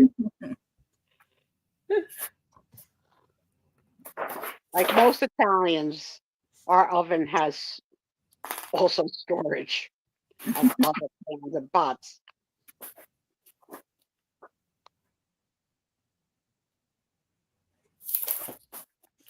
Here's some playing cards. Oh, Zoe's home from the hospital. Welcome home. Yeah, welcome home, Zoe. Yeah, and tomato, like ketchup and stuff, because of the acidity in it, that works for a lot of cleaning also. That's pretty funny considering that ketchup will stain your clothing if it's there too long. But it cleans, but it stains. Yeah, exactly. It cleans, but it stains. The irony. Yep. So this book has... Aaron's getting a workout with that book. Yes. It's got a lot of pages. Denise, no, neither one are good for cleaning. 687 pages. Yeah, you need just pressure washer for that. But be prepared. It will knock out your internet. So have them on speed dial before you pressure wash it. So for those of you that still drink soda, what's your go-to? Coke. Coke or Diet Coke? See, I'm with Risa. I prefer Pepsi over Coke. I don't do no diet anything, so. Well, we are going to count this awesome book down for Kimmy. The regular Coke. You're going to love that, Kimmy. It's great. Going once. Going twice. I just love the calendars. Those are awesome. You have at least 2. And sold to Kimmy. Right. Congratulations, Propel Kimmy. water. Yep, the flavors, the fruit flavors of Propel water. Yeah, those are good too. Do you remember when Pepsi came out with the clear Pepsi? Yes. That was my favorite. I was so mad when they discontinued it. The crispy, the crystal. Mm-hmm. Yes, they need to bring that back. Yes. I never saw that. That's really? definitely one to bring back. That was my remember treat. When they changed the recipe and then everybody went crazy because like the new Coke and then like, all right, you don't like it, all right, new Coke. It's not. No, because Coke doesn't taste like Coke anymore. It doesn't. I have seen people do taste tests, like blind taste tests of like orange soda, pineapple soda, Coca-Cola, Pepsi, blah, blah, blah. And just with a sip with a straw and not be able to tell. And that you need the visual of looking at it to know. I would think I would know pineapple from Coke. You would think so. I cannot drink LaCroix. I can't. All I taste is salt. When I drink, look, it doesn't matter what the flavor is. It tastes like salted water to me. It's disgusting. The only flavored water that we drink and I buy all the time is Spindrift, because they use actual, like if you're drinking raspberry lime water, it has actual raspberries and limes in it. There's no artificial flavors, so it's really good. It's a little pricey, but it's totally worth it. So I'll take that over expensive eggs any day. I have a very hard time getting any liquid down. I drink like just a bird, and I really need to stay hydrated, but I can't get, if I get 8 ounces of a liquid in me a day, it's a lot. I can't drink. Wow. Have you been trying your shakes again? Yeah, I'm on the shakes. Good. Yeah. Good. I know there's no salt in it, Sarah Lee. I know there's no salt in LaCroix, but there's something about the seltzer water or whatever it is. All I taste is salt. Like I can't drink those kind of waters. Yep. All right, and then It's my just- next question will be: it's my taste buds, but that's all I taste. what kind of Snapple is your go-to Snapple? I like the Zero orange. Snapple. None. Those- Never. I like the Ever. orange. Never. Lou agrees. She says never. Aaron, you drink Snapple? Not no. I haven't had. I have may have had it a couple of times, but no, I haven't ever really. I think I drink on, and I don't drink it a lot. It's just on occasion I'll grab like a Nantucket Nectars, which I think is like their competitor. But I don't know if that's nationwide or if that's just kind of over here, New England area. So. No, Now, I've seen Nantucket Yeah. Nectars also. We got that too. Yeah. Yeah, I've seen that. Mhm. I like the pomegranate pear or the plum. That's really good. So, all right. So my next, yep. Said okay. Oh, okay. Oh, okay. Sorry. My next item is starting bid of 9, and I have a really fun puzzle. It's the world. Whoa. You can build it and sing about how you have the whole world in your hands. It's spherical, so it's not flat. That's crazy. Yeah. Oh my goodness, that'd be so Okay. hard. Don't tell the flat earthers though. Yeah. It'll be our little secret. It'll be our Oh secret. my goodness, that would be so hard to do. Yeah. So this was I know all the pieces are there because I've actually done this puzzle myself, and it comes with the sand. And my intention was that I was going to, because this is obviously cardboard, like what the puzzle's made out of. But I was going to take out the bottom part of it and put like a little light bulb in there and make it like a night, because I thought that would be cool, but I never did it. And I've had this since I was, I don't know, high school, middle school, probably late, maybe 7th, 8th grade. So, and look, I did a very poor job taking the pieces apart. But Head start for those who buy. Head start. yep. Or if you want me to take them all apart, you let me know. And I say don't do it, but you can cheat. They're numbered. They are numbered there. Oh. So you can cheat if you're struggling, but don't do it. Don't do it. Then you'll feel guilty afterwards. Like, Well, unless you really get stuck. You might really get but then stuck. you'll just be And then wondering the that whole is time, helpful. could I have accomplished this myself with my own wits? You'll never know if you cheat. So, but I have that one. So That's it says, nice. this unbelievable jigsaw puzzle uses traditional jigsaw puzzle pieces to create a sphere which requires no interior support. Each piece is designed to create a tiny section of the completed sphere. As the pieces are correctly placed, the puzzle defies gravity and incredibly curves skyward. It seemingly does the impossible. It is. It's impossible. That really does sound impossible. Yep. And I this did is hear when Tom's little fantasy this week, he said, when we get your crafts off the dining room table, wouldn't it be nice if when you're able to walk, we do a puzzle one night, like, do a puzzle on the dining room table. He goes, and then we could always put the puzzle glue on it and frame it. I was like, in what world do you think I'm going to frame a puzzle in my house? So he said, well, what if it was of Tony and Dexter? I was like, not even of the twins would I hang a puzzle in the house. And this is what Tom said. I'm telling your daughter. oh. Marriage, love, and marriage. Well, we will count that down for Risa. Hey. Going once. Going twice. And sold to Risa. Risa, would you like me to take the pieces apart for you? Okay, take apart. Got it.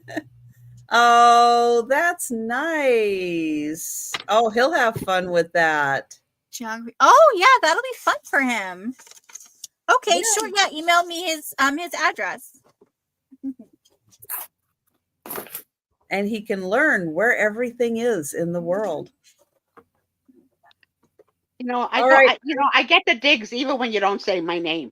Okay, I get them. Oklahoma is the Panhandle steak. I said steak. Did you hear that?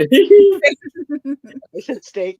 I'll bet they have lots of steak in I Oklahoma. screwed up my own joke. I screwed it up. Well, this Hate that. is still sealed. So something you could give as a gift could be, depending on the person, it could be something that could be in an Easter gift. It is Unstable Unicorns. Build a unicorn army. Betray your friends. Unicorns are your friends now. Is it a little twisted? Yeah. It's a little twisted. But look how cute the unicorns are. They sort of look like Pikachu's. A little bit. A little bit. It is still sealed. There are 135 cards and rules. It is for ages 8 and up, 2 to 8 players, 30 to 60 minutes. That's a good amount of time for tweens, that age group. I do believe there are expansion sets for this also. So Unstable Unicorns. And even if somebody didn't want to play, but they loved unicorns, they just might like all the cards in here. I can't show you more than what's on the box because it's still sealed. That's different. And thank you, Kimmy. It is a little different, but unicorns are a little different too. Yes, ma'am. Oh my goodness. Well, I will count that down for Kimmy.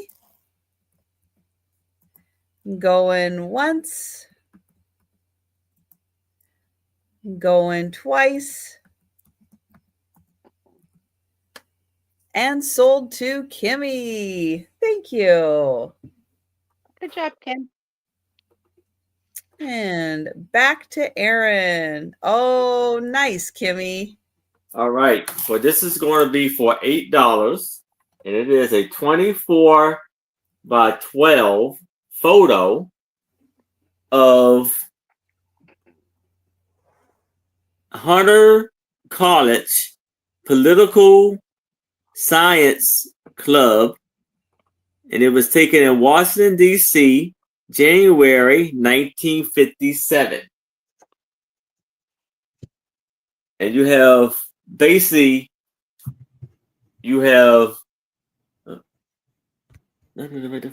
okay.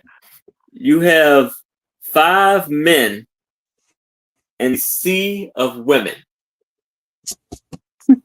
That's your kind And of they're party. standing right in front of the U.S. Capitol, but it's hard to see because I guess it's pretty foggy that day. What do you say, Sue? I said, that's a party you want to go to. A sea of women. Yes. And on the back of here is some notes written on the back of here too. Yeah, and it Reese, says, said Hunter College. Reese is going to tell you, where is Hunter College? In New York. In New York. So it says, to Scotty, the food was bad, and God, was up, but I never had so much fun with 3 such wacky creatures. Or weird creatures. Weird creatures, that's all. And then there's other ones. Is 1, 2. Glad it was long not tenants knowing on our wall or mall. Maggie? And notice how pretty much as far as I can see, not one woman is wearing a pair of slacks because that was not cool yet. They're Oh, no. all in dresses with long coats, and that looked like a cold day. You just see all those stockings. Yep, nobody has on slacks.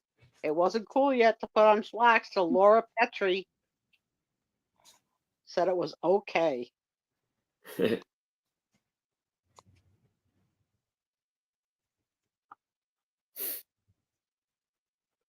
Oh, it could be in a nursing school program. Yeah, it could be.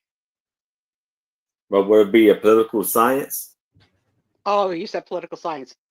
Our bad.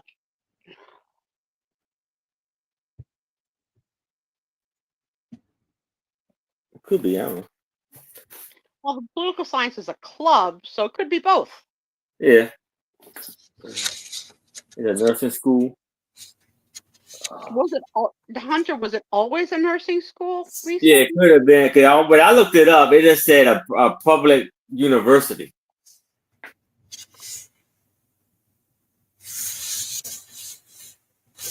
I think we visited it with Nicole when we were looking at colleges. I think. I have a terrible memory. Oh, it's both. No. Okay. Nice. And a lot of these ladies have big like handbags and purses. Like this lady right here. I don't see if I can get it. You see her big handbag? Yeah.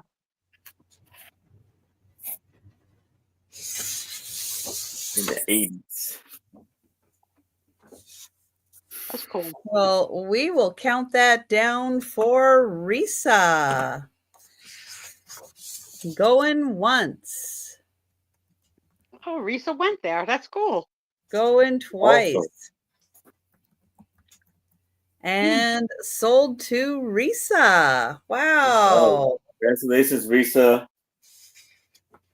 That the university that I went to, Rutgers in Newark, was also a nursing school. So most of my female friends were in the nursing program. Awesome. All right, so Not what? Not I. Not I. My next item is the starting bit of 9. And this is a really fun book by my favorite artist, Bob Ross. Oh. Well, it's not by him, but so this one's kind of different. It's not a coloring book, it's actually stickers. Pretty little mistake. Yeah, so you put they have it has like the blank page here with all the sticker outlines. And then you find the 15 puzzles. And so what's it saying? If you need a hint to solve the puzzle, there is a solution section. And then as a bonus, the pages are also packed with fun facts about Bob's life, his art, and even his little critter pals. Get ready to enjoy hours of fun and relaxation.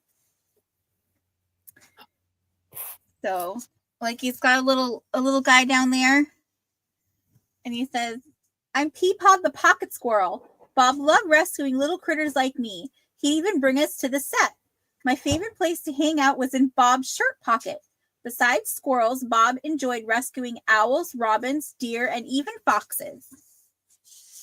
And then it'll give facts about the painting here. Like, so this one is Black Waterfall.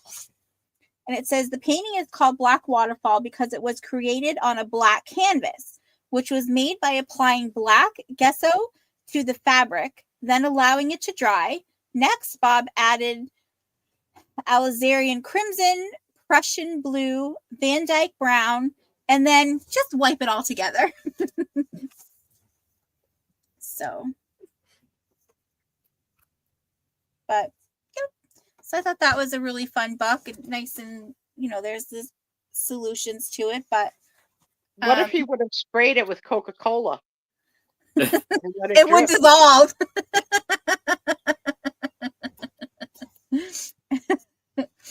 So It probably would have dissolved the paint off of it. yes. Oh my goodness. No takers for wait, did I put a start price in? Oh, I did.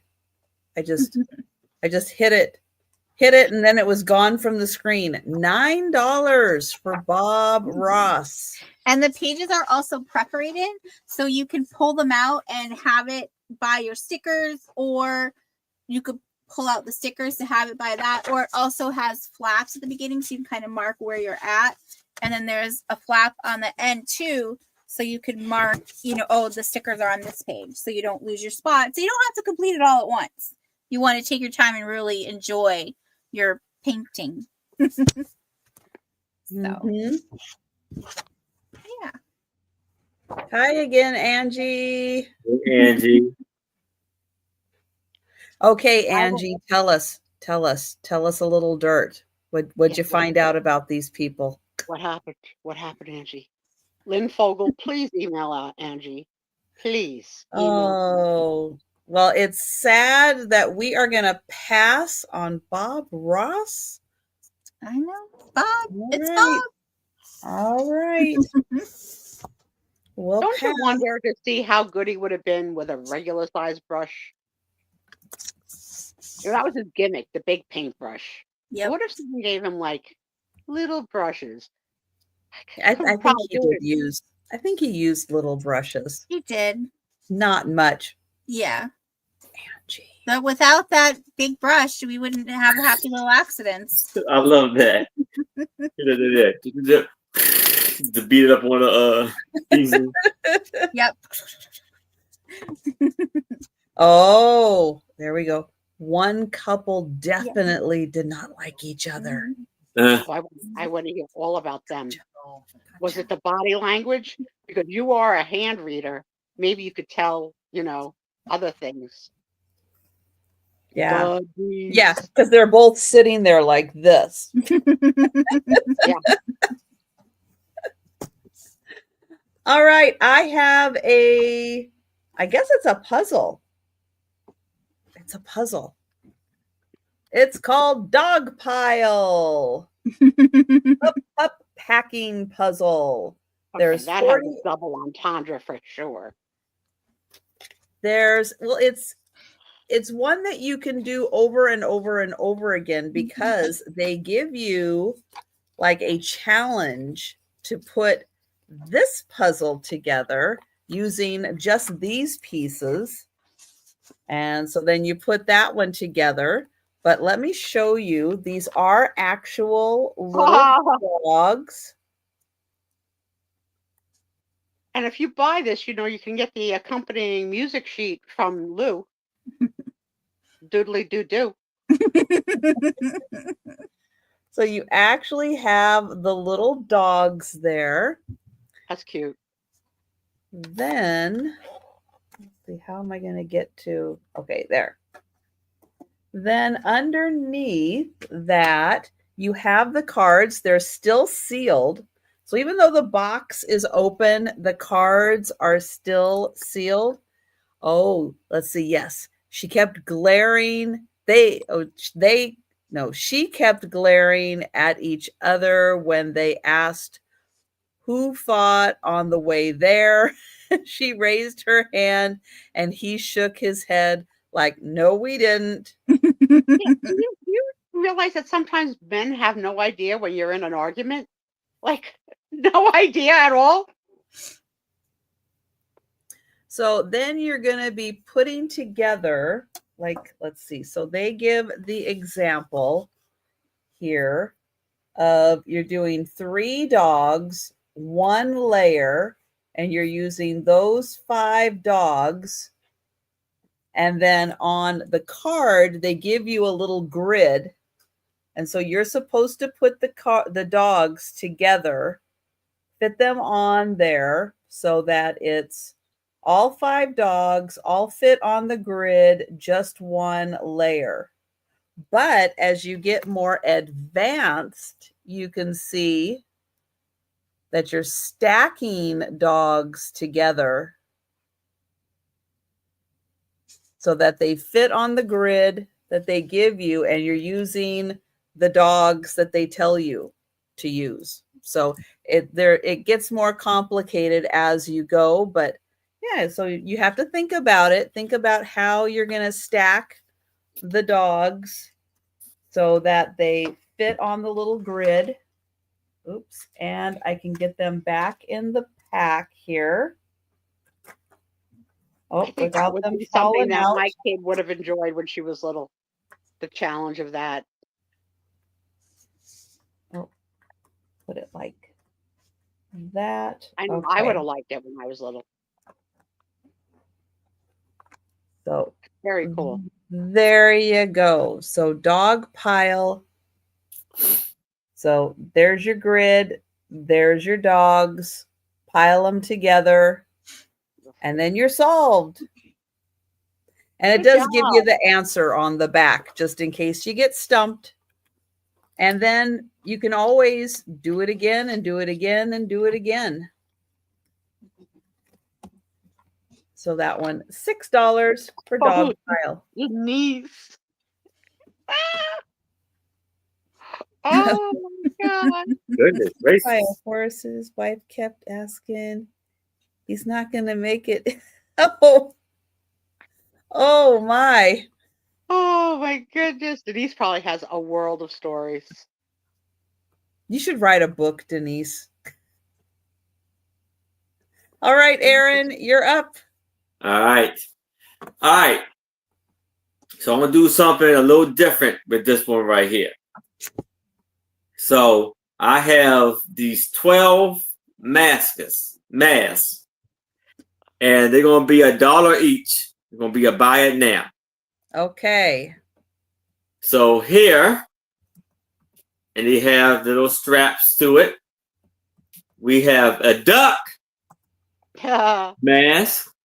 These would be great for Halloween. If you got grandkids or even kids, young kids, they'd be great for them. So we got duck, a green duck, a chicken or a hen, Again with the fowl. A a bovine. bovine, Yes. a donkey, a lamb. So just put in the animal that you would like. So you got, duck. We got a dog. I think that's a llama. Is that a dog? Or is that? I believe it's a dog. Is it a dog? Okay. Yeah. It almost looks like a llama to me. Yeah, it looks like a llama too. I see it. I see both ways. I see both ways. Yeah. A pig. Not a guinea pig. I would tell people I was a llama. A mouse. Oh. A rabbit. A cow. A bovine. A rooster. And a goat. So 1, 2. Okay, so a goat, rooster, bovine, cow, rabbit, mouse, pig, dog, lamb, donkey. Oh, this is a horse. Sorry. Chicken and duck. Risa is in for the donkey. All right. And Gotcha, anyone else, Risa. yeah, just shout out the animal if you would like it. We should tell him to send the duck to Doug. Yeah.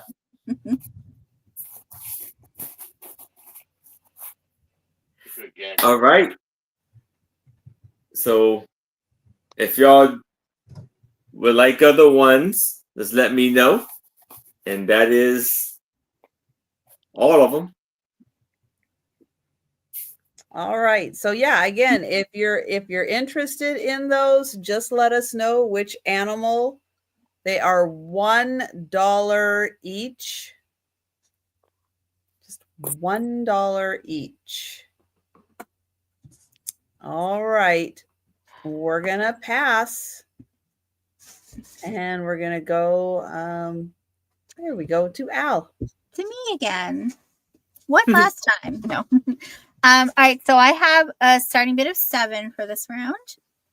And I have, this is a brand new, still wrapped in package. It's a trivia party game called I'm Not Saying You're Stupid. Oh no. Wow. Oh no. Is it We sealed? gotta play this then. Is it sealed? It is sealed. I know. I know. Oh. It was. No, you're not mine then. Don't worry about it. That would be so fun. Okay. How long can a dolphin hold its breath? At what temperature does popcorn pop? I'm Not Saying You're Stupid is a fun and fresh game featuring over 400 questions that are random, hilarious, and almost impossible to answer just right. I'm stupid. I don't know the answers to those questions.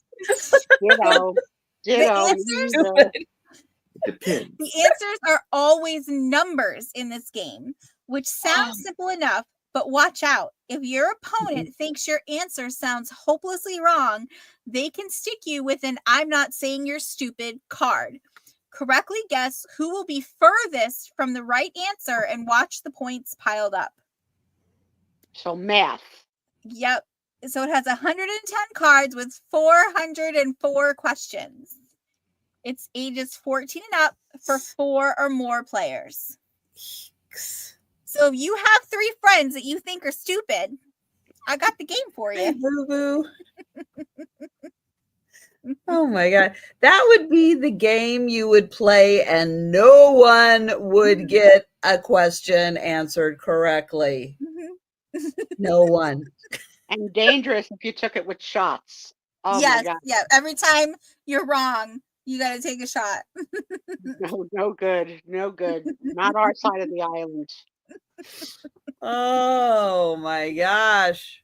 That's a tough one. Yeah. That's a tough one. You know, I think it's funny too, as a reseller and you're sourcing, you got this from somebody who obviously bought it, right? They gave it to someone who obviously Said, didn't appreciate it. I'm too stupid. I can't Yeah. play this game. And then it wound up in some garage sale, still sealed. Like, what were you thinking, Mom? That's not nice. Either that or it was a white elephant gift and the person's Yeah, like, yes. this is not funny. Or it was like Yes. Secret Santa, you got your work nemesis. Yes, exactly. Yeah, like the year at work. Okay, no kidding. This was the gift that I was. It wasn't. It's not even a white elephant. It's spend between like $10 and $20 on a gift for someone, and you draw names.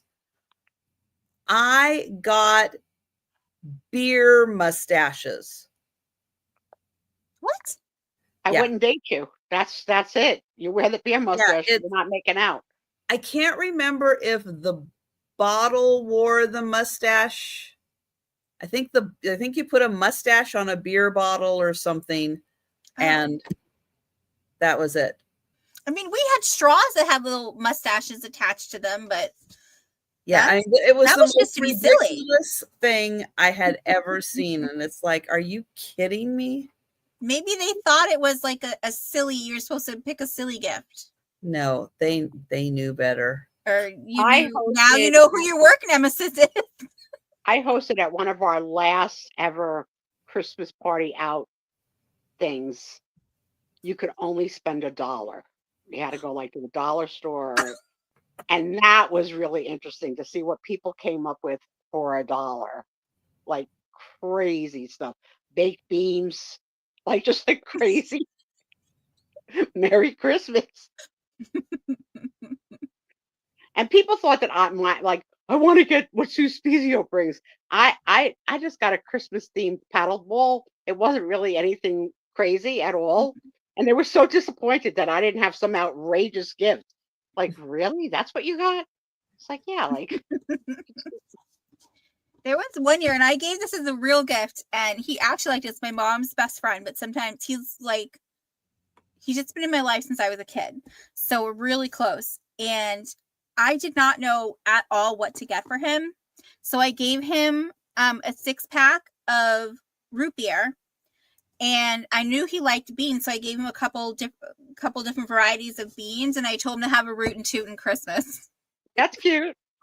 That's really cute. So That's good. He good. loved it. So I think he made chili with the beans. Excellent. All right, we are counting that down for Karen. Going once. Going twice. And sold to Karen. And Karen, have you been here? Did I miss you? Hi, Karen. Hi, Karen. Or are you just popping in? Thank you, Karen. Congratulations, Karen. And I don't think you're stupid at all. I think you're gonna kill it at this game. I want to know how many friends you start with at the game and how many you end with. Yeah. That's true. Good point. Good point. Okay, I have a book. It's going to start at $5. Now, it's geared towards kids. Does it have to be just for kids? No. No, it never has to be just for kids. I think this was a library book. And it is Country Topics for Craft Projects. This is France. Things to Make, Activities, and Facts. It's part of a series. They have France, Germany, Italy, and Spain. Oh, thank you, Denise. Popcorn pops at a temperature between 356 and 410 degrees Fahrenheit. Thank you. Now, it was removed. Your microwave does lie because it does have a popcorn setting that's not necessarily accurate. My popcorn setting is accurate. I am don't not your own a friend microwave, so anymore. I don't. You always have to have everything perfect. No, I'm just really lucky. My microwave, you push the popcorn button and it is accurate. All right. So you get to know a little bit about France. And then they do give you ideas for little crafts to make. But this teaches you all about France. Money, of course, now they use euros, so they don't have francs anymore. The Eiffel Tower gives a gift to the kids on certain events. So they had their 1-year checkup, and she gave them a book all about Ethiopia. And then another time that they got a book, they got a book all about China. And I thought, what a nice idea for a pediatrician to give, reading is fun, gifts to children. Like, this would be perfect. Yeah, you can learn I was about the fascinated world. with France when I was a kid. Foods of France. Let's see, what are they? Snail. No, they're making a grilled cheese sandwich. What is it? What do you call it? With snail. Escargot. Yep, and then over here, they sell beverages. Yep. So it just goes through, teaches you all about France, perfume, lavender fields, how to make perfume jewelry. Right there, making perfume jewelry. That's right. French toast, French fries, absolutely. Well, Denise, I would really be impressed if you would also look up the other question that Lou asked on the back of that box, because it was a lot harder. What was the other question? This is Then how to become make purple. a carnival mask. And when you're done, Ooh, that's not creepy at all. no, of course not. Here's your cheese platter. Surprise! Like, what was that movie? The Shining?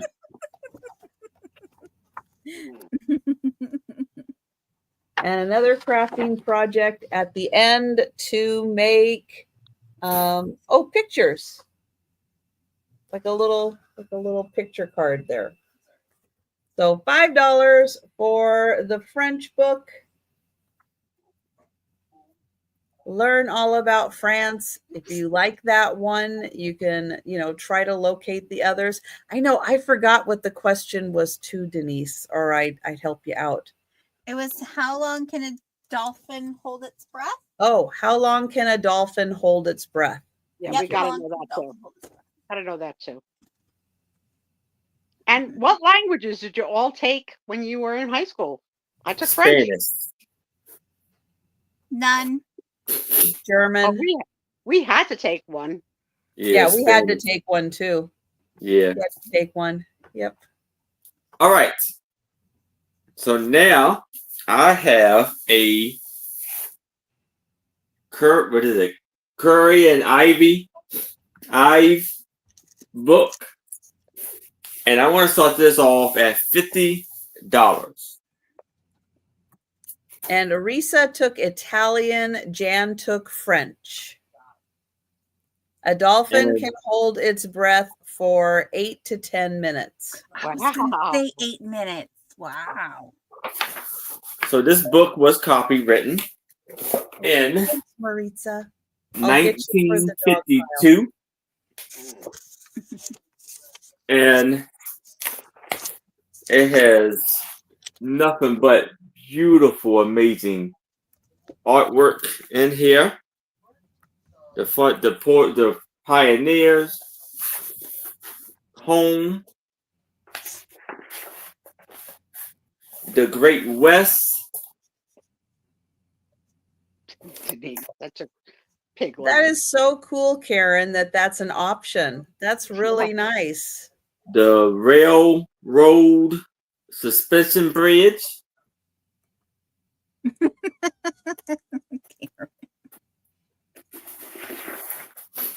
Winter in the country.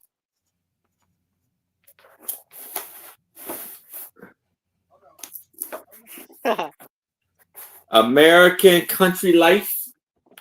Oh, I'm sorry. Hey, look at your nose. The trout stream.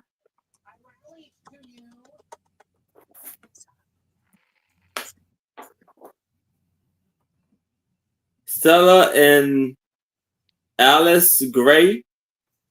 Lantern and whalebone.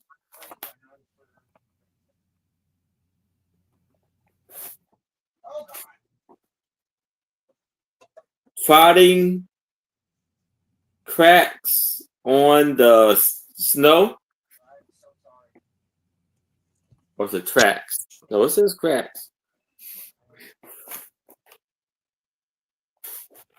The home of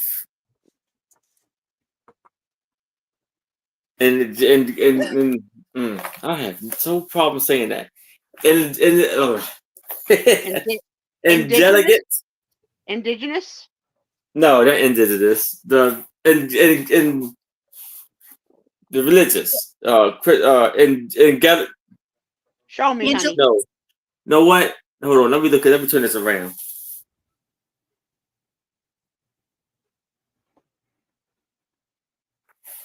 Oh, I saw y'all. I can't see it upside down. Oh, Evangeline. Evangelist, yeah. I'm thinking evangelist for a second, but yeah. United States Capitol. Why am I thinking that these artists were the Christmas artists? They Not are. that- Oh, they Currier are. and Ives. Yeah. Okay. Married. They did other things besides the stuff that's showcased at the holidays. Never knew Puzzle. Picture old Swiss meal.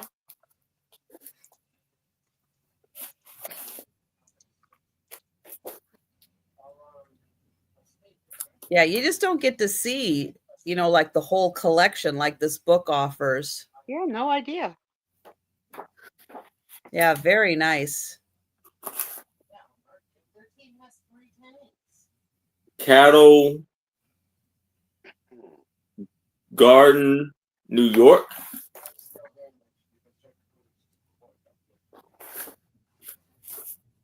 And the wonderful cover is amazing also. And it's in great condition.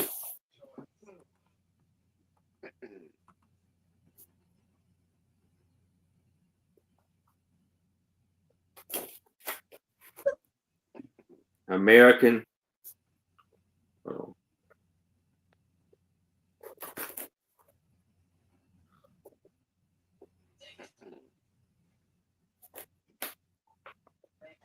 Maritza, yes, Maritza, I've got you for the dog pile. I'll put it in the chat also Go too, to the just in case Pacific. we're a little out of sync. The American Homestead winner.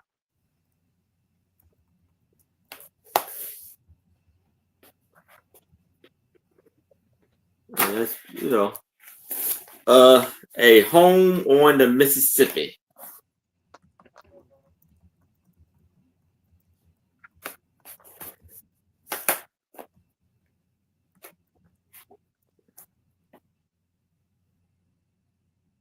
Trout and Crack Home. At home.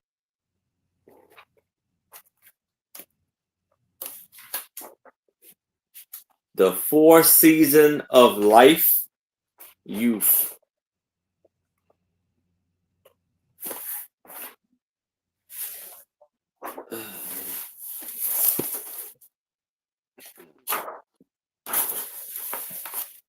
The Wayside Inn.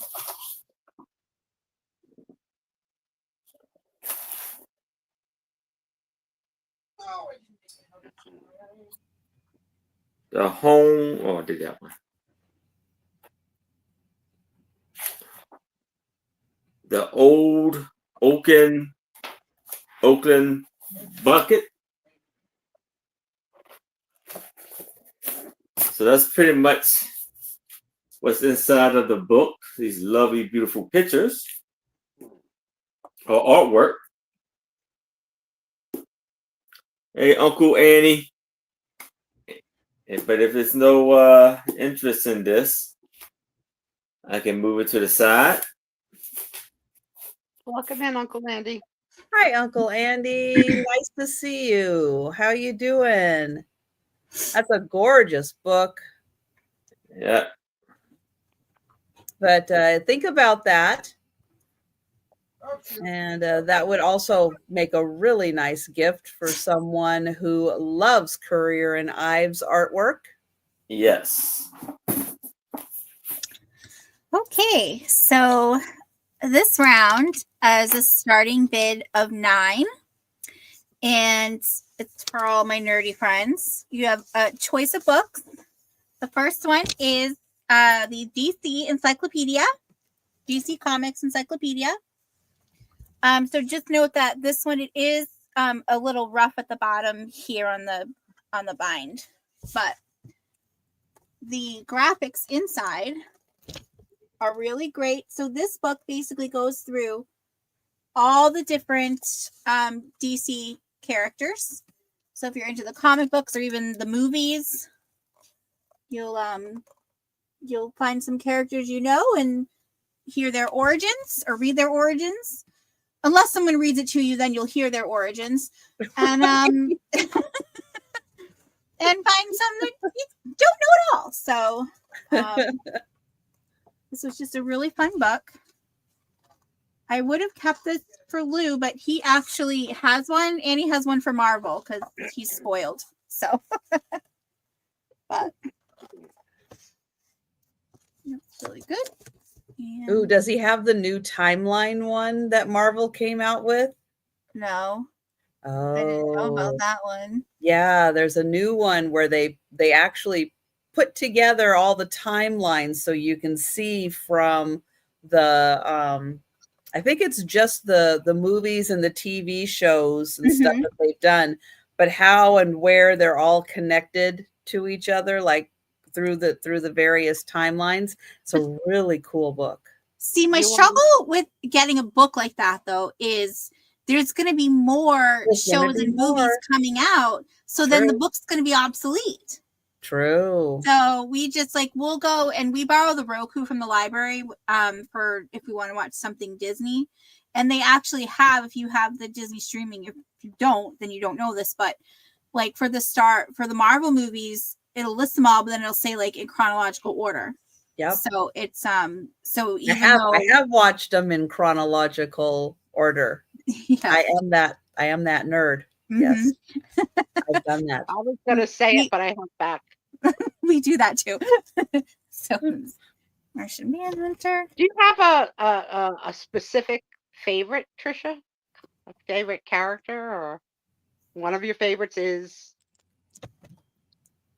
Well, the movies, the directors and the storylines, the ones I had really enjoyed the most are the Captain America.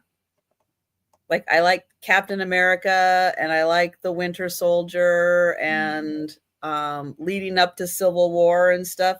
I really liked the storyline of those movies. So yeah, I would say those are probably my favorite go-tos. Okay. I do also like Ant-Man because they're really funny. So on the flip side, the ones are like really serious. And on the other side, the others are like really funny. Did you see where they released a thing of like all the characters that are coming back for the Dr. Doom movie? And they're showing them all and then so they've got all the director chairs with their names on the back, and then the Ant-Man one is like really Is Paul Rudd Ant-Man? Yep. Yeah. I like Iron Man and Deadpool. Oh yeah, I like Deadpool too. Definitely R-rated though. Do not let do not Luke's let not allowed to watch Deadpool. I don't care that he's 20, he's still not allowed to watch Deadpool. Nope. They take that one a little too far. But would you expect anything less from Ryan Reynolds? I mean, well, I don't know. Did you see If? IF? no. IF. Okay. If you have a chance, watch If. John Krasinski is really like the mastermind behind the movie. It's brilliant. It's really brilliant. It deals with your imaginary friend. That's where the IF comes from. Oh, does it have to do like a carousel or something? I think I saw the trailer for that. Or maybe I'm thinking of that might be in part of it. Yeah. But yeah. So yeah. And there was one that Jason Momoa did one where he was like a yes. Like the monster, not the monster under your bed. He was like a dream monster or boogeyman. He says so. Yeah. I'm in the middle of showing. I can't write that. So and the other book is Star Wars. So this is the complete visual dictionary, the ultimate guide to characters and creatures from the entire Star Wars saga. Ooh, now this is nice. Copywritten.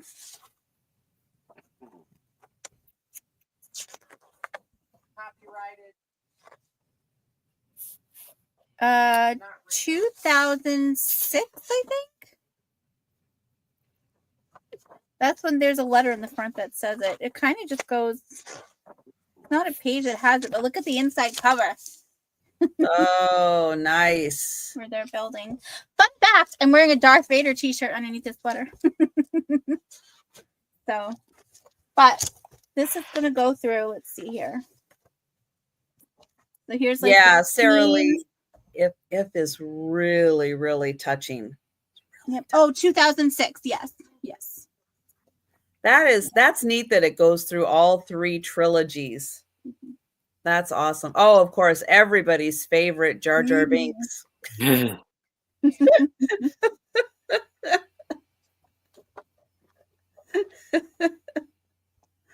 Oh, well, Uncle Andy, we're here every Friday night whenever you're available. Great to see you. Yeah, I really enjoy the new Spider-Man with Tom Holland. I think he's doing a great job. I think he's my favorite Spider-Man so far. Got some clone troopers. Now, do you have a favorite Star Wars movie, or now they've got series coming out? So I know we had this conversation a couple weeks ago. Sue did not like how passionate I got about what my favorite Star Wars is. That's because Sue's not as cool as us. No. I'll take it. I'll take it. Not cool. Not cool. No, actually, my favorite is, now I'm going to forget the name of it. Well, my favorite series is Andor, and Andor season 2 is coming out. Mm-hmm. And was it Rebel 1? Help me, I'm drawing a blank. I mean, I can't help you. If a gun was held to my head, I couldn't help you. The movie that came out that is the predecessor to Andor, that's always been my as soon as it came out, it was my favorite Star Wars movie. Of course, before that, I mean, I was original. I stood in line for hours to watch the original Star Wars movie. Hours. Because there was only one theater. And you had to wait for that movie to get done for them to clear out the theater for the next group to go in.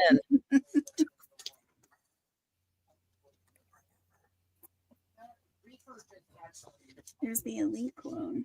But yes, that's my favorite storyline within Star Wars. That's my favorite. I'm really, really loving the Mandalorian series that's out. And Lou, actually, I think his favorite is, there was that animated series, The Bad Batch. He really likes that. And it's really good because it's animated and it's for kids, but it's actually a really, really good storyline. Yeah, that's the Clone Wars, right? Mm-hmm. Yeah. Yep. No, it's not the Clone Wars. That's the one before the Clone Wars. Okay, before the Clone Wars. Okay. There's Chewbacca. Oh, look at that. Like a centerfold. Yeah. Playgirl or Playboy, whatever it was. One of my employees back in the day used to call me that behind my back as an insult. That was like, so what did Chewbacca say we had to do today? Oh, really? Yeah. That's not nice. Yeah. No, not nice. I tried to shave my Italian mustache every day before I went to work. Except Chewbacca was extremely intelligent. Yes. So there you go. Oh my God. The inside was not intelligent. Here's the inside of the stormtrooper's helmet. Imagine having that conversation. I'd like to talk to you for a minute. Can you come into my office? I understand that you've been calling me Chewbacca behind my back. I don't think that's very kind. I'd appreciate if you would stop immediately on office property. Save it for your lunch break.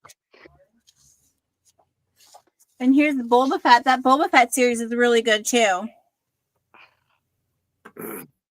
Yeah, if you're going to watch The Mandalorian, you have to include Boba Fett because there's a lot of crossover. Yep.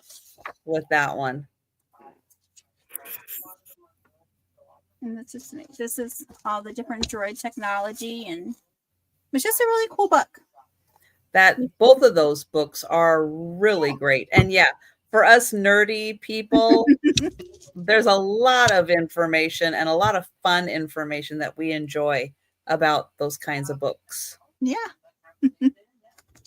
And Helps. $9 is a really good price. And again, if you have a tween, don't know what to get them as an Easter gift, Easter basket thing, these books, yeah, they will nerd out with these books. They're really, really cool.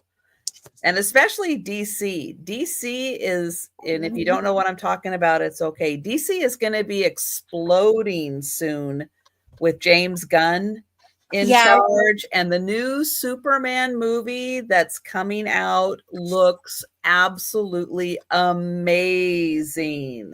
I'm excited to see what James Gunn does for DC. And from what I'm told, all of the other stuff that was before, it's like null and void. It's going to have, there's no reference from that to there, which is good because I'm like, it's kind of weird that Jason Momoa was Aquaman and now he's Lobo, but I think he's going to make a great Lobo. So yeah.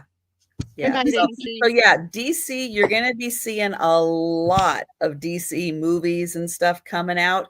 So now's a good time to brush up on those characters. So my son-in-law is an equal nerd to you girls, equal, but he crosses nerd into multiple categories. And the last time they were here, we gave them a stack of books that people had sent, and one of them was a golden book on Donnie and Marie.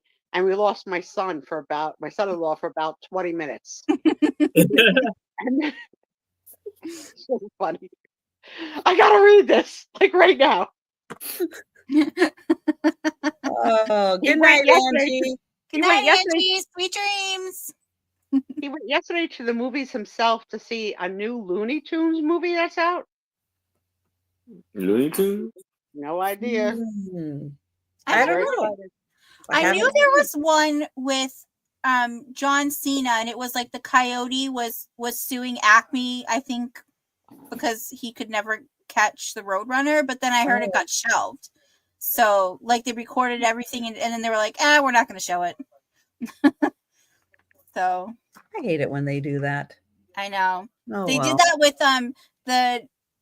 the Catwoman movie that Zoe Kravitz was in. Okay, I got it. It's called The Day the Earth Blew Up, a Looney Tunes movie.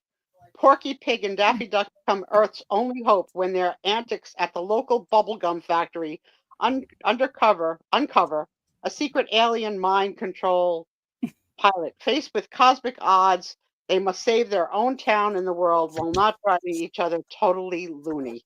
The release date is March 14th, and he just went like yesterday or the day before. Okay. Yep. That's commitment. That's commitment.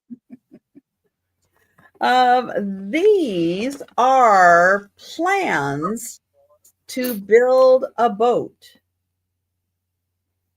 This is the 5-foot sailor, and it's plans to build this awesome little boat. This is from 1956. And it tells you everything you need to build it, and then you get. Which way does this open?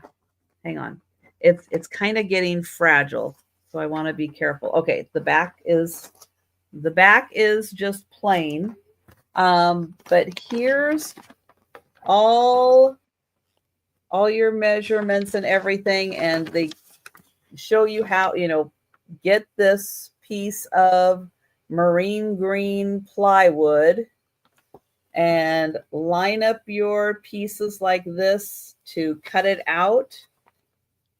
There's your next pieces, and then they tell you how to put it all together. Here they give you all the measurements for you to cut it out, and then on this side, you get the visual aid to put all your pieces together, and you've got a boat. So 1956, how to build a boat. And you've got all your plans right here.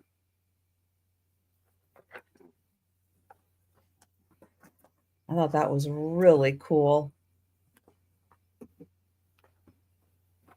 And it shows you how to lay it out, how to tie everything, put everything together. 1956. And that's $6 for the plans.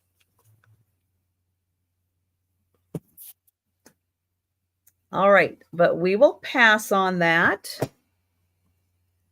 And we'll go to Aaron. All right, now I have a 12 by 8. Two of them, a lot of two, for $8. Frame artwork of soldiers back in the day. And this is a Royal Horse Guard from 1803. You can see it's a lovely, beautiful frame. And we have the 15th Lieutenant Dragoons from 1826.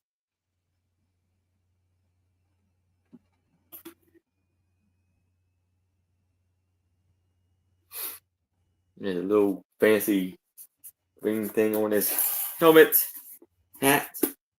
So both of these for $8. And it's like the inside of here, it's like felt. It's like yellow and there's a gold tone edge, wooden brown frame.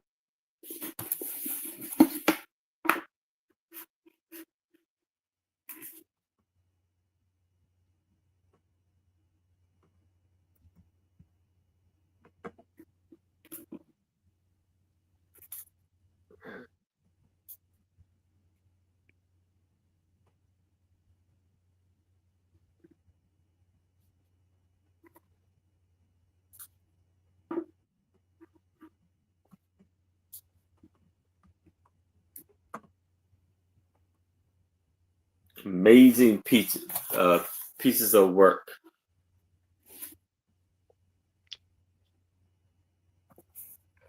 Artwork. All right. Do we have any takers? You want to think about it for a little bit? We will go ahead and pass on that. All right. But you let us know in the chat if you would like to grab those. Hello, everyone. Oh, hello, Lou. How's everyone's night going? How you doing? Fantastic. I'm good. You sound like Joey from Friends. It was, how you doing? Yeah. my cousin. Okay, so what I have is going to be a starting. I'm just going to do a buy it now. You get 3 for $5. I have a bunch of these first day issue stamps. So there's different flowers. Another flower. I have this one's like a new car. This one is Global USA Forever. So that one's cool. Oh, here's another car. Some more cars.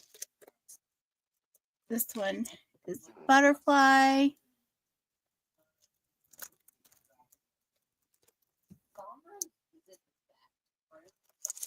Some metal. Here's some more flowers. There's isn't that's your favorite, right, Trisha? The tulips. I like Sure. tulips. Yeah. Sure. See how blank face when I don't know how to answer when it's not my favorite?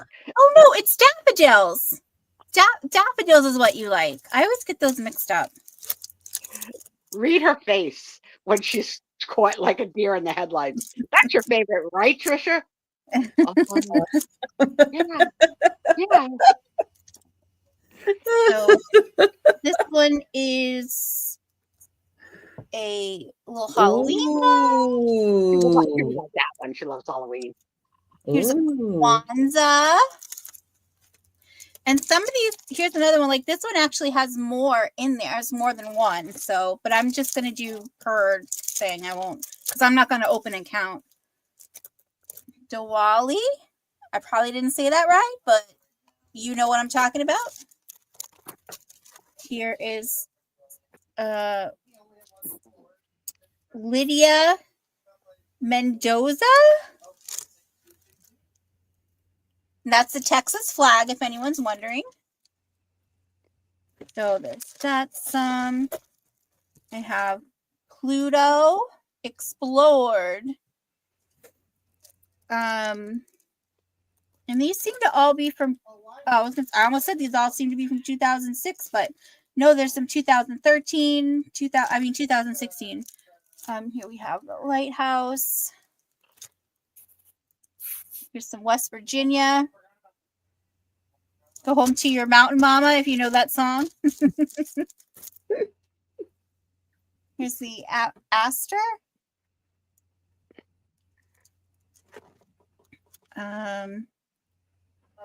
This one does not say what flower it is. Kind of looks like a poinsettia. Yeah, but to say that.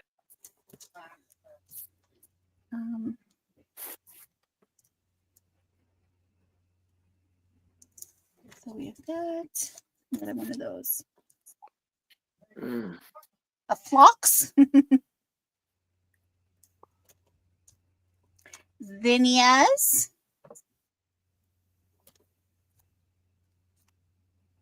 These are just called pinks. We don't know what flowers are all. We'll just call them pinks. These are really pretty. Those look like oh, I can't think of the name of them. These bottom ones down here. But I know that my tortoise can eat them. Oh, Yeah, it looks like a plumeria. Oh, more Lydia Mendoza. Here's the man, the myth, the legend, Jonah Cash. Oh my. Love him. Oh, another one. So I do have multiples of some. So here's that one's just the US flag. I don't want to say just the US flag, but you know what I mean. Oh, is it a morning glory? The flower. I don't know. Maybe. Jan thought maybe morning glory. Yeah. Lou, how do you get your hair to look better at the end of the night? It just keeps improving and improving. You've got like this wonderful swirl coming down the side of your face. Because I just keep getting it out of my way. So like, the Cosmos. I'm a little jelly. Oh, first aid issues. So black hair. Because February is Black History Month, right? So Yeah. This is for Black Heritage. Richard Allen from Pennsylvania, but I think Doug went to bed. Oh, thank you, Becky. A few of those. So hibiscus. Yes, thank you. Pinks are a common name for plants within the, like carnations. I'm just going to skip that and go to like carnations. Dianthus genus. And that one's just some roses. Oh, Hanukkah. We saw that one. I don't remember we saw this one, but this is the Service Cross medal. And well, right now, Melanie, nothing is blooming. Nothing's blooming, but I do have shorts from last year where I had a lot of things blooming. This says first day of issue, colorful celebrations. So I think they're just celebrating the colors of the world. Love it. This one is a nativity. So this nativity. Oh yeah, here's another colorful of the world. A nice light blue there. We've seen the Hanukkah. Oh, we saw the nativity. Here is. Oh, it's just like a candle in the window. Not in the wind, like that guy sang about. Here's a wreath. Diwali, we saw that. Here's tree, little lit up tree. Nice star. And then just some other stamp flags. And yeah, so that was that. So if anyone's interested, you know my email. But that was that for my round. Thank you for looking. All right, guys. And if you are interested in any of these, you get five of them for $3. That is a crazy good deal. Yes.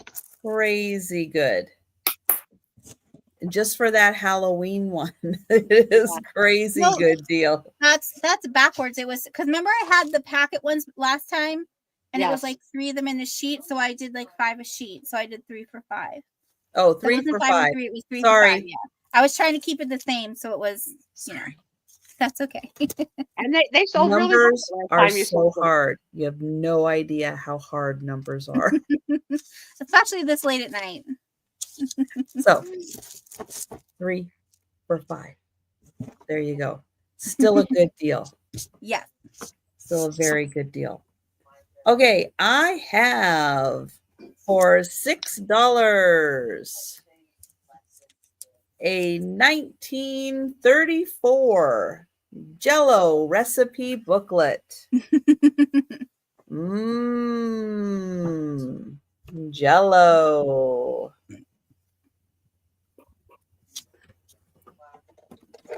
And here, 1934.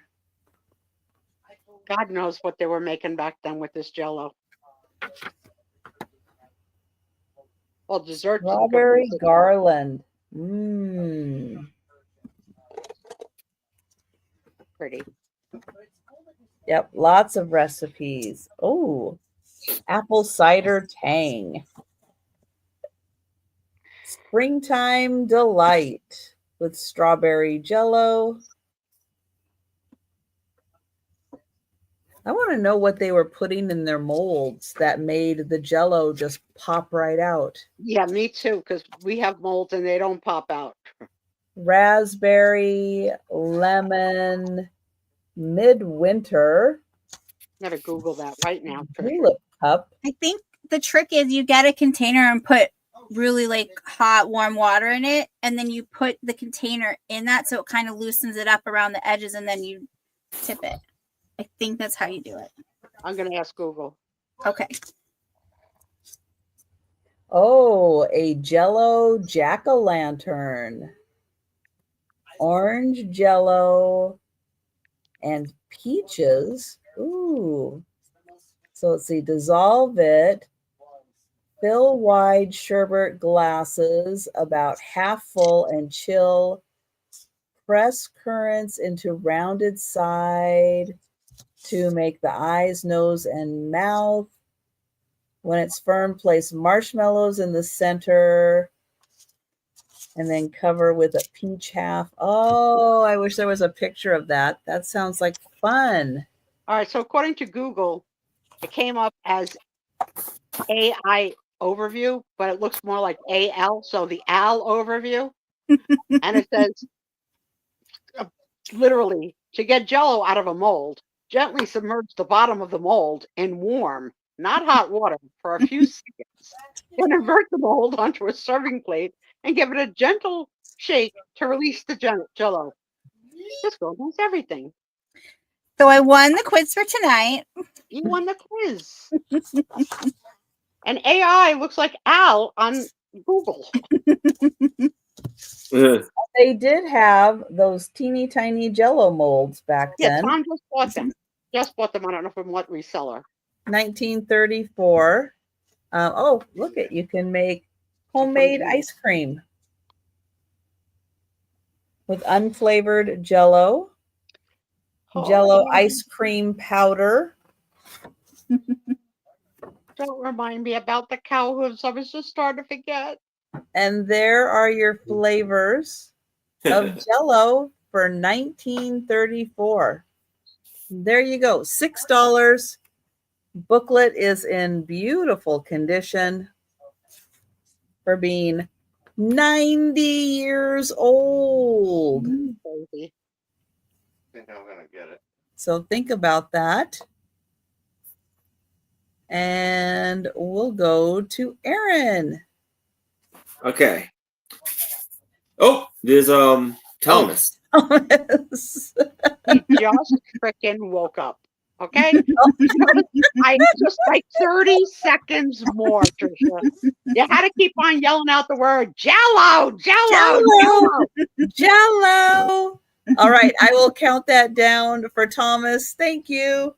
You can use my winnings towards it, please. Another gift to Thomas since I won again recently. Oh, Maron. Going twice. Sold. Thank you, Thomas. He donated another 30 cookbooks yesterday.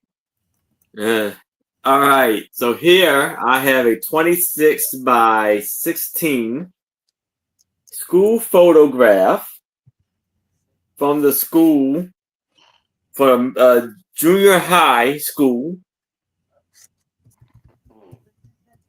Nick Holmes in Bronx, New York, in 1953, and it's going to be for $8. I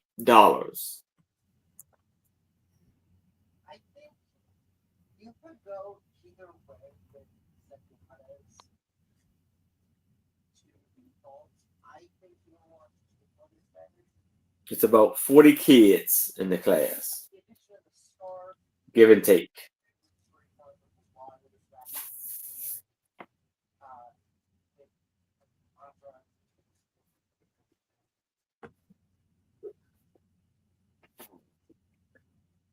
I see Risa's in at 8. You got one of his what cut the whole skin too? No, it's not Risa. I mean, Kimmy.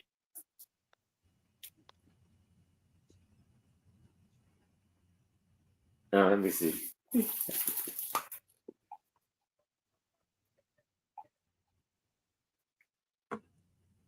Risa from the Bronx. Risa from the block.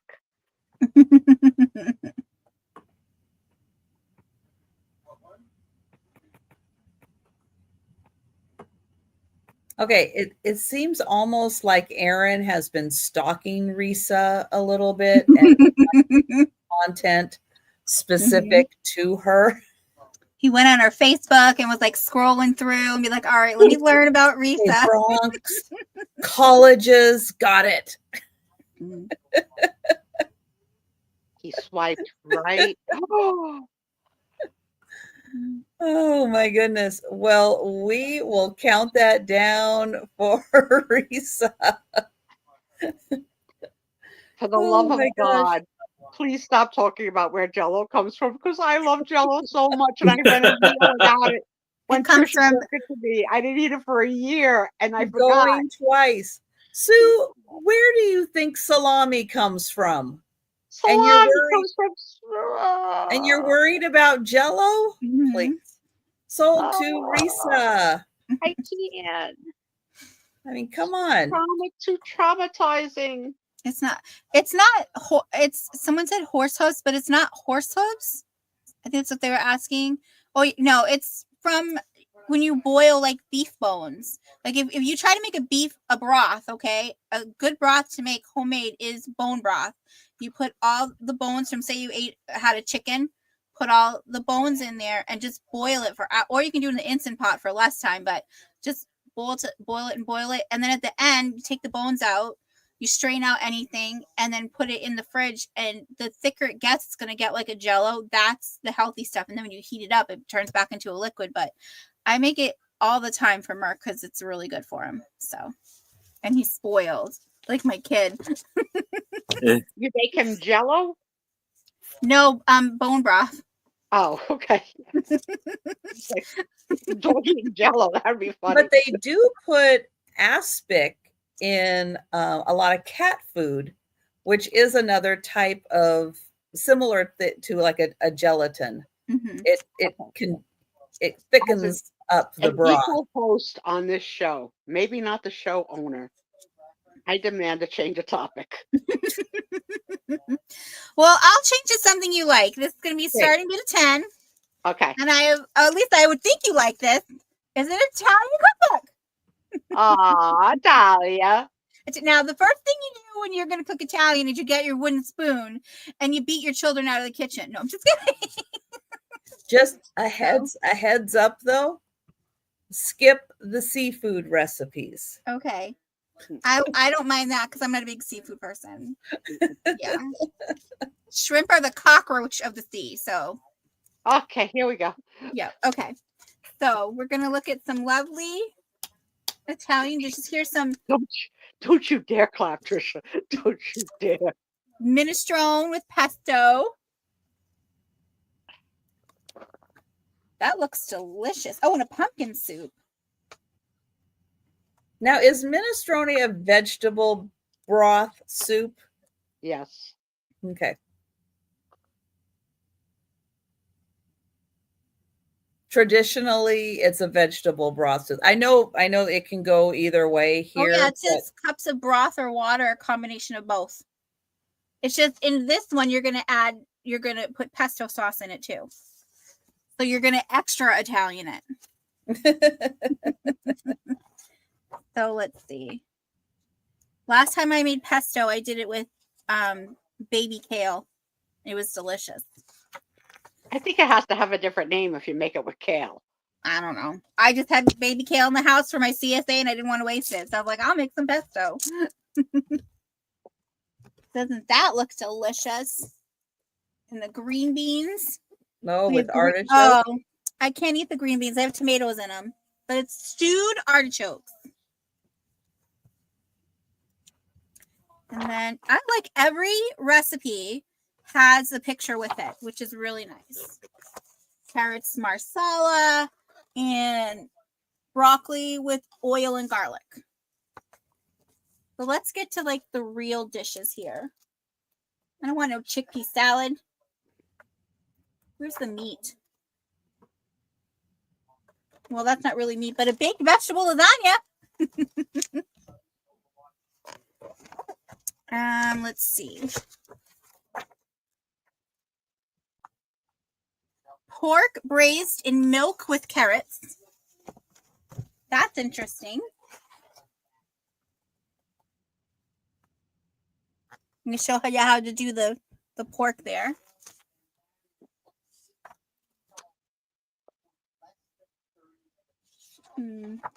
Let's see here. Veal. I do not know what that word is, and I'm not going to make myself look like a fool, but you can read it. And then you can see it. I do not eat veal. Nope. No baby bovine for Susie. No. Oh, hold on. This is the fish and stuff. So let me skip over that.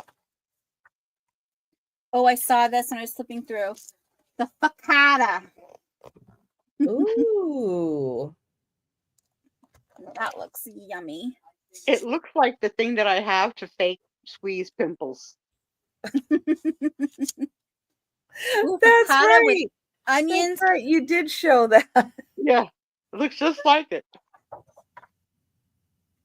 Ooh, So here's some pimples are such a waste of time on me because I barely could ever find even one thing in an entire cookbook that I would try. Ever. So the fact that my husband loves a cookbook, it's just such a wasted thing. Here's a pizza with 4 cheeses down there at the bottom. But the cheeses are like in sections. So 4 different sections. Yeah. It's interesting. It's let's see, your gorgonzola, mozzarella, goat, and sharp cheddar. Uncle Landy's the only one paying attention to the house rules. Thank you, Uncle Landy. Ooh, I don't want to have potato nightmares. and spinach gnocchi. I would eat that. I would too. That looks We delicious. had gnocchi for dinner this week. And for those of you that see it on the menu, you probably read it as ganache. And you have it when you go to Mexican restaurants, you order fajitas. Yeah, exactly. Yes, and the people who order gyros also. Grilled polenta with gorgonzola. Oh, that sounds good. Yeah, I would eat that. Yeah. But That's polenta a really good doesn't one. have a lot of flavor. It needs something. Yeah. And gorgonzola is it's strong, but not too strong for those of us that don't like the super, super strong. Taglioni? Yep. Did I say it right? Uh-huh. Okay, with asparagus. But keep in Yeah, mind, this- you could substitute any pasta in these recipes for any other pasta. Yeah, why not? If you don't like- You're making yeah, it, you're eating it, so you do what you want. Right. Now this cookbook has got great pictures in it. Yeah, I like it when they have not just the finished, but a couple while you're making it. Yeah. That's really nice. Cannolis stuffed with meat. I did not say that correctly. But again, I'm not Italian, so it's okay. Cannelloni. Cannelloni, okay. Very close. Yeah, close but no cigar. It's okay. I don't smoke. So sometimes close does count. Fettuccine with ham and cream. We'll show you the picture there. Add some peas and you'd call it carbonara. And also aurora, which is weird, but no. They say the heat of the pasta cooks the egg. I don't trust it. Spaghetti with garlic and oil. Spaghetti with a walnut sauce. Oh, that would be good. Olive and oil is an Italian staple called spaghetti aglio olio. We have that regularly. And the last that time sounds really good. It says like pesto. Oh, sorry. Like pesto, this sauce is traditionally ground in a mortar and pestle, but works just as well in a food processor. Good, because I'm fresh out of a mortar and pestle. It's in the shop for repair. Is it? I would probably use a food processor too instead of going. Yeah. Kimmy is in. That's then a there's beautiful a whole section on how to cook dried pasta. I'm pretty sure it's put water in a pot, boil it, and then put the pasta in. No. Oh, plus some salt. No. There's more to it. You got to get it. There's so many varying degrees on how the different levels of how cooked a pasta is.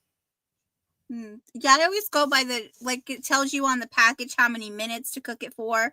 And so this is my pour it in, throw the package out, get a stir from the drawer, stir it, and then set the timer for the package amount that it says, and then it's done. It's always perfect. I'm very rigid.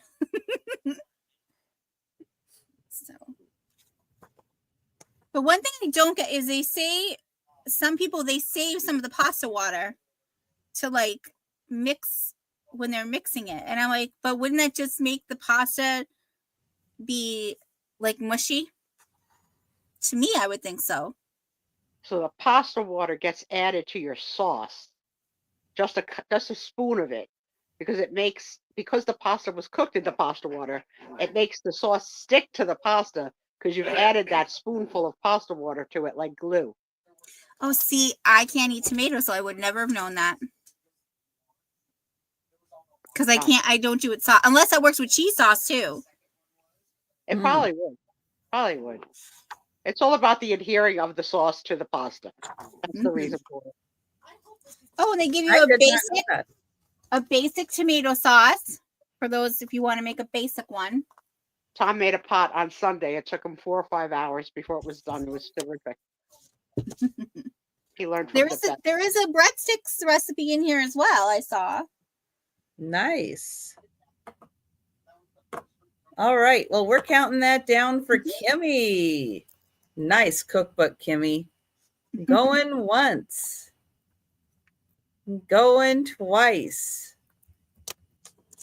And sold to Kimmy. My twins are still experimenting with new foods and had fried shrimp this week.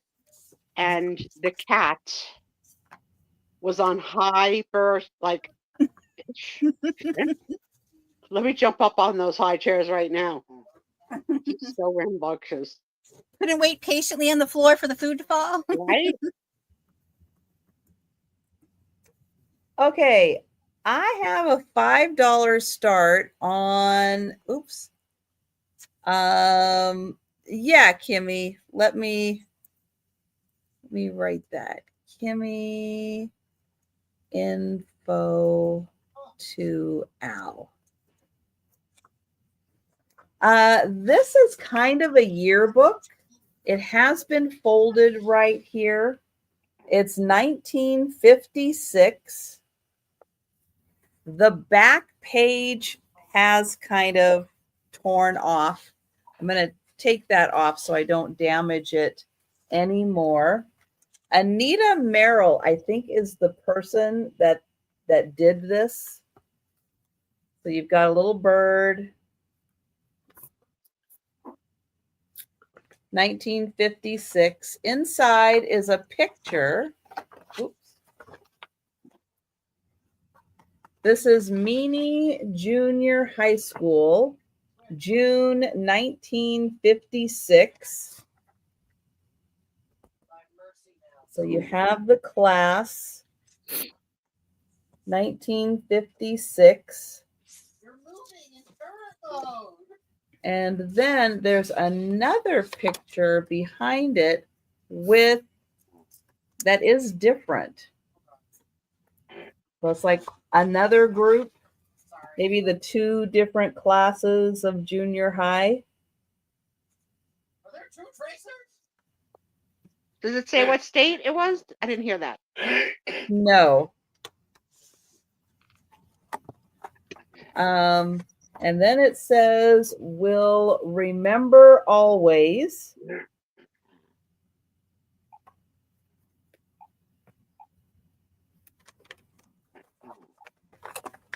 And then, "Thanks for the memories."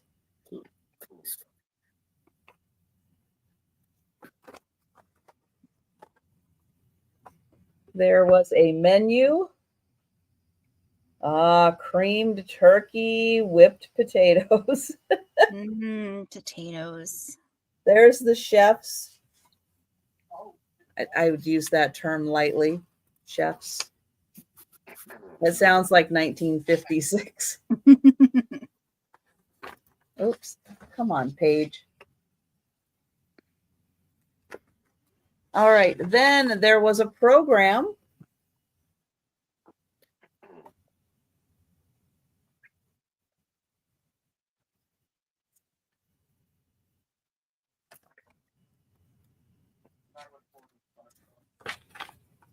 And then dances.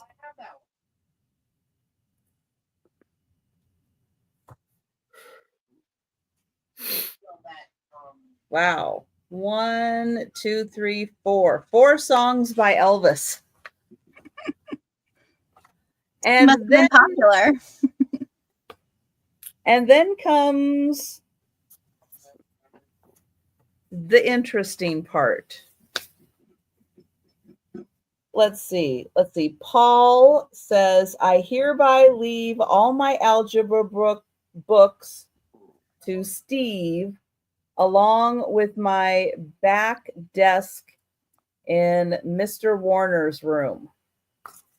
Yeah, they're I guess bequeathing their items. And everybody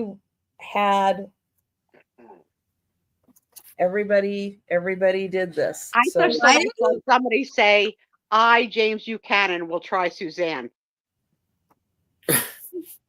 And I don't know if I read that wrong, but that's just wrong. There was one where he said he was leaving his teacher a bullwhip. Why are we giving teachers bullwhips? Why do you have a bullwhip? Do you perhaps have a bull? If you have a bull, do you also have bovine? Oh, maybe. Questions are endless. Maybe. So yeah, it's really interesting. And it just goes on page after page. Oh, yeah, a lot of students in the class, yeah. After page. Yeah. So we didn't have this in my high school. We had most likely to and most couple this and blah. Yeah. And then when my daughter graduated, however many years ago, they called it superlatives, which were not necessarily nice things. That was the intention, but that didn't happen. It was some like and then towards the back you have autographs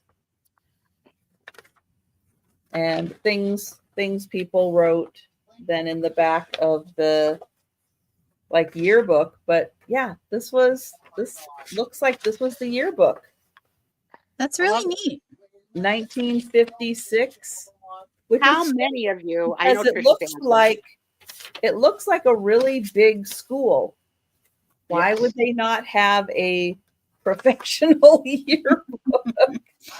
They didn't they didn't do enough fundraisers to get enough funds. Well, the book is shaped like a panhandle, so it's probably Oklahoma. 1956, and it can be yours for $5. The price All is right. Well, I didn't prep Aaron for this, but Aaron will go ahead and do a speed round for everyone here. So hang on. We're going to go through all the items that are still available. So if you're with us in the chat, hey, shout out. If you see something you like, we'll get your name on it. If you happen to be watching on the replay and you see something, you can email us or you can leave a comment down below if you would like to know if an item is still available. Yeah, so don't forget, keep watching, because after the speed round, we are going to do the races. So we do races every Friday.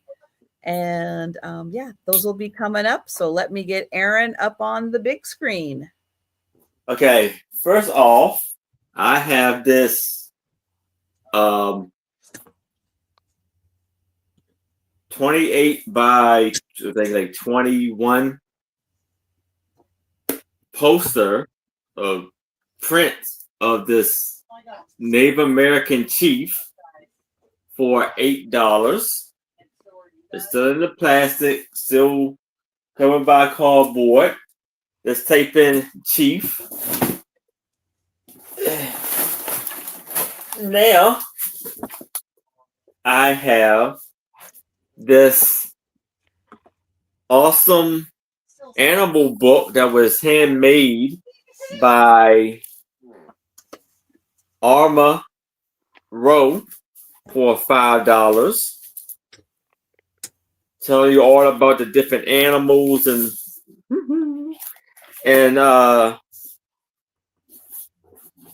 what they do. For $5, let's type in animals. Now we have this lovely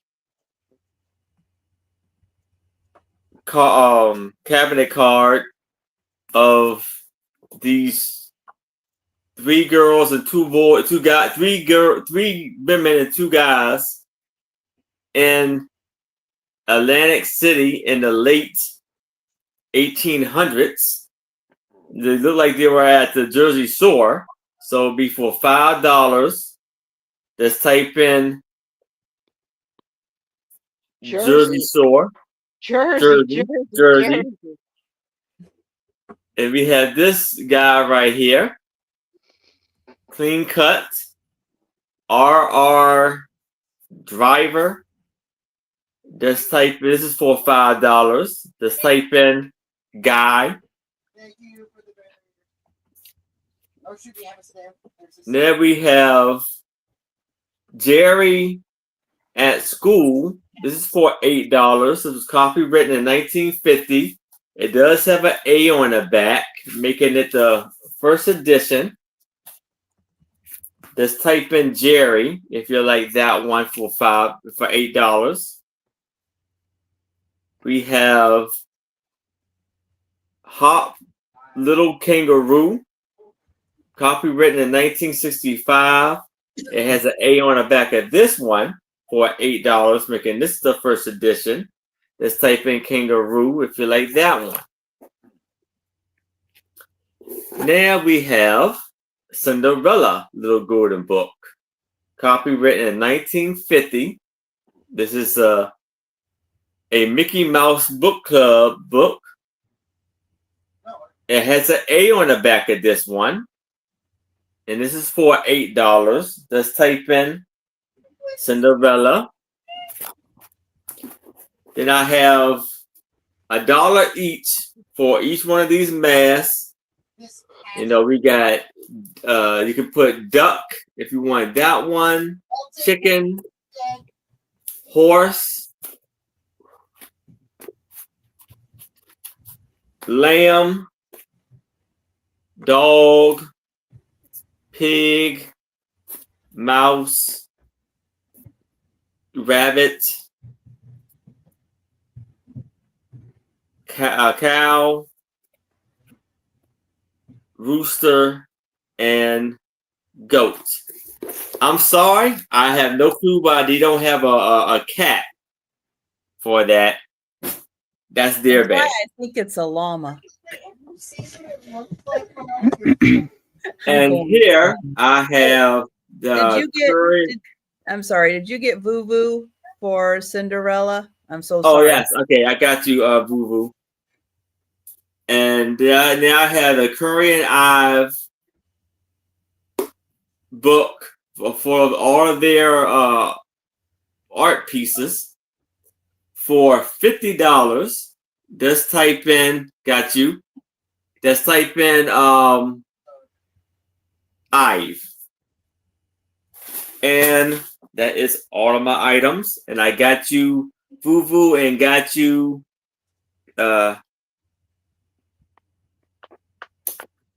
Kimmy. Yes. Okay. Great. Okay. Speed round, go quick. So I have still all of the first day issue stamps. Just three for $5. I have the rose flag. That was at 12. I have doodle doodle doo. Then what's this one again, Trisha? Oh, Ballada. Yep, that one. And then moonlighting and the Jekyll and Hyde song. That's all of these for $7. I had the Disney book for $10. The Art of Disney. We had the DC Encyclopedia and the Star Wars Encyclopedia. They were $10. No, sorry, $9. My mistake. The affirmation cards. They were $7.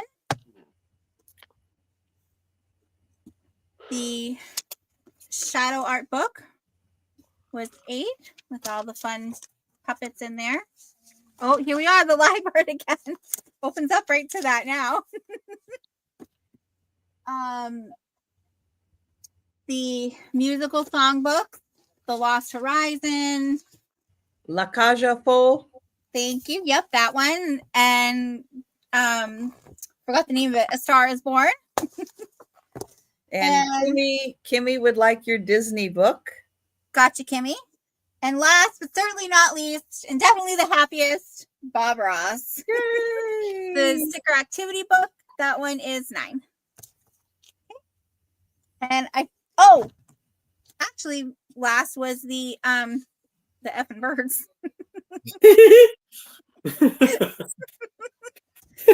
It's hilarious. Those effing birds.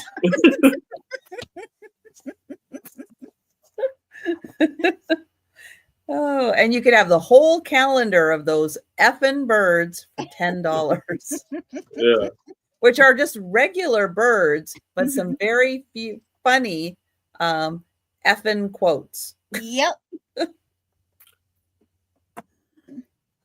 Oh my goodness. All right. I have Pinocchio. These are reproductions of 1940s puzzles. I'll show you the graphics. They're kind of cool, kind of creepy at the same time. And I'll show you what one of the puzzles looks like right there. And they have like really cool characters in here, like cats and ducks and stuff in the pieces. Kimmy would like the Effing Birds. Okay, Kimmy, gotcha. This is $9, number 1 for Pinocchio. This is a High Hintermeister Cleopatra. It does have, which corner is the fold in? I think it's this corner. Has a little fold in the white. It does come with its certificate saying it's a lithograph. Cleopatra. He did flappers, like Art Nouveau designs with flappers. $6, number 2 for her. The beautiful portraits here of, again, a flapper, but this one is a beautiful bride. So you have her as a bride on one side and then her other portrait on the other side. These are $12, number 4. And thank you, Risa. I've got you for number 2. Thank you. The France book, Crafting and Learning About France. That's $5, number 12. The boat plans, how to build these cute little boats. $6, number 13. And the kind of creepy yearbook from 1956. $5, number 15. I know how to sell it. Yeah. I kind of sound like a little bit of Denise right there. I was just thinking that. We all I have this crap. I don't know what it is. If you like it, you can buy it. It's kind of creepy. It's kind of morbid. But those are my items. And Night, Jan. If you think about one of these items after the sale, or you want to grab us while we're still live and let us know you would like it, just put it in the chat. We'll see it. And we're going to go ahead and do the races now. So first race of the evening is the member appreciation race. This is just my way of appreciating everybody who is a member on my channel. You can click the join button down below for information on becoming a member on my channel. I do a members only sale every 3 weeks. And next one is coming up April 10th. All right. So I do need a number from the chat. so that I can shuffle the racers. Trisha, I don't know if you saw that Risa was in for number 2. Did you catch that? Yes. Okay. And I said it too. All right. Thomas It's put late. in. It's late. I'm confused. Yeah, I forgot. All right, I'm going to shuffle them 3 times. So there's 1. There's 2.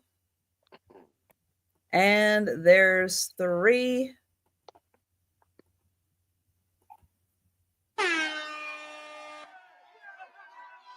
And they're off.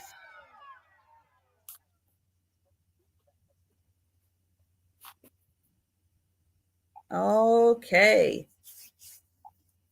Oh, look at who's up towards the top there. Look Do at again. Oh, can she hold let's on? kick her out. I can't Oh, come hold on. it. I can't hold Oh. it. Oh, and Marilyn is the winner. I am. Congratulations. I haven't seen Marilyn around in a while. Hi, Marilyn. Hey, Marilyn. All right. Congrats, Marilyn. And let's see here. Yep. All right. Next up is for leaving a comment on a video. So all you have to do is watch a video, leave a comment. I do 6 videos a week. That could be 6 entries into the race if you leave a comment on every single video. And someone give me a number for shuffling.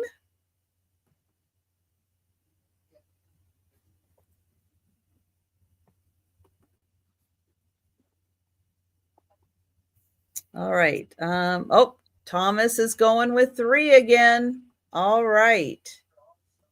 There's 1. There's 2. And 3. There. All right. And all you have to do is leave a comment. Super easy. And you get entered into the race. So you can see some people did leave multiple comments on different videos. And who's it going to be? Nobody wants to pull out for a big lead tonight. Oh, Sharon. I thought it was going to be Tracy. All right. Wow. Yeah. Sharon, congrats. Snuck out from the pack. Congratulations. Now, if I leave 10 comments on each of your 6 videos, does that give me 60 entries? No. Dang it. That would give you 6 entries. You know, we're getting to learn a little bit more about Lou than we ever know. She's trying to work out the math. No, 1 comment per video gets you an entry. Okay. You see how she does it, Aaron? Mm-hmm. We don't know. All right, next up, comments left on lives, like tonight. Leave a comment on this live and you'll get an entry. I do 8 live sales a week, so that could give you 8 entries into the race. So I'll have someone give me a number.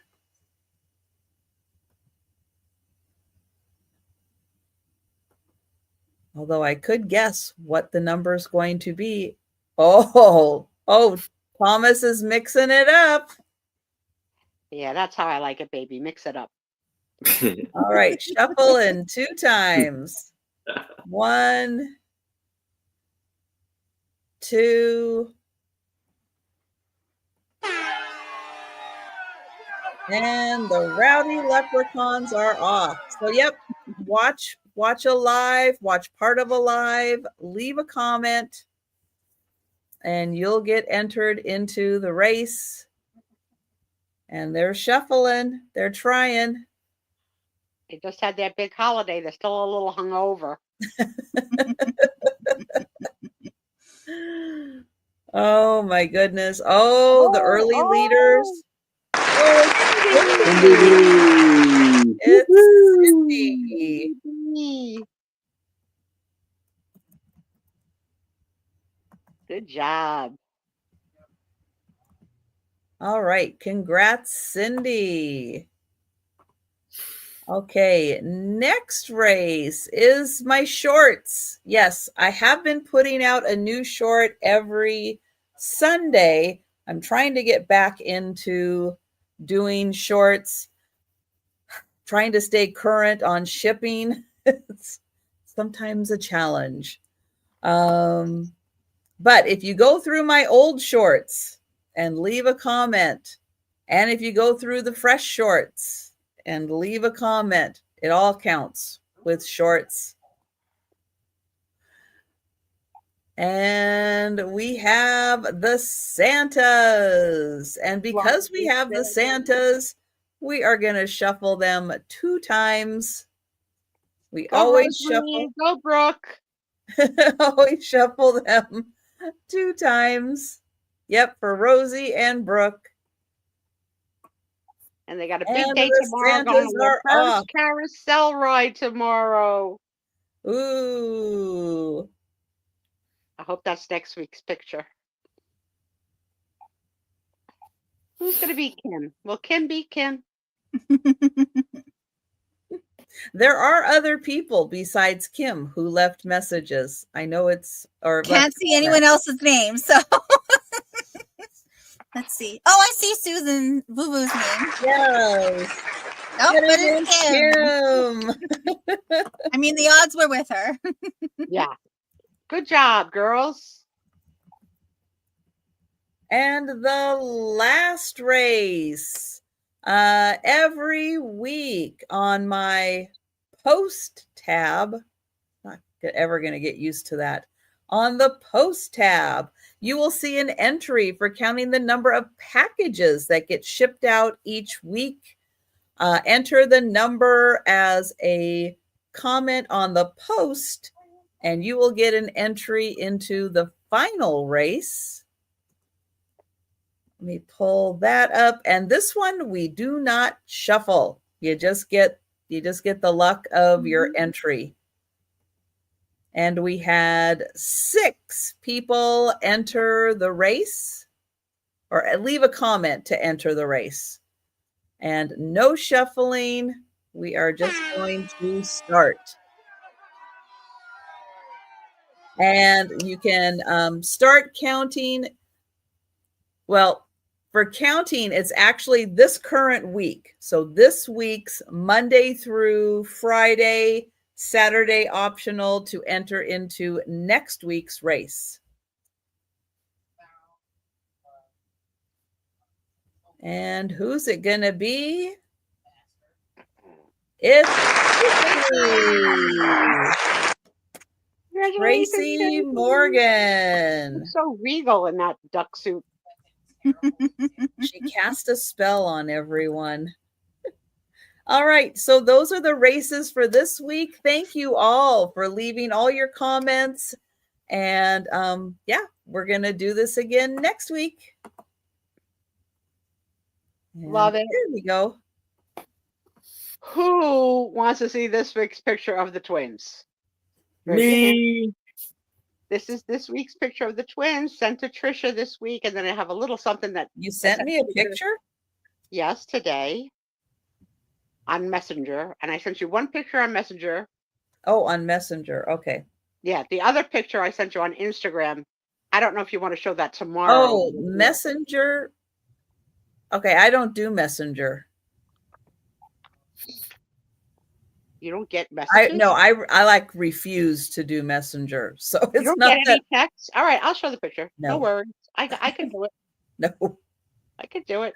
I mean, so if a text comes to you, you don't see Well, the text? a text is different. That's not Messenger. Oh, well, Messenger that's what is I sent it Facebook to you. I sent Messenger. it to you. No, I sent it to you via text.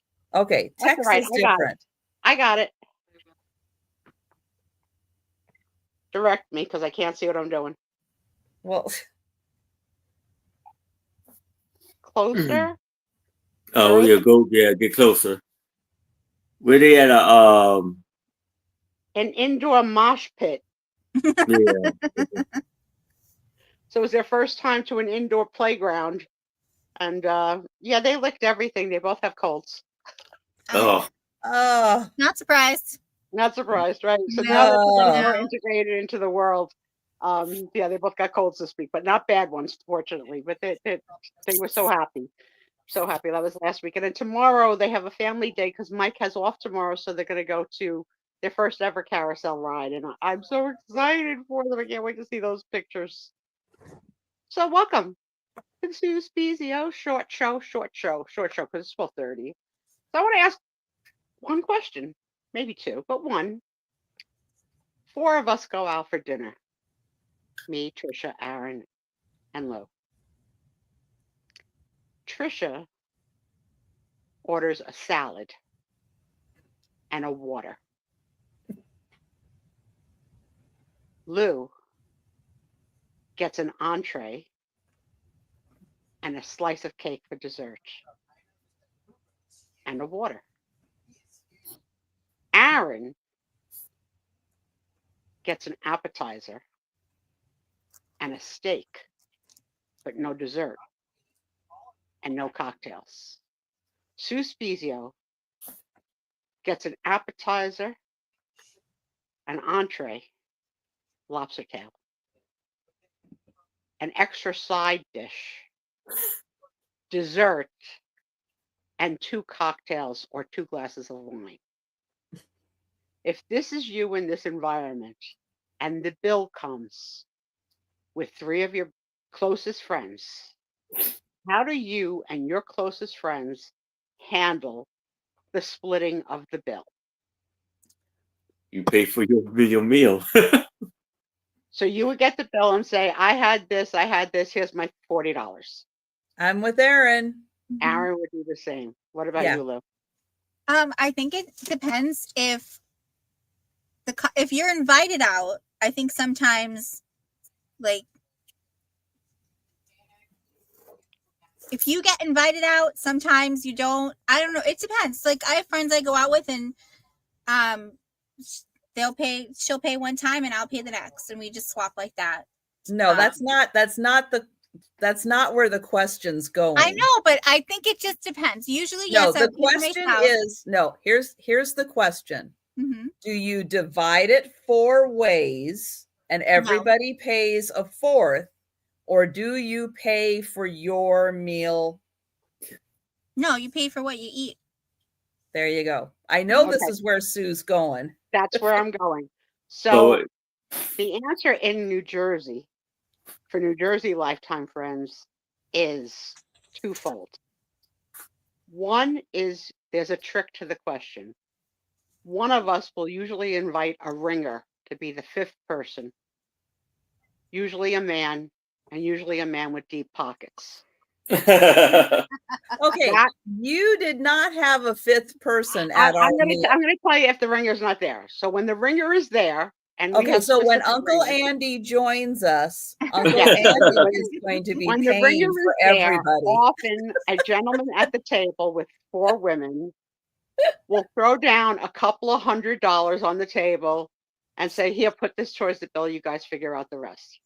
But with or without the ringer, the group of us always divide the bill equally. But here's the kicker. We all talk about each other the next day. Yeah, I'm not paying. Yeah. It's tough. It's a tough. So what is the room saying? I'm not reading the chat. What are our friends saying? Pay for your own bill. Pay for your own. Share the tip, but pay for your own. Yeah, that I would share the tip. Yeah. Okay. I would split the tip between 4, or just put my own tip on the table. But no, I'm The paying worst for time mine. I ever got screwed was when my brother-in-law ordered like a $75 bottle of wine for the table. Hello, I'm not in. I'm not in on the $75 bottle of wine. Give me a glass of $2 rosé. You know what I'm saying? So it's really, and splitting bills is not considered appropriate in New Jersey restaurants. So if you at the beginning say we would like separate bills, it's poo-pooed upon. And they say no. But now with Venmo and everything, like not that I have Venmo, people Venmo each other at the table and like just pay. But Mhm. yeah, it has been the cause of so many strifes. I've been friends with my friends since we were 9, and we're 65 this year. And we've had many, many dinners. So when we go on vacation, what we know, well, I don't go anymore, but we normally do is on the first day, everybody throws in like say $300 into the pot, and one person becomes the banker, like Monopoly, and the banker makes the decision. So the banker is the entrusted person to decide how the bill should be paid. But I've always found it so interesting. And when I was dating my first husband, we both lived with single widowed mothers, and money was not big for either of us, and we both worked. So we dated for many years before we got married. So I had no problem splitting the bill dating my husband. And and when I started to date Tom, once I knew I was going to keep him, then I started to do the same. I don't feel that it's always necessary that the man has to pay for every darn thing you do. So chivalry, I think, is dead, and people should pay their own and be accountable for, especially when you're splitting. And then it gets very crazy when two people are splitting something, but one person doesn't. Your dad taught you to tip well. That's cute. Chip in for the tip. Okay, I'm with you, Trisha. All right. Yeah, it's a rough predicament. So now I haven't gone out to dinner with them in a very long time. Um, but the So, other so just opposite so end you of it, know, if you ever come up here, no, that's not that's not how I would be if if we were if we were out and stuff, not necessarily. But yeah, I mean, I'm with Al. Sometimes it depends on the situation that you're in, but yeah, for the most that makes part, it if that makes I'm it more awkward because we're visiting each other's sister cities, like the host. yeah, So yeah, that makes that's an different. added twist to the That's story. I different. agree. Yeah. I agree. Now, do you think Denise cooked for Mark? No. No, Denise doesn't cook. Mm. Okay. Denise microwaves is what she said. I think Okay. she Yeah, just but microwaves everything. she doesn't cook. So no, there was no cooking involved. All right. Next question. What is your favorite sweet, and how often do you eat it?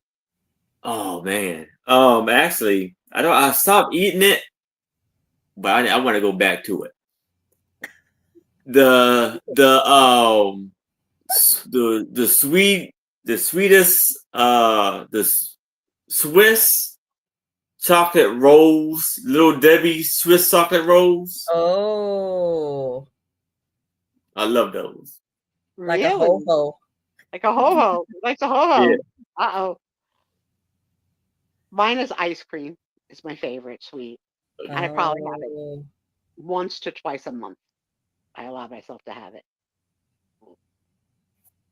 I have to pick my favorite. I know Yeah, that's my tough favorite. because it depends. You have to be in the mood for something. Let's see what our chatters are saying while you're thinking. I mean, my favorite is always pie, but I don't Ooh. eat pie very often. Yeah. But my favorite is pie. But a lot of times I just have like little things in the house. So when I want just a little something like after lunch or something, or a little something after dinner, I can just grab a little candy or something, usually chocolate related, but Okay. Yeah. I Anybody? do like ice cream, but I do like I probably say my biggest is caramel. I do love caramel. It's so good and it's so versatile. You can put it on anything. So I guess I would say caramel. Caramel Yeah, is a flavor I such a didn't like as a child and didn't learn to like until I was an old adult.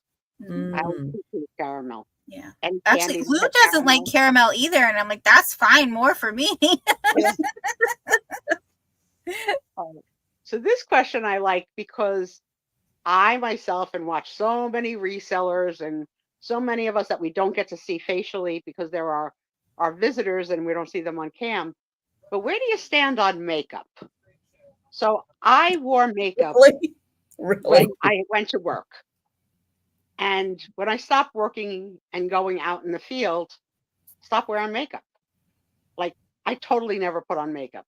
I would Yeah, put on makeup to go to I would put on makeup to go to a party or a wedding or whatever. But on a day-to-day basis, I don't put on anything. I never So put on makeup ever. So No, Aaron. Yeah. Good. so Good to know, yeah. Aaron has natural beauty. He doesn't. Yeah. Aaron, I'll take a pause from this question for you. Do you wear a scent? Do you wear cologne? not really. No. I put deodorant on. Good. I don't want to snip Good. your pits, but if you You put don't. a little something on You your don't need. You don't need anything else besides that. You're good. So I'm looking at two other fresh faced girls right now. Trisha's obviously not wearing any makeup. I've never seen you with makeup. Lou, are you wearing anything? No. No. And I know Andy I don't doesn't even wear put anything. I don't even put lotion on my face. I've never seen Denise wear anything. I don't think. I don't ran wanna out name any of names. time. I just. Is it a time issue or just? I mean, do you want? So I could sit here during a sale and Mhm. put makeup on because that's the only time I have to put it on. But I just don't have time anymore, and I don't have time to take it off. Well, how about our friends? Are you wearing makeup? So Are you out and about? I used to wear makeup all the time, and then from my last relationship, my guy, he didn't like makeup, so I stopped wearing it for him. But then now I just don't put it on anymore because I'm just like, Yeah, But it's such a freeing thing to give up. Like, and I don't mean give up like never, but like Mhm. it's not necessary. Like when I first thought about coming on the air, mhm. I was concerned, like, do my hair, to put on it. And then I was like, no, that's not the real me anymore. It was the me when I was in corporate America. That was the way I rolled. Oh, I wore makeup every day. Yeah, Yeah, corporate America. Yeah. I Look, used to. Absolutely. But so now, what are our friends saying? no. I have But makeup still. Okay. I just It don't looks use like it. Sarah Lee wears panna cotta. No, I'm like my chat is in the wrong order. This is my makeup now. Yes. Freaking chapstick. Tick. but Yeah, no but Sue, fear of wearing on our show. Oh, let's see. it's funny because I have I guess just being honest with you, I have seen people, I have seen women like on YouTube how they do like their makeup. Mhm. I have seen some of those tutorials or whatever, Yeah, and I seen them put like that little foundation or whatever yeah, on a little that big yeah. sponge thing, and they're Yeah. like, pow, pow. I was like, that look intense. They're like, like they're beating their face. I was like, goodness gracious. I mean, the worst example of makeup I think I've ever seen was when I think she's passed now, but Tammy Faye Baker, whatever it was she was doing, Oh, yes. was so far over the top. But I think one of the musical artists, I think Alicia Keys, like when public was saying, "No, I'm done. I'm not doing that anymore," and it was freeing to not do it. Like even when I decided to stop adding any to not stop the grays anymore. When Nicole got married, I was like, I've been going gray. Like, do I cover it? And I was like, no, that's not me anymore. I'm gonna go gray. That's what I'm gonna do. And I just feel it's so much, I don't know, freer to be without it. It makes me happier. Although I used to like to play makeup as a little girl. Like that was fun, playing makeup, with my mother's makeup. But my mother didn't really have a lot of products. But Um, not having to worry if your foundation, if you touch your face or blow your Mhm. nose, did yeah, I mess up my foundation or powder? Or is right. my mascara running or something? Is Yeah. my lipstick smeared? Mhm. Well, You don't have to worry about all that anymore. had eye allergies. That's where my allergies hit me in the eyes. So the seasons when I had allergies, mascara would be like I look like the day after, like after a night of shame. Like so, I, I I I gave up mascara first. That was the first piece I gave up because I couldn't wear it. I just always was crying it, allergy crying it right off. But yeah, I look at my daughter's pretty face and I look at my little newborn's pretty faces and I'm like, they're perfect. Their faces are perfect. They don't need anything. Now, how do So you I do feel about the eyebrows? okay, so I do have an opinion on eyebrows. I made Because them I eyebrows made have been such a focus for the past few years. yeah, yeah. So I myself made the mistake of being an over plucker and they just don't grow back. So I have too much space technically, right? It's supposed to be here and here or whatever. And like when I lose an eyebrow, like I lick it and try and put it back, like because I know I'm not going to get a new one in its place, and it doesn't stick. And then now I'm getting white eyebrows, so I don't know how I'm going to feel about white eyebrows.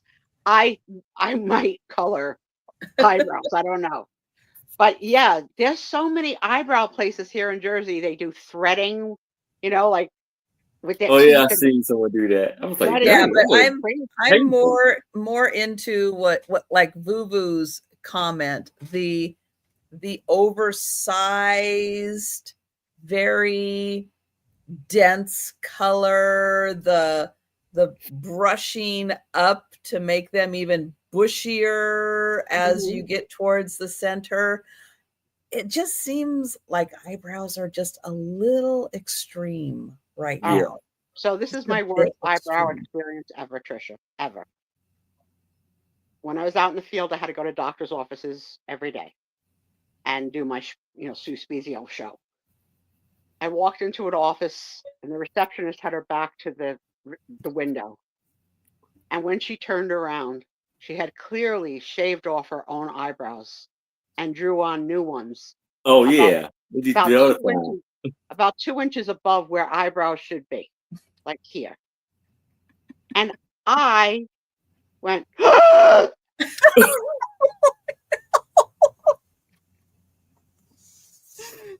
wasn't good. Wasn't good. time. I don't really get that. I don't really get that. But Oh, yeah, this eyebrows is a whole freaking industry now, like a big industry. Yeah, they have stencils to put in to color in your eyebrows. It's crazy. mhm.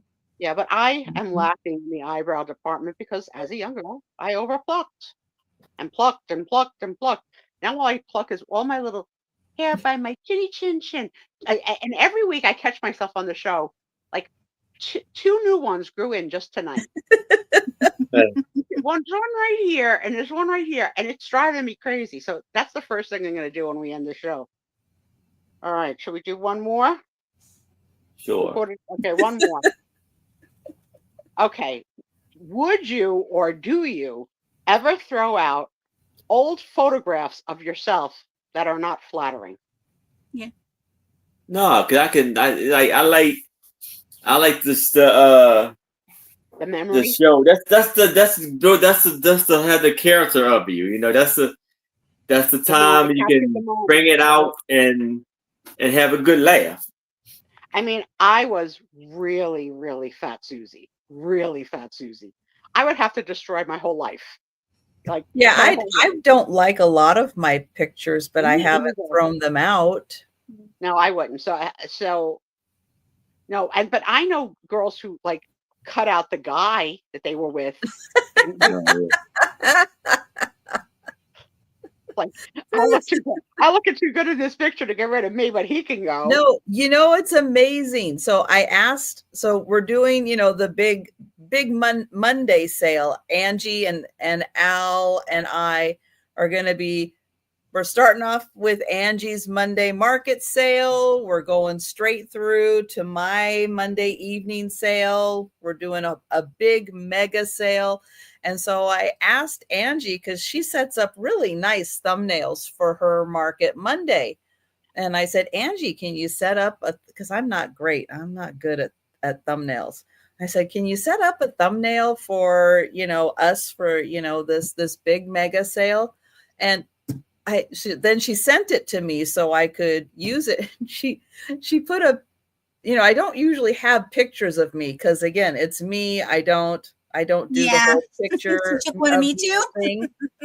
But she put a picture of me on there. It's like, I'm going to hire Angie as my media consultant or something. It's like, that's the best picture of me I probably ever seen. Mine's terrible. It's like, that's so good. Angie, what did you do? It's amazing. I'm going to be setting up the thumbnails tomorrow. I was hoping to get it done today, but things just ran a little longer today than I was expecting. So I'm going to do it first thing in the morning. And you'll see it. It's like, Angie, give me that picture. I've never looked that good. Let's do it as a puzzle. A puzzle. Now Tom and I will make it and frame it. It's like, yes. Don't forget to glue it. So the picture she has of me that she uses is, I'm pretty sure it's a screenshot from, because my first sale was on Jenny's show, and I think it's from that. I think they took a screenshot from there, and that's my picture, and it's terrible. But all my pictures I'm not photogenic at all, so I'm not surprised. No, and whenever I smile, my eyes squint up, so I've never liked my smile, because it's like my eyes are teeny tiny. They disappear. I can't smile with my eyes open. But somehow she got a pleasant picture of me with my eyes open. It's like, I don't know how she did that. Well, Aaron, I will tell you that clean-shaven men obviously are my favorite. But even higher than that is a good smell. So if you're walking in with if I could smell you when you walk in the room, I'm yours. I love men's cologne. That's a Jersey thing, Aaron. Yeah, that's so much. That's a Jersey thing. If I can't smell a man, I'm more than happy with not being able to smell a man. I sneeze like crazy. It's too much. I want to smell you after you've gone. I still smell you on me. I mean, not for the last 30 years because I'm with Tom, but before. And I keep buying Tom men's scents. Not getting a hint. I love fresh breath and a good scent and a clean shaven face. I'm yours. But oh my God, I like men's cologne so much that when I'm on a cruise ship and the samples are there, I'll put a couple of drops of myself and just smell the men's cologne all night. Like, now it's true. If you walk in and we can smell the minty fresh breath that you have, I'm totally good with that. That's more than enough scent for me. A little toothpaste, a little mouthwash. Right. Yes. If I smell nails, what you ate for dinner, Lulu? I'm not happy. Mm-hmm. Not happy. All right. That is, yes, clean nails. I don't think anybody has cleaner nails than Trisha. I swear she does a nail regimen before the show because her nails are always, like, I always have something in my nails, like skin. I'm a scratcher. So there's always, you show things close up. Yeah, you have good nail hygiene. I've always said I'm trying to get better with my cuticles too. So thank you, Lou. All right, so 10-1, we're going to do last round. Anybody have any questions, concerns, whatever, and then our friends will tell me where you can catch them next. I'm going to thank you for coming to the Friday night show. I need to get that up here. So open forum. Yes, ask your questions. You must want to know something. I don't even have a favorite scent. It's just, and I think it's because I grew up with a father with Old Spice. Like he had the Old Spice deodorant, the Old Spice cologne, the Old Spice aftershave. Yeah. I sort of still love Old Spice, even as old as it is. But oh my god, My grandfather was, I think, Brute. I think he was more Brute than Old Spice. my brother during like the Playboy days of the 70s, there was like a cologne of the month club. So he had all these bottles and all these different colors, and he was colorblind, so I would have to pick out his outfits to go out on his date to suit his tie and like what scent he should wear, like put them all together for him. I was like his little like assistant, just like 10 years between us. So it's like, Susie, I got a hot date. Can you get me an outfit together? Because if it was left to his own devices, nothing matched. And I never really understood colorblind till I saw like what it is like to be colorblind. It's like, wow, that's like so like I can't. It's amazing to me. And I know there's So was all there levels ever to a how girl that he was gonna go out with that you didn't like, so you made him dress Oh no, so not together? there were very few repeat dates. My brother was a once on a date, once in a sack, see you later kind of a playboy. He was a playboy for a while. Oh, Yeah, he was a playboy for a while. But then when he met his wife, the woman that would become his wife, she was much older and had a child. And we're like, yeah, that's never going to work out. That's never going to work out. She was lovely, lovely, lovely, and a great wife for until she slept with another woman in his bed. Then it was over. Oh my.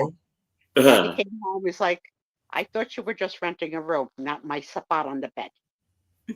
So he married again many, many years later, many. But his first wife was a beauty, like model beauty, and she owned a makeup studio. That's where I learned to apply makeup from. The brand name was Goubeau de Paris, the official makeup of the Miss America pageant or Miss Universe or whatever. Again, this is the 70s, so she was one of the first people that I ever knew, and people would come to get individual eyelashes applied. Oh, Yeah, I not for guess me. Rita has a question about your channel name. Yes. So do I have oh here, I will use this that Delbert made me. So Sandy and Otto. So Sandy, you can see, is a little cat right here. And Otto is a little puppy right here, because those were my grandparents' pets when I was younger. And so I decided to use their names. So Sandy the cat, Otto the dog. Nice. And people still accidentally think that's her name and call her, "Hi, Sandy." Yeah. And that's okay. You can call me Sandy. You can call me, but you don't have to call me. Who's that? I don't know. All right. One more question. I have one more question. This is a little short question. All right. How many states have y'all been to within the United States? Does driving through them count? Sure. Oh boy. It should count. Yes. Because if you're going to a destination, yeah. Well, the same is true as if you fly to an airport, but you don't step out of the airport. Have you been there? It's the same question, right? So Trisha says yes. No, I say. Do I say yes? You're only at the airport. Well, you don't see anything. You have to have the same answer for the drive-through, don't you? I've been to 12. Well, okay. 13, if we say yes, drive-through counts, and yes, airport landing counts, then how many? Me, I have to 13. say, I am not prepared with my answer. I have it written down inside. Okay, we can do that. We can come back to that next week if you Sue, but and Trish. I got to go look up a map. I got to look up the states, and I got to count. Yep. That would be the same for me because I've been from Massachusetts, I've driven to Texas. So I've been through all those states. We've driven to Virginia. So we've been through those. I used to live in Indiana and I drove out there to move out there. So I've been through those states. I've been to a lot. So okay. Yeah. I have not been to that many states. I've probably only been to like 10 states. I'm going to guess that I'm at 15, but I'm not sure. Okay. But out here in the West, you have to drive a long way to get out of states. While you're continuing to do your show, I'm going to look up on Google states in alphabetical order and count. Well, I mean, in Texas, you can drive for 5 hours and still be in Texas. So you can drive in Washington and still be in Washington. Oh, really? In 5 hours. Oh, yeah. Mm. Yeah. Very much so. I mean, it takes, if you're driving from Washington to like Southern California, that's if you're trying to do that in one day, I don't think you can do it. No. I don't think you can do it. It's a lot longer than it seems. Not as much as I mean, the East Coast is a whole lot bigger, but the West Coast, and like going from like Washington to Idaho to Montana, that is I mean, you're talking a big chunk of the country right there. Oh man. All right. So so good question, but kind of, but I think I'm at 10 because I've been to Washington, Oregon, California, Idaho, Montana, Colorado, Georgia, Maryland. Oh yeah, you flew different places because of your job.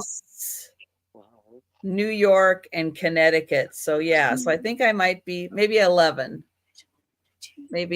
states, but that's all. I'm 25. Woo.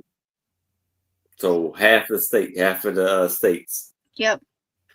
But nothing past Texas. Oh wow. Texas is as far west as you've been.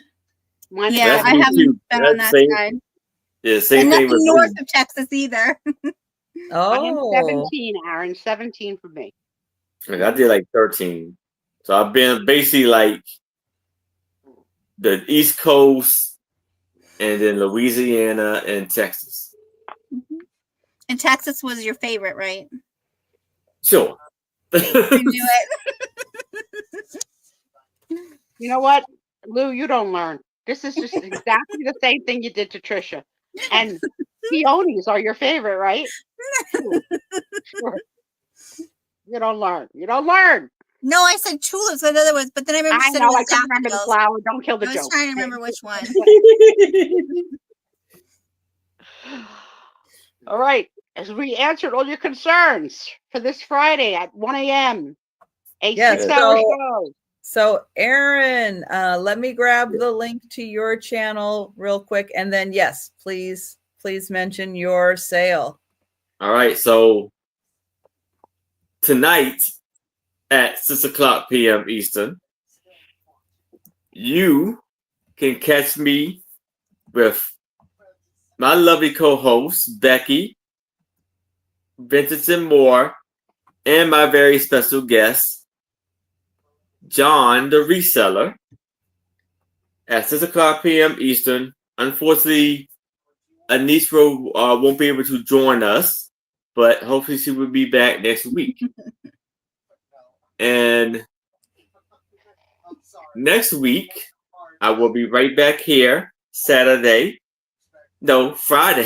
7 o'clock p.m. Eastern, with the lovely Trish, the fantastic Sue, and the amazing Angie. And then Saturday at 1, I will be on with the fantastic Maria, California Thrifter.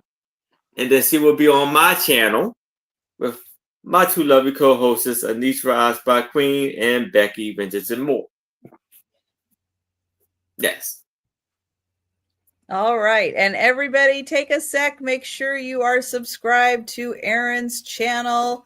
And I am going to grab the link to, hello, mouse. There we are. Grab the link to Al's channel. Please make sure you are subscribed to Al and let everybody know where they can find you. So Sunday at 2 or 2:30, I forget what I set the time for. I'm doing a Board and Buster sale. It's going to be all kinds of fun stuff, kind of geared towards kids, or but if you like building robots and doing puzzles, then get some for you. I don't judge. And then Monday I will be with Trisha and Angie on Trisha's channel for their Mega Monday sale. And that's all I have right now. And then I'm going to work on wrapping stuff that's sold so I get invoices out next weekend. Yes. And so I'll be back Saturday night, 10 p.m. Eastern, 9 Central for the late night sale with Denise's Magical Emporium and Becky Vintage Viking Treasure. And then, yes, Al will be joining me on Monday with Angie's Oddities for the big mega sale. We're going to start at Angie's Market Monday sale, and we're just going to keep on going through my evening sale. So stop by, say hi to us. But thank you, everybody, for joining us. Thank you so much, Al and Erin and Sue, for being here. Thank you. Thank you. Always. Everybody, have a Good night, wonderful everybody. weekend. And we'll be seeing you on the YouTube. Yeah. Thanks for having me again. Bye, everybody. Bye.